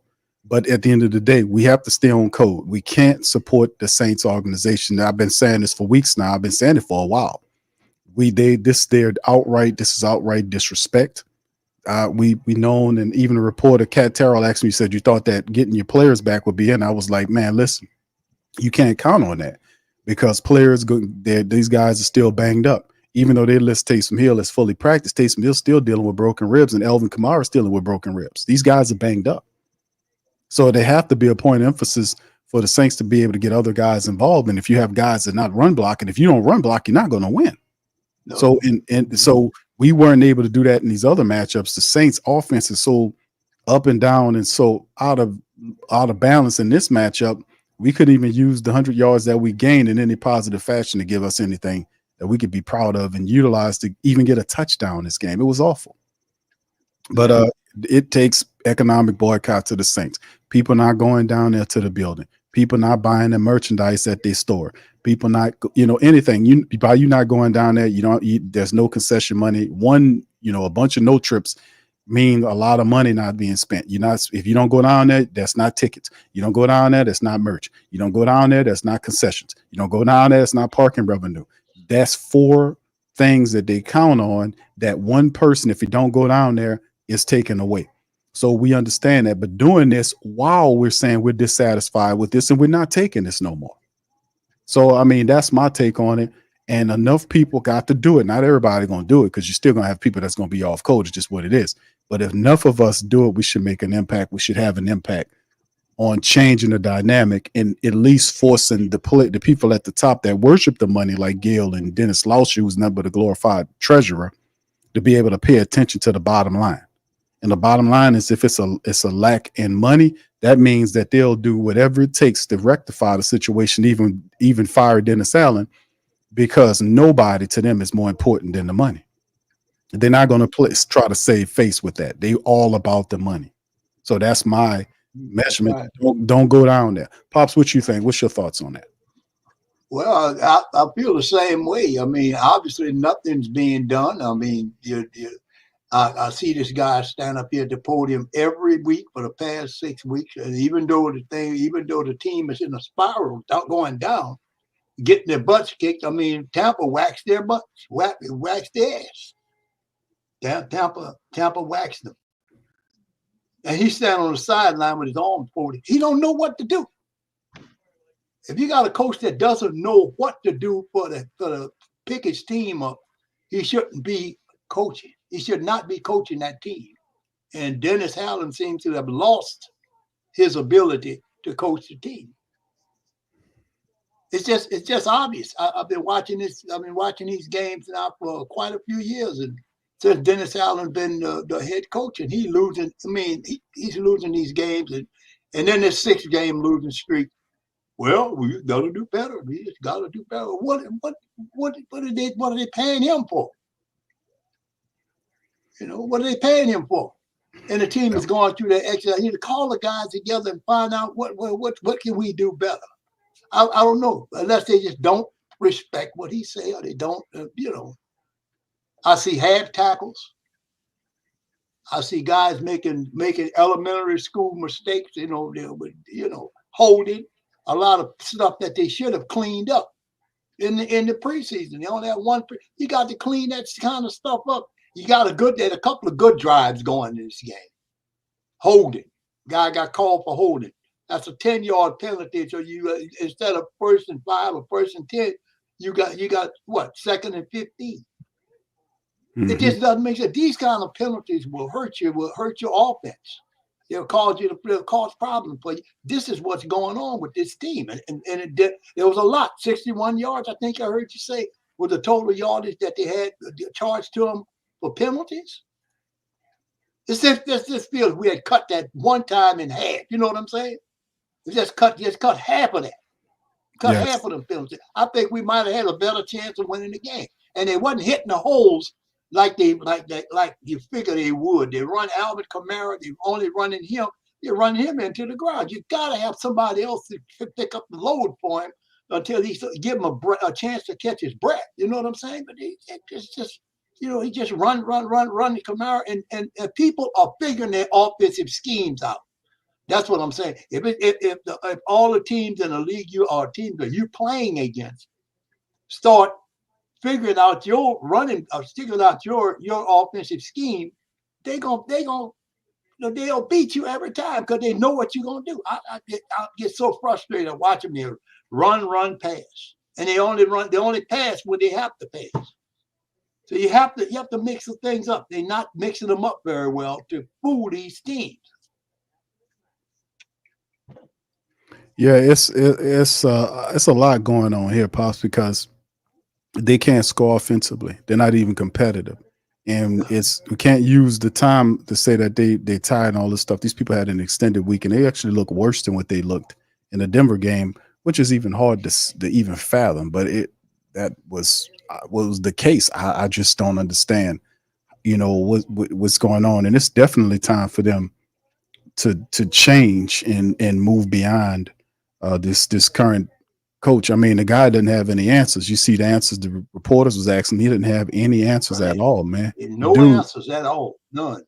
Yeah, I have no answers. King Morrison says Dan Campbell got Detroit going crazy, and we stuck with Dennis Allen. Well, you got to look at Mickey Loomis on that one, my brother. Thank you. Thank you. Get fucked too kind. Indeed, man. It's one of the situations that we are involved in. I mean, the whole thing is like at some point you have to, like he says, you got to look beyond the results. You can't talk or have a logical conversation with somebody that's telling people they got to look beyond the results, that they can't that they should look at what's actually going on with the team. This dude told people, and Bobby Hebert sitting up there interviewing them a couple of weeks ago, telling them, hey man, we got this going on, that going on, this going. His answer was, you got to look beyond the results. I understand what you're saying. You got to look beyond. What are you talking about? And the problem is he doesn't have any oversight. And that's the problem with the Saints organization. And I'm glad it's happening, because this is the problem. Sean Payton kept this together for years because he was able to win enough games to keep the pressure off of these guys. Right. He was able to win enough games. With him out of the fold, it is now being exposed. And it's very obvious that Sean Payton made all of them look a lot better than what they actually were. And I said that about Carmichael. I said that about Mickey Loomis. Mickey Loomis is a glorified gopher. He did everything Payton told him to do. Yeah. That's the truth. Because if he was as good as he think he is, then we would be seeing better success. You would have more of a competent coach over the team. He would have definitely have checked Dennis Allen's resume better to understand that this guy doesn't have the intangibles to be the type of coach that you would want your team to be. He's a beta male coach. That's not a motivator. He's up and down. He's inconsistent. And his team is following his lead. So it should be no point of any of this season should we be sitting up looking at a 6-game losing streak and you allowing him to still sit up and be a coach, and then you won't eventually remove him until the Saints are out of contention. That's when they'll fire him. That's the issue I have. Like, it is not a question of whether or not he should be fired. Yes, he should be fired. The issue is, when will Mickey Loomis fire him? Well, he'll more than likely play the Carolina and he should be fired right now, actually, and turn the team over to somebody else, because he should be fired after this game. You shouldn't be able to keep on as a head coach and you lose 6 games in a row. And you're trying to talk about being in the playoffs. If you want to save the season, you got to fire this guy and at least try to find somebody on the interim level that can be able to help galvanize the team so that they can get out of the hole that Dennis Allen put him in. So this is what it is. And we supported Dennis Allen. We supported this team for the good and bad, but it gets to a point in the line where it's disrespect.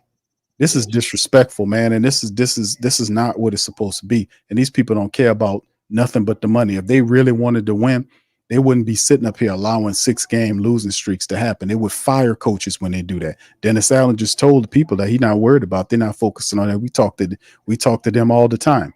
So Mickey Loomis is talking to him all the time. What is he telling them? We're going to stick with you, Dennis, because he's a hard-headed old bastard that don't want to admit that he made a bad hire? You made a bad hire. Fire this guy so we can try to salvage what's left of the season so we don't go into a 4th year of not making the playoffs. Fire this guy so we can move forward. Put somebody over the team so we can salvage the season. The Saints are 2-6 on a 6-game losing streak. They play Carolina next week. Carolina is 1 game better than the Saints. Carolina is 1-7. The Saints is 2-6. That's the reality of it. They 1 game better than Carolina. So you got all your starters back and did worse offensively than what you did against Denver. So I mean, there ain't no place for go with all of these the people that love Dennis Allen. There's no place for go. That's not what it's hidden for. All right, Southern Bad Boy 208 says hire Bill Belichick, fire Dennis Allen, boycott the Saints for success movement. Thank you, brother. Appreciate it. Thank you. Get fucked too kind. I don't think that's going to happen because Bill Belichick he wants to be the general manager, and Mickey Loomis is trying to keep that position away from people. I already told y'all he subbed out the general manager position to 3 different former general managers that's currently on the team. He got Randy Mueller on the team. He got that dude that was the general manager with the Raiders. I guess you can count your boy. What's his name? Jeff Ireland is a former general manager, and a lot of these duties that he has as the general manager, he's allotted these duties between, 2 of those, the guy from the Raiders and our former general manager prior to Mickey Loomis and Kai Harley. What is he's basically subcontracted the general manager duties between those gentlemen so he can hold power there. You have to break the power stronghold and reformat. I'd have said this dozens of times, reformat the Saints leadership at the top. I told y'all that. I would start, like I said, with Gail, I would start with taking Dennis Lauscher. I'm going to say it again. I would take Dennis Lauscher, who's just nothing but a treasurer, an accountant, a glorified accountant. I would take him and remove him from the president position and create another president, another position rather, that is indicative of the title that he actually does. Like I would take him and create a assistant CFO position, which the chief's financial officer is Gail. That's her title, governor and CFO. He will be the assistant CFO, which would lend itself toward that business aspect. The president's position that he owns now would be taken away from him, and I would hire a general manager with football experience that went through the executive position, the executive NFL program, and make that person the president of the team. I would then you can leave Mickey Loomis as his vice president, but that new president would be Mickey's boss. I would then take the general manager position away from Loomis and give it to Kai Harley. That way, you just created 3 motions that brought more brains into your organization, made more of it a situation where it's more of a council as opposed to this idiot sitting up here damming up everything, preventing people from advancing in the organization because he wants to occupy 2 chairs. That's what I just did. I just modernized the organization and took power away from him because he's not strong enough and smart enough to operate that position like that. That's why the team is looking like this. And besides, it takes a lot of the cap management completely out of his hands because he done screwed up the Saints for the next 2 to 3 years with cap issues. You're going to be suffering like this. And we'll have to build through draft picks and undrafted market to keep your team competitive because Mickey Loomis done screwed the cap up so badly. You ain't going to be able to see nothing. You can't get rid of Derek Carr for 2+ years because there's $60 and $50 million dead cap hits over the next 2 years on his contract. If you're talking about releasing him, they're not going to take a $50+ or $60 million cap hit to get Derek Carr out of here. No, so, you know what I'm saying? And that was done because they reorganized or refinanced this contract this year to open up more money into the future. And that's why you trapped with the 2-year window with him. Now you locked in with players over the next 2 years. And if you don't move soon, then you would destroy the 2-year window because then you'd be forced. It's just a lot of stuff. I don't want to keep going through it over and over again. But the Bill Belichick thing wouldn't work because Bill Belichick wants power.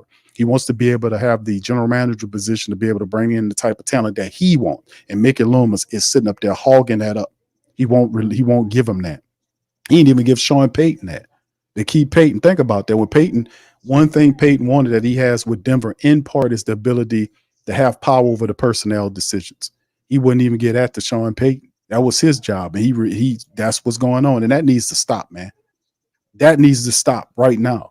Taylor says, a successful organization cares about the people, which fires up the team and gives them a conscience to play better, to protect their reputation. Thank you, Brother Taylor. Good thought. Thank you. Get fucked too kind. Thank you, brother. Appreciate that, man. And you're absolutely right.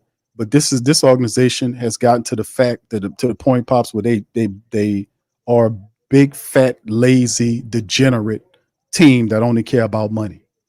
Yeah. And the point is not winning or playoffs or winning Super Bowls. They don't even talk about that.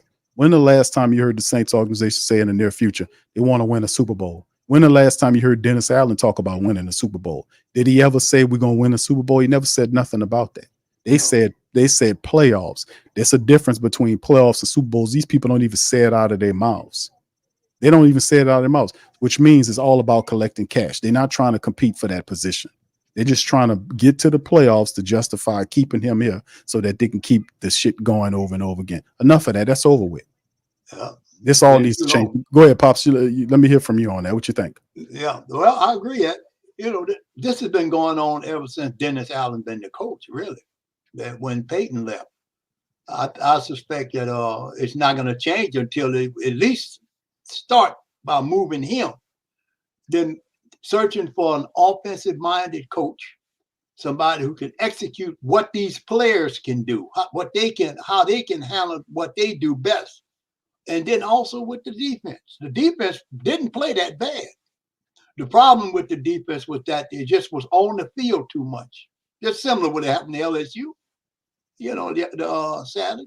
The players just, after a while they get tired. 3 and out. The Saints' first 4 plays were punts. First 4 times they got the ball, they punted.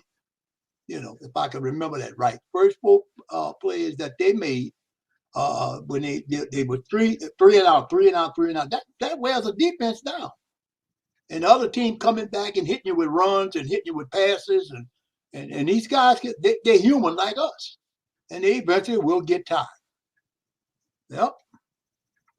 Yeah, it's time, man. A lot of people's feeling the sentiment. They wasn't saying it before though, Pops. I mean, well, a lot of people were saying it, but it's like you can see where it goes. And some people have more faith in the team. And credit to them for having faith in the team, but don't let them use that as a weapon. Don't let them weaponize your faith against you, because that's such a thing. Because people will take your trust and weaponize it against you. They'll take your faith and weaponize it against you. Hell, they'll take your children and try to weaponize them against you. So I mean, you can't. That's why I was talking about the protection of your heart. They do that against you. Anything that they can take and use to turn against you, they're gonna use, and that's the problem. That faith without works is dead. And for people that's given the Saints faith and belief without them giving you works back, you're setting yourself up for a nasty experience. You're setting yourself up for a tremendous downfall and a violation. You don't do that. We don't behave like that. They have to present something. They got to bring something tangible to the table. They got to bring something real to the table. They got to show you that they're about the business of winning. And if they show you that, don't give it to them right away either. You make them earn it. Even if they show you they're doing it, let them show it to you over almost a full season before you give your support to them. Because remember, don't give your support that fast back to these people. It took them 3 years, and they had a team that was ready to they say one game off from when Sean Payton distracted ass left them in the last year. Just one more game gets them in the playoff. He turned the team. It was a talented team. When he took over the team, they went backwards and they went 9-7, no playoffs. And now you're on the 6-game losing streak. And this is Dennis Allen's team. This team is more Pops. This team is more Dennis Allen team than is in any of these teams. These coaches are his coaches. These players is his player. He went and got his quarterback. He went and got all of these people that most of these guys is some of these guys from the Raiders organization. A lot of these guys, these are his coaches, his people. Right. We talking about all these guys, even the offensive coaches. He flipped over 95% of the offensive room and made those was his coach's decision, and we still sitting up here 2-6. Ain't nowhere to go but to get this man up out of here, man. You got Carmichael out, and now it's time for him to go. We tried it. We gave you a shot. Now he has to go so we can turn this around as fast as we can, so we can still try to see if we can get into the playoffs. That's right. And we're spinning our wheels and get nothing done. Look like the players don't have confidence in the game. No, some of them have some confidence. Like not enough though. Not enough, right? Taysom, right.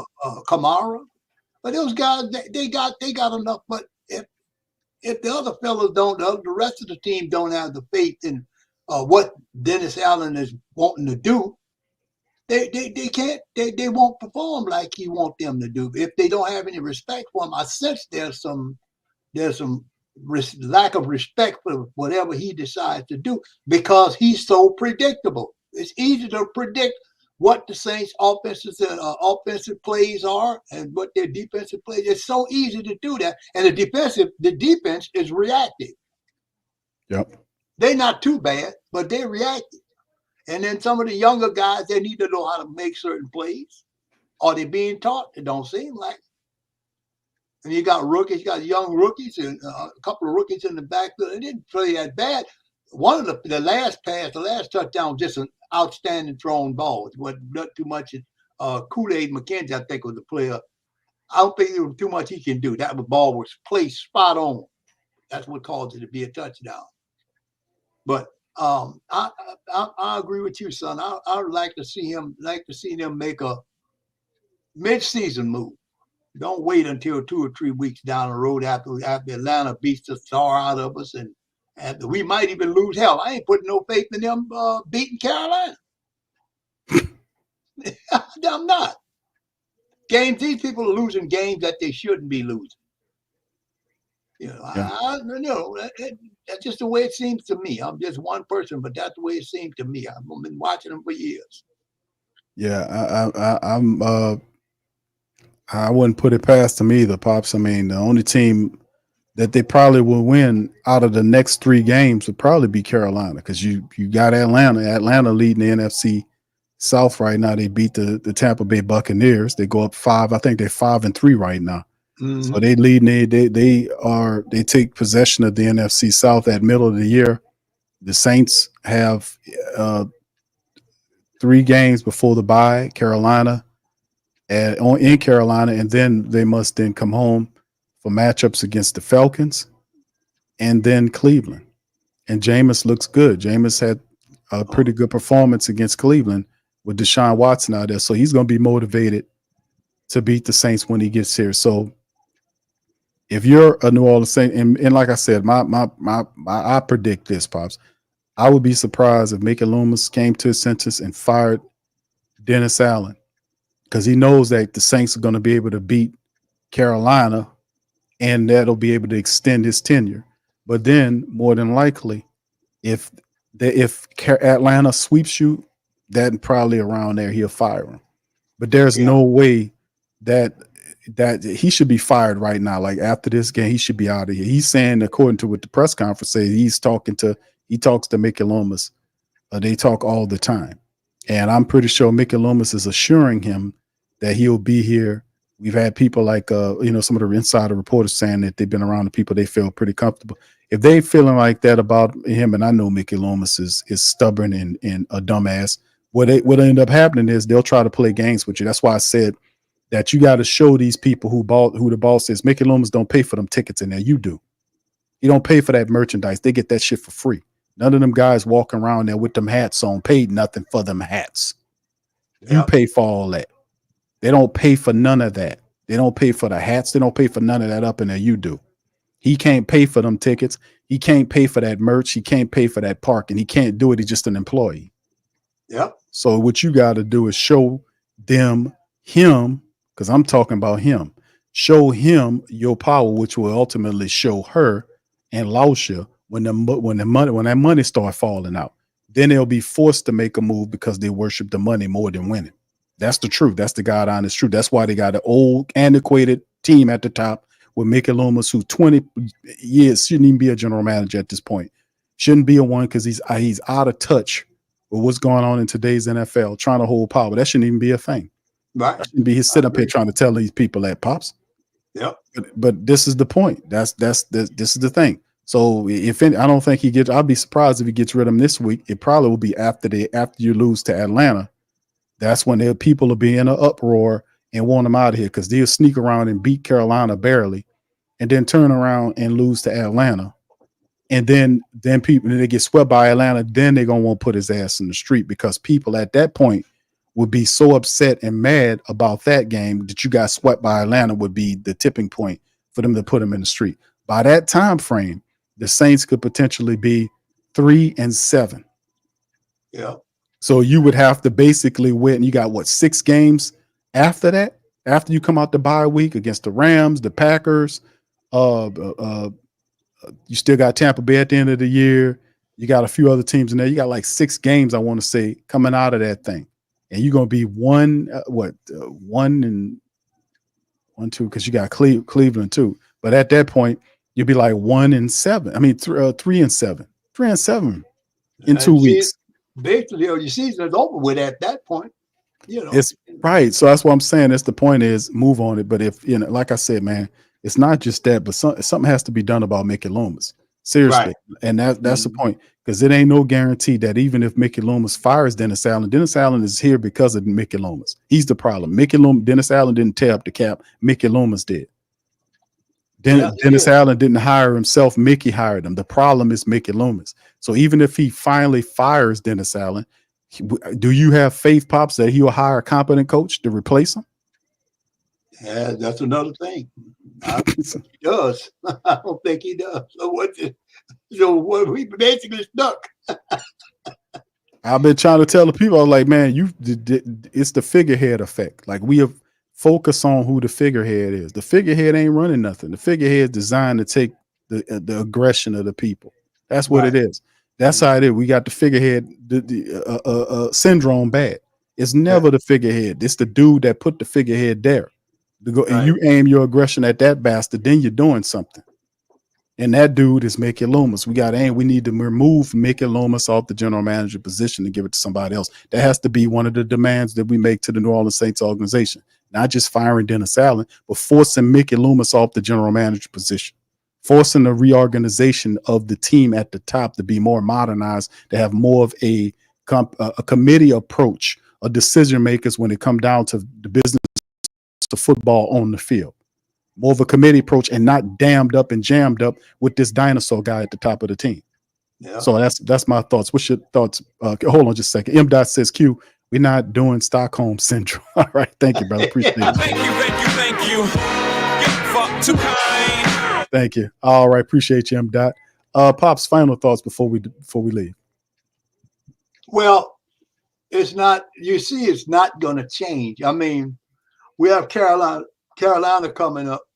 If we lose to Carolina, everybody should just don't go to the game. Because, Carolina is absolutely at the bottom. I don't put nothing past them. Whether or not if they lose to Carolina, Mickey Loomis need to go and Dennis Allen need to go. They have to get rid of them, both of them. I mean, I'm with you. That would have to come from Miss Gail. She had to tell somebody, get these guys out of here. Come on, I can't let my fans down. My team is struggling, and then they're losing to sorry teams. Atlanta went out there and got a quarterback, and they went to go. Kirk Cousins was out there for a long time, son. And look what he's doing for Atlanta. That man been a winner everywhere he went.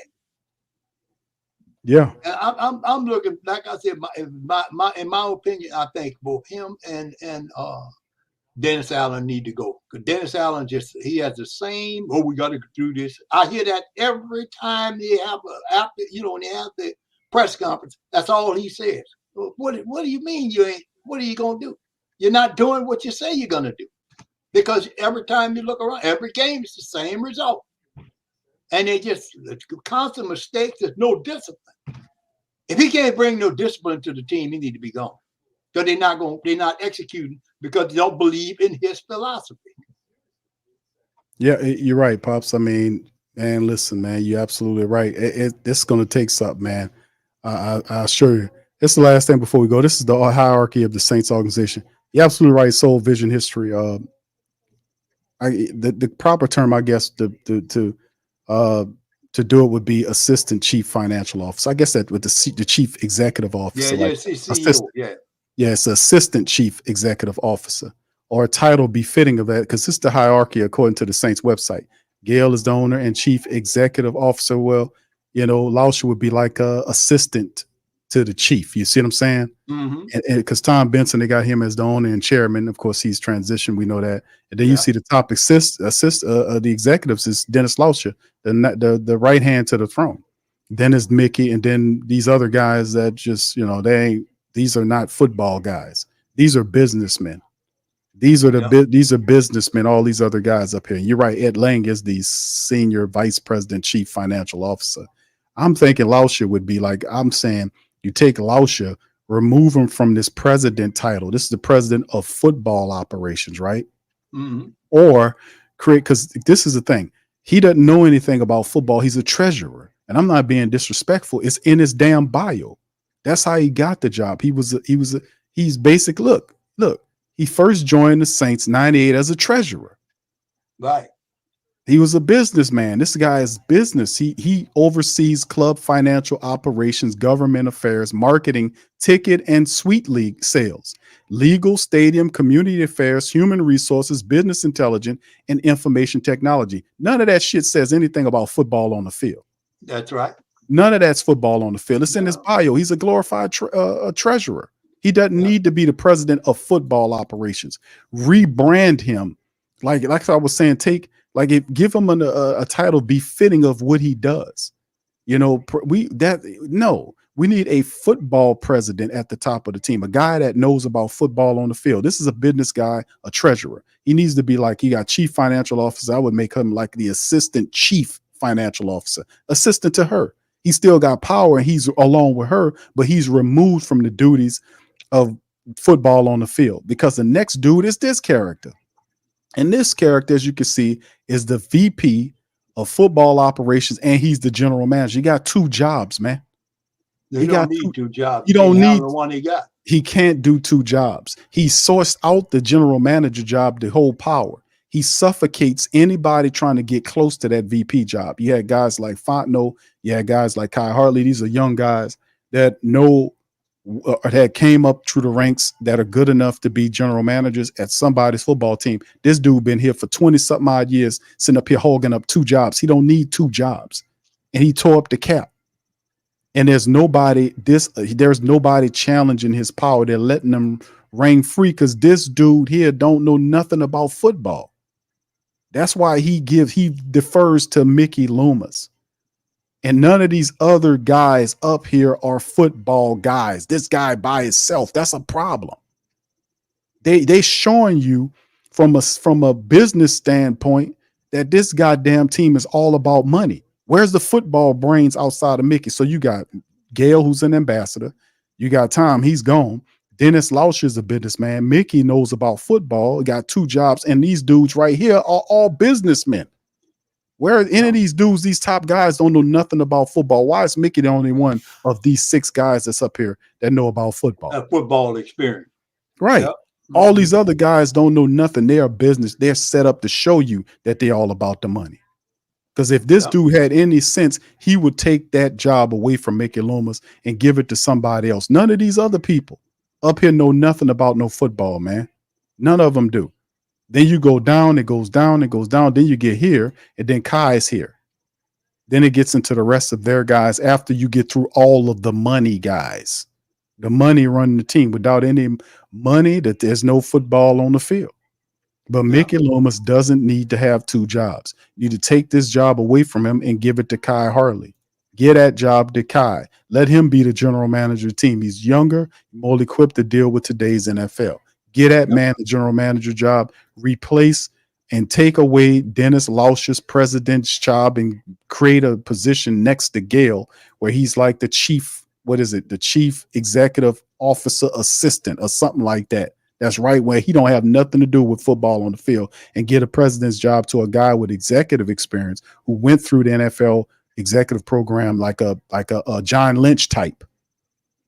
A John Lynch type is who I'm trying to tell you should be the president of a team like this. Not John himself, but a guy like that was a good football player on the field and went through the NFL executive program.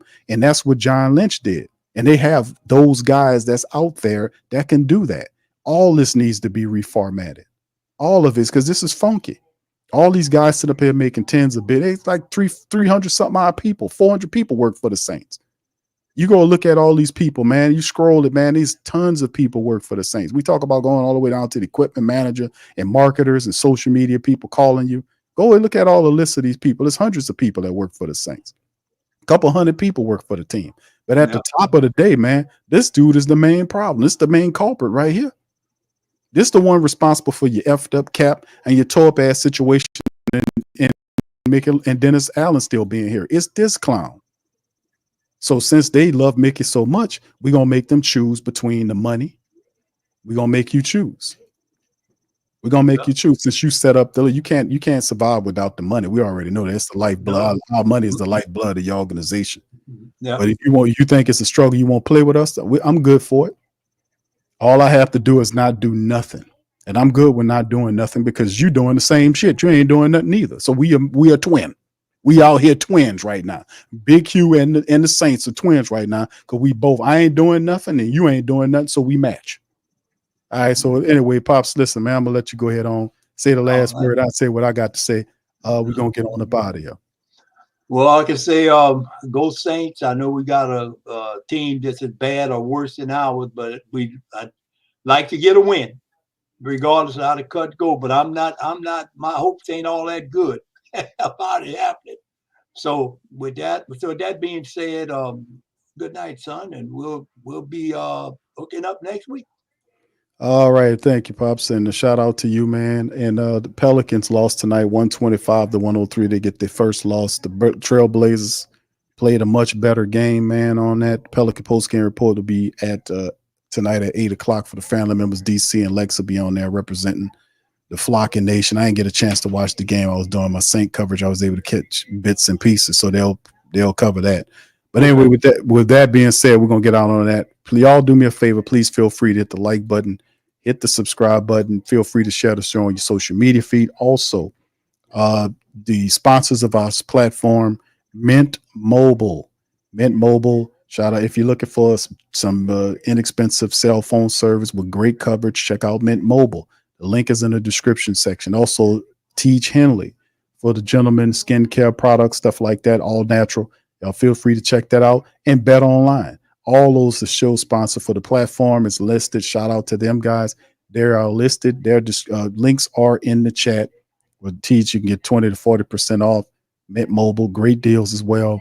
And Bet Online. If you can't make money with the Saints, make money against them. Bet against their ass. That's what I say. The hell with them. All right, so anyway, I'm gonna see y'all later. Much love. Who that to you? Bounce back on. Pete rolls their ass, Pop. Goddamn, he makes some money off their ass. You know That's what you do. It might as well. They ain't doing shit. They're making money. They're making money losing. Hell, we might as well do it too. I told you we're twins. They making lose. They sure losing. They're making money while they losing. We, if they can do it, I can do it again. We could be twins there too. Yeah. All right, so anyway, with that being said, much love. Who that? Peace. And I'm out. Peace.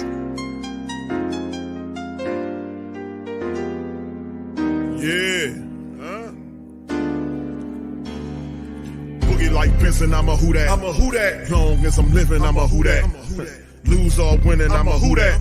Sports Coma, yeah, this is where we do that. Where we do that, where we do that, where we do that, where we do that, where we do that, huh? Boogie like Benson, I'm a who that. I'm a who that. Sports Coma, this is where we do that. Where we do that. Welcome, welcome, welcome. Somebody please better help. Running this thing like elf. I thank God every day I'm not a felt.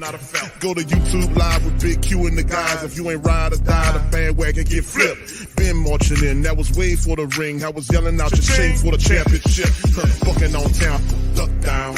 Falcons, pluck, get shut down. Panthers ain't much touchdown. The vision really belong to us now. So much hate on the Saints, you could probably tell. Ever since Bounty Gate hit the NFL, when things seem fishy and you probably smell the crooked referees on Roger Goodell. Yeah, probably like this and I'm a who that. Every day I'm living, I'm a who that. Lose or winning, I'm a who that. It's the Sports Coma, this is where we do that. Where we do that, where we do that, where we do that, where we do that, where we do that. Boogie like this and I'm a who that. It's the Sports Coma, this is where we do that. You're listening to the Sports Coma with Big Q and the guys on the PRO Media Network.